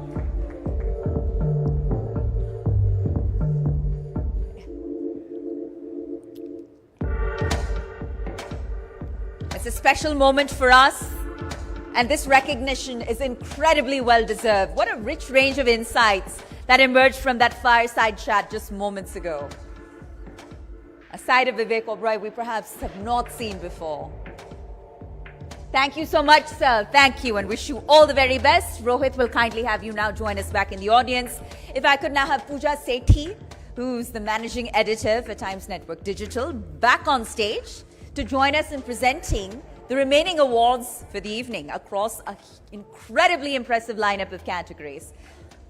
So Pooja Sethi, if we could kindly please have you on stage to present the next award.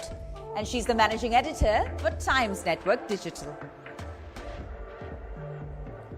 Thank you, ma'am. And our next category this evening, ladies and gentlemen, is Excellence in Elevated Living. And the winner for this category, Excellence in Elevated Living, ladies and gentlemen, is Better Choice Realtors Private Limited, Vanya City. Congratulations and a huge round of applause, please. So Mr. Ajay Tyagi serves as the Chief Sales Officer, India and International Markets at Better Choice Realtors Private Limited. With a proven track record in business turnarounds, he specializes in building high-performance sales teams crafting winning go-to-market strategies and leading large-scale distribution networks across geographies. Congratulations once again, sir, on this very special honor.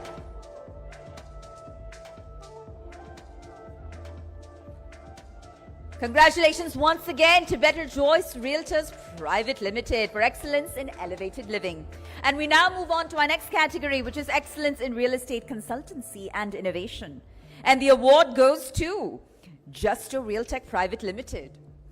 So, ladies and gentlemen, Pushpa Mitra Das, fondly called Pushp, who couldn't join us, unfortunately, is the chairman and the managing director of Justo Real Fintech Limited, India's youngest and fastest growing mandate-driven real estate knowledge partner. A dynamic and visionary change leader, he's taken Justo to unprecedented heights in just 5 years, making it the first mandate company in India to file for an IPO, setting new benchmarks in discipline, transparency, and performance, and reshaping the very fabric of Indian real estate. And as you'll see, the director of commercial for Justo Real Fintech Private Limited, Praveen Apte, now joins us on stage to accept this honor. And now we move on to excellence in townships, 50 to 250 acres. And the winner is Abhay Infra Golfers Avenue. Huge round of applause, please. Mr. Raj Mehta, we could kindly have you on stage. He's a visionary leader from Abhay Infra, the force behind Golf Avenue, a landmark ultra-luxury residential project that is redefining excellence in the heart of Lucknow. A blend of modern architecture and serene golf-side living, Golf Avenue is setting new benchmarks for premium lifestyle experiences. And from there, we move on to excellence in luxury second home. And in the category excellence in luxury second home, the winner is La Sunila Developers, La Sunila Suites. La Sunila Developers, also known as LSD, is setting a benchmark in premium second homes in Goa. Their unwavering commitment to design, comfort, and lifestyle has truly redefined the meaning of luxury. And Gaurav Sapra and Pranay Dadwal now join us to accept this honor from La Sunila Developers. Congratulations, gentlemen, once again. And we now move on to our next category, which is a Client Experience Leader Real Estate. And the winner in this category, Client Experience Leader Real Estate, is Wealth Choice Infratech. So Mr. Shyam Sharma, the founder of Wealth Choice Infratech Private Limited, if we could please have you on stage. He's a trusted name for ethical entrepreneurship and investor-first values. A very special honor, if we could please have you on stage, sir, to accept this recognition. All right, we'll move on. We'll move on to Excellence in Villa Project of the Year, Non-Metro. And the winner in this category is Lohia Workspace, Lohia 1. So they're not just building homes, ladies and gentlemen, they are reshaping lifestyles, bringing innovation and vision to residences in non-metro cities like never before. Their commitment to excellence is setting new benchmarks, redefining what it means to live beyond the skyline.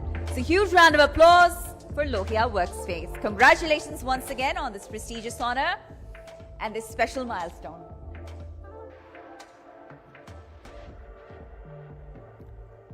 And with that, ladies and gentlemen, we move on to excellence in airport landscape.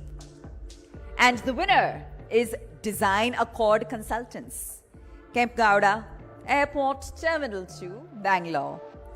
So, Madhup Mazumdar, of course, for excellence in airport landscape, is a visionary behind the Bangalore Airport's Terminal 2, hailed by UNESCO as one of the world's most beautiful. His work blends ecological brilliance with design, featuring 7,700 trees, a recreated forest, and Asia's longest green wall. So a huge round of applause for the team at Design Accord Consultants for excellence in airport landscape. All right. And with that, we move on, ladies and gentlemen, to excellence in emerging realty brand of the year. And the winner in this category, ladies and gentlemen,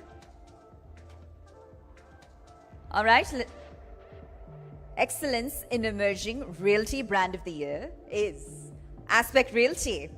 So Mumbai-based Aspect Realty under Aspect Global Ventures and led by Aksha Kamboj specializes in premium residential, commercial and hospitality projects.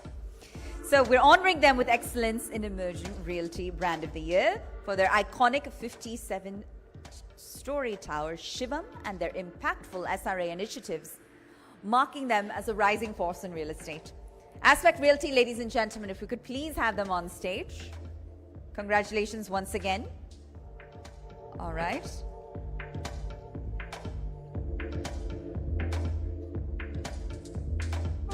Excellence in Emerging Realty Brand of the Year. And we now move on to Leading Township of the Year. That's our next category this evening at the ET-Now.in Realty Conclave and Awards 2025. And the winner is Central Park Flower Valley. And receiving the award on behalf of Ankush Kaul is Saurav from the Central Park team. Congratulations once again. Ankush Kaul unfortunately couldn't be here. He's the President of Sales and Marketing at CRM at Central Park. A huge round of applause, please, nonetheless, for Leading Township of the Year. All right, we move on to Design Excellence in Luxury Homes, and the winner is BPTP Amstoria Verti Greens. Huge round of applause, ladies and gentlemen. BPTP Amstoria Verti Greens stands at the pinnacle of design excellence in luxury homes. And it is reimagining upscale living, where cutting-edge architecture, redefined aesthetics, and flawless craftsmanship are all coming together. Congratulations once again, sir, on a special moment, a special milestone. And with that, we move on to Excellence and Luxury Real Estate Prime Location category. And the winner is ATS, for ATS Picturesque Reprieves. So let's please have the team on stage. The ATS Picturesque Reprieves offers premium residential apartments in Sector 152 along the Noida Expressway. They're designed for contemporary living, and it's surrounded by essential amenities and green landscapes while ensuring seamless connectivity, offering serene, eye-soothing views that create a perfect blend of comfort, convenience, and aesthetic charm. Congratulations once again. And we now move on to Excellence in Nature Integrated Luxury Residence. And the winner in this category, Excellence in Nature Integrated Luxury Residence, is ATS, for ATS Destinaire. So located next to the Miyawaki Forest, ATS Destinaire offers a rare closeness to nature.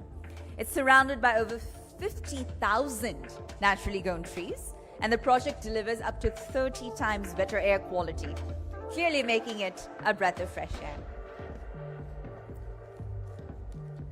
All right, and with that, ladies and gentlemen, we move on to our next category, which is Emerging Interior Design Firm.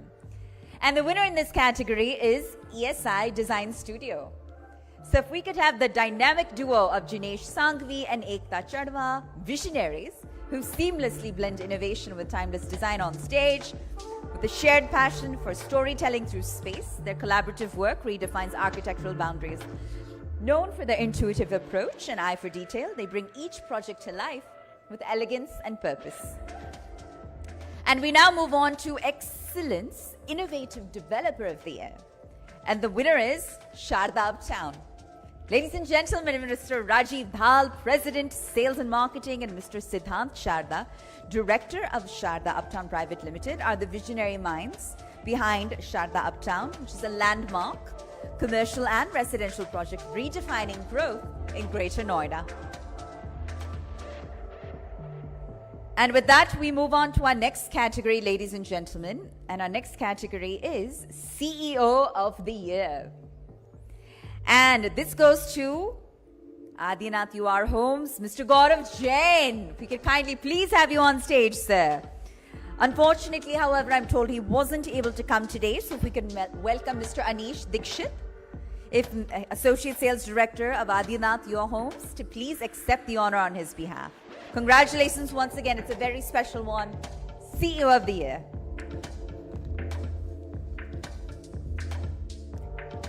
And with that, we move on to Enterprise Workspace Brand of the Year. And a winner in this category, Enterprise Workspace Brand of the Year, is Office Space Solutions Limited. If we could please have the Office Space Solutions team on stage to accept the honor. Congratulations. On this milestone, we salute your accomplishments and your achievements.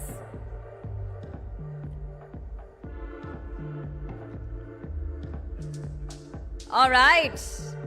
Thank you once again and congratulations. Our next category, ladies and gentlemen, is Real Estate Lead Generation Platform of the Year. And the winner is REPP Tech.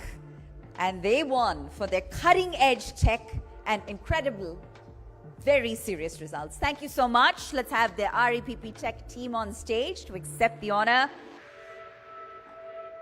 ETNow.in, Realty Conclave and Awards 2025 salutes you. We celebrate your accomplishments. All right, and we move on to our next category, which is Excellence in Budget Segment Homes, up to 50 lakhs. And the winner is Shrivan Group. Could please have the team on stage. Kolkata-based Shrivan Group is a diversified conglomerate with interest in real estate, QSR and EdTech. Committed to transparency and trust, they deliver quality spaces from homes to retail.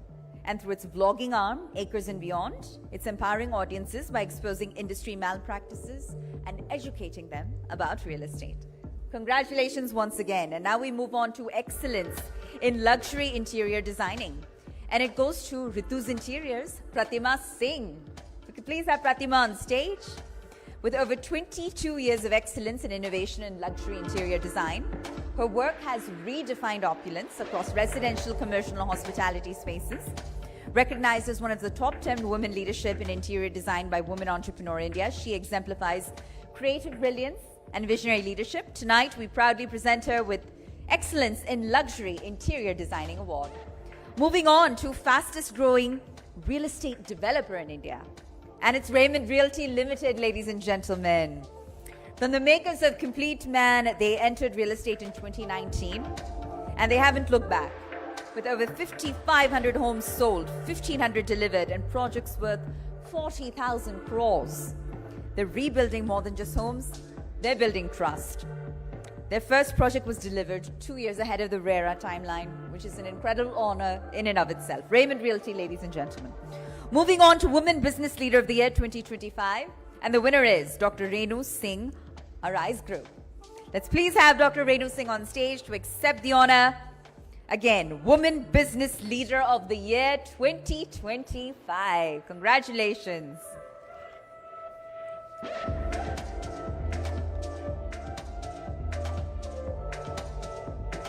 All right.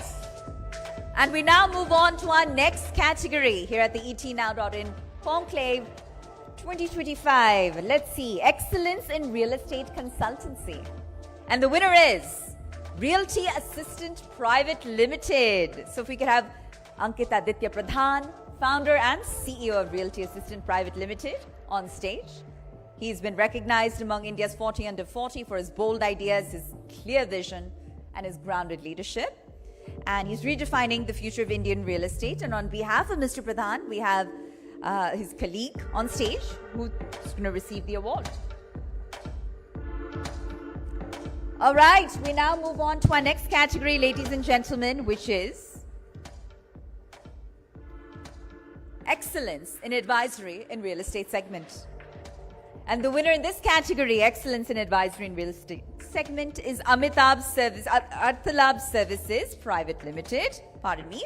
So Mr. Somdatta Basu, CEO of Arthalab Services Private Limited, is a dynamic entrepreneur. He's led the company to a 3-digit turnover in the year 2024-25 alone, with 70% profitability. And they are focused on the advisory of AA-rated corporates and real estate developers and have a massive track record with a 100% delivery rate. Arthalab Services Private Limited, Excellence in Advisory in Real Estate segment. Okay, congratulations once again, Mr. Basu. And now we move on to Emerging Brand of the Year. And the winner is, for Emerging Brand of the Year, Kriva Dr. Gautam Kanodia. Dr. Gautam Kanodia, founder of Kriva and Kanodia Group. If we could please have you on stage to accept this very special honor, sir. All right. Congratulations once again. Our heartiest congratulations. A proud moment. And with that, we move on to our next category, ladies and gentlemen, Most Promising Real Estate Brand. And the winner is SPJ Realty. So if we could have Mr. Mithul Jain, Managing Director of SPJ Group, come on stage and receive the award. Let's have you on stage, sir. Most promising real estate brand.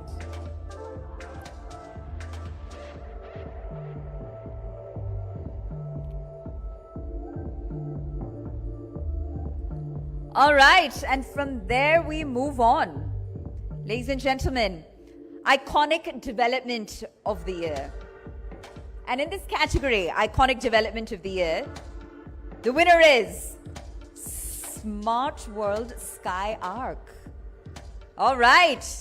And they are inspired by the architectural marvel of Marina Bay Sands. And this extraordinary project stunned everyone by selling out completely within just 36 hours of its launch.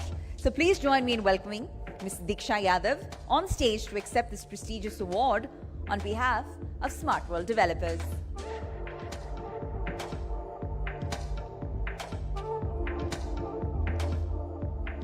All right, congratulations once again, Ms. Yadav. And now we move on to Leading Developer of the Year. Once again, the winner for Leading Developer of the Year is Smart World, ladies and gentlemen. All right. This goes to a true trailblazer in the industry. Smart World developers with landmark projects such as Smart World Orchard, GEMS, 1DXP, The Addition, and SkyUp. They set new benchmarks and redefined excellence across the sector. So, Anush Sharma now joins us on stage to accept this recognition on behalf of Smart World developers. Congratulations once again. All right, now we move on to excellence in outstanding sales leadership. And this one goes to, ladies and gentlemen, Vineet Davar, President Sales and Strategy of Elan Group. So if you could please have Vineet on stage to accept this honor, to accept this incredibly prestigious recognition. All right, next is India's most trusted real estate consultant. And the winner is BOP.in. If we could have the BOP.in team on stage. Their approach combines market intelligence, pricing strategy, and deep industry insights to help buyers, investors, and developers make informed decisions. So partnering with industry giants like Gore, Mixon, Godrej, Bhutani Group, Prestige, M3M, and also with international collaborations with Danube, Dasnak, bringing unparalleled expertise to every transaction there is.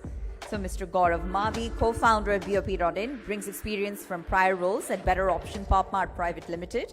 He holds an MBA in Finance and Marketing from the Indian Institute of Planning and Management with a robust skill set that includes real estate development, property management, real estate transactions, investment properties, and more. And with that, we move on to our next category, India's largest custom home construction company. And the winner is, ladies and gentlemen, Brick and Bolt. So Brick and Bolt is India's #1 tech-enabled construction company with operations across over 10 cities, over 7,000 homes delivered, and over 470 quality checks in every project. They're setting new benchmarks in residential construction. And now we move on to excellence in creative and digital marketing in real estate. And the winner in this category is GFT Technologies, Mr. Satish Singh. Please, we could have Mr. Satish Singh on stage from the GFT team to accept this very special honor. Congratulations once again, sir. And this is, of course, India's largest custom. Congratulations, the winner in excellence in creative and digital marketing in real estate. And now we move on to excellence in residential interior design. And the winner is Saila's Interiors, Moiz Sailawala. If we can have Moiz join us on stage, ladies and gentlemen, it's a pleasure to present him. And here he brings the brilliance and the innovative principal designer of Saila's Interior Designing Studio, which is based on the vibrant city of Mumbai, Maharashtra. So he is renowned for his cutting-edge designs and his visionary aesthetics. And Mr. Sailawala is redefining residential interiors, setting new benchmarks in style and sophistication.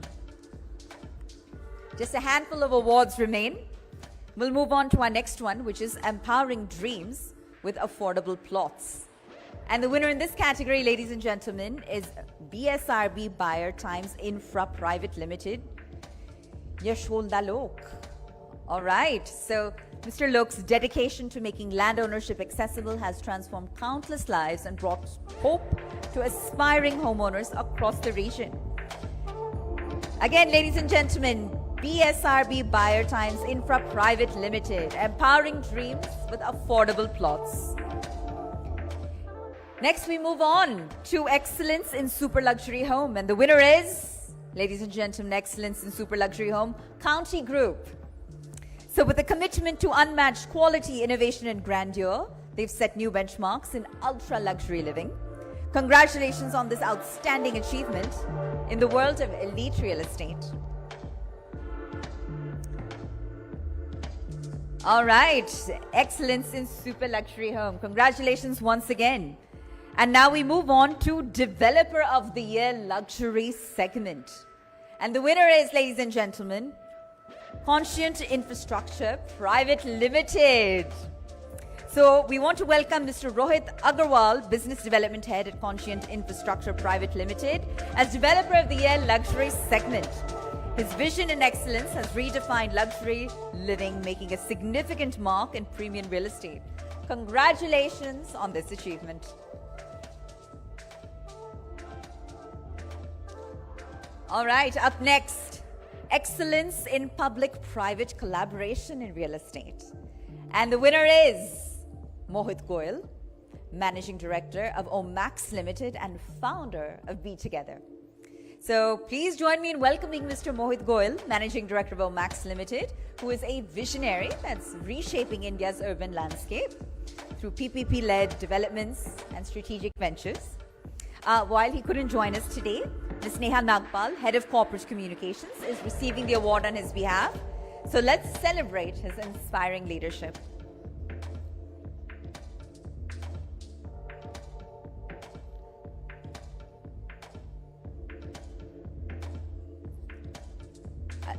Okay, now we move on to Luxury Interior Design Project Award. And the winner is, ladies and gentlemen, Ganga Realty, Nandaka 84. All right, congratulations. And receiving the award is Mr. Vikas Garg and Mr. Neeraj K. Mishra from its leadership team. Congratulations once again. This is Luxury Interior Design Project Award, and it goes to Ganga Realty for Nandaka 84. And now we move on to our most trusted real estate brand of the year. And in this category, most trusted real estate brand of the year, the winner is HCBS Group.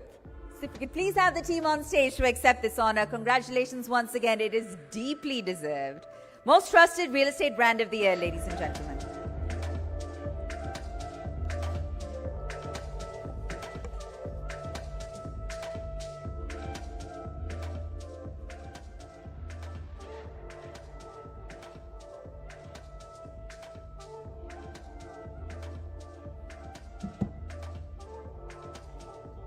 All right, and we now move on to Client Experience Leader Real Estate. The winner is Wealth Choice Infratech. So Mr. Shyam Sharma, who's the founder of Wealth Choice Infratech Private Limited, is a trusted name, known for ethical entrepreneurship and investor-first values. Congratulations once again, Shyam, for this special honor. The category is Client Experience Leader Real Estate, Wealth Choice Infratech.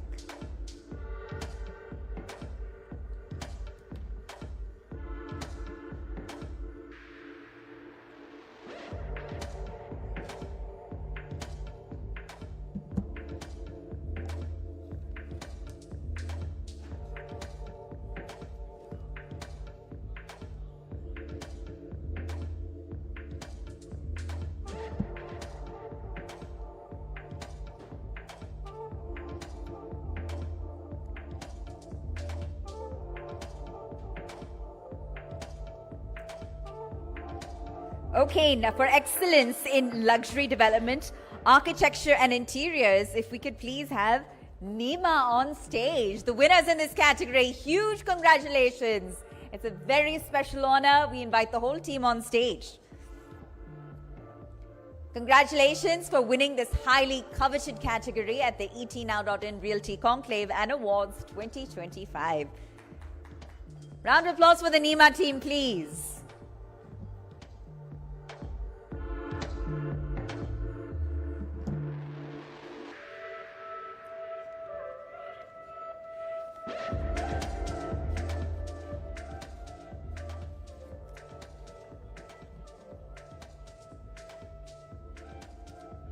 Thank you once again, and our congratulations to the entire NEMA team. We wish you all the continued success. And with that, Pooja, I ask that you please remain on stage with us as we now know and acknowledge ET Now.in Realty Conclave and Awards stems from a collaborative effort.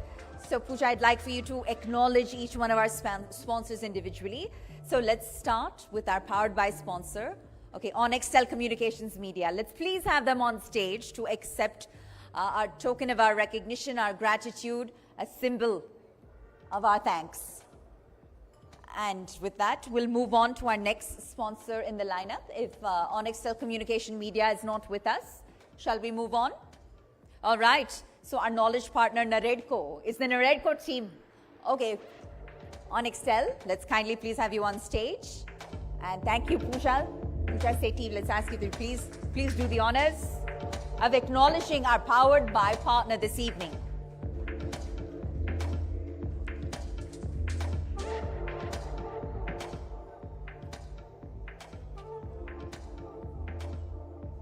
Thank you once again to the Onextel Communication Media team.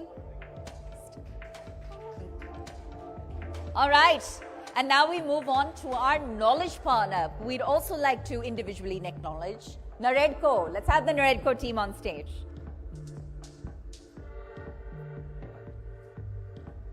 All right, we'll now move on to our workspace partner, Office Banao. Can we have representatives from Office Banao on stage?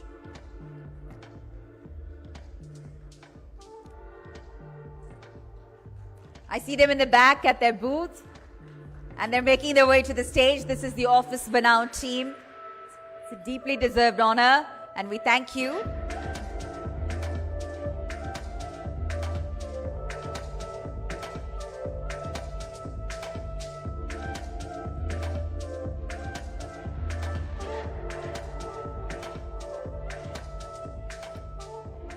All right, and we now move on to our SM REIT partner. We want to acknowledge them again. REPL, let's please have the REPL team on stage to accept this honor, to accept this recognition, and a token of our thanks. Okay, let's move on to our luxury gaming partner, ArgMac. If ArgMac's in the room, we'll kindly please have you on stage.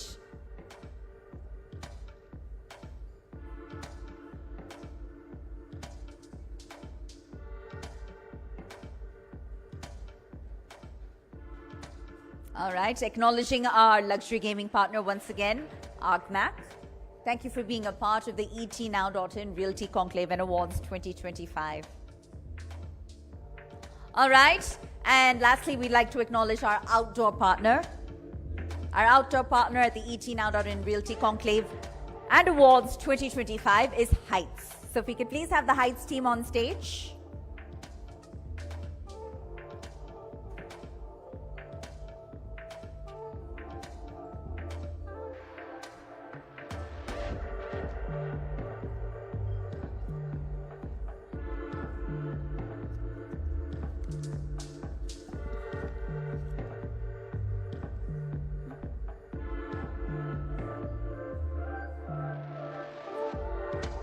Thank you once again to the Heights team and all of our sponsors for the support that they lend. It is invaluable. And thank you, Pooja, for joining us in acknowledging the entire team of sponsors here at the ET Now.in Realty Conclave and Awards 2025. All right, so ladies and gentlemen, as we wrap this incredible day of insights, ideas, and inspiration, a heartfelt thank to all of our speakers, to all of our partners, to all of our panelists, and of course you, the audience, for being a part of the ET Now.in Realty Conclave and Awards 2025. Let's continue to together shape the future of Indian real estate. Until next time, stay inspired, stay visionary. Thank you and good night.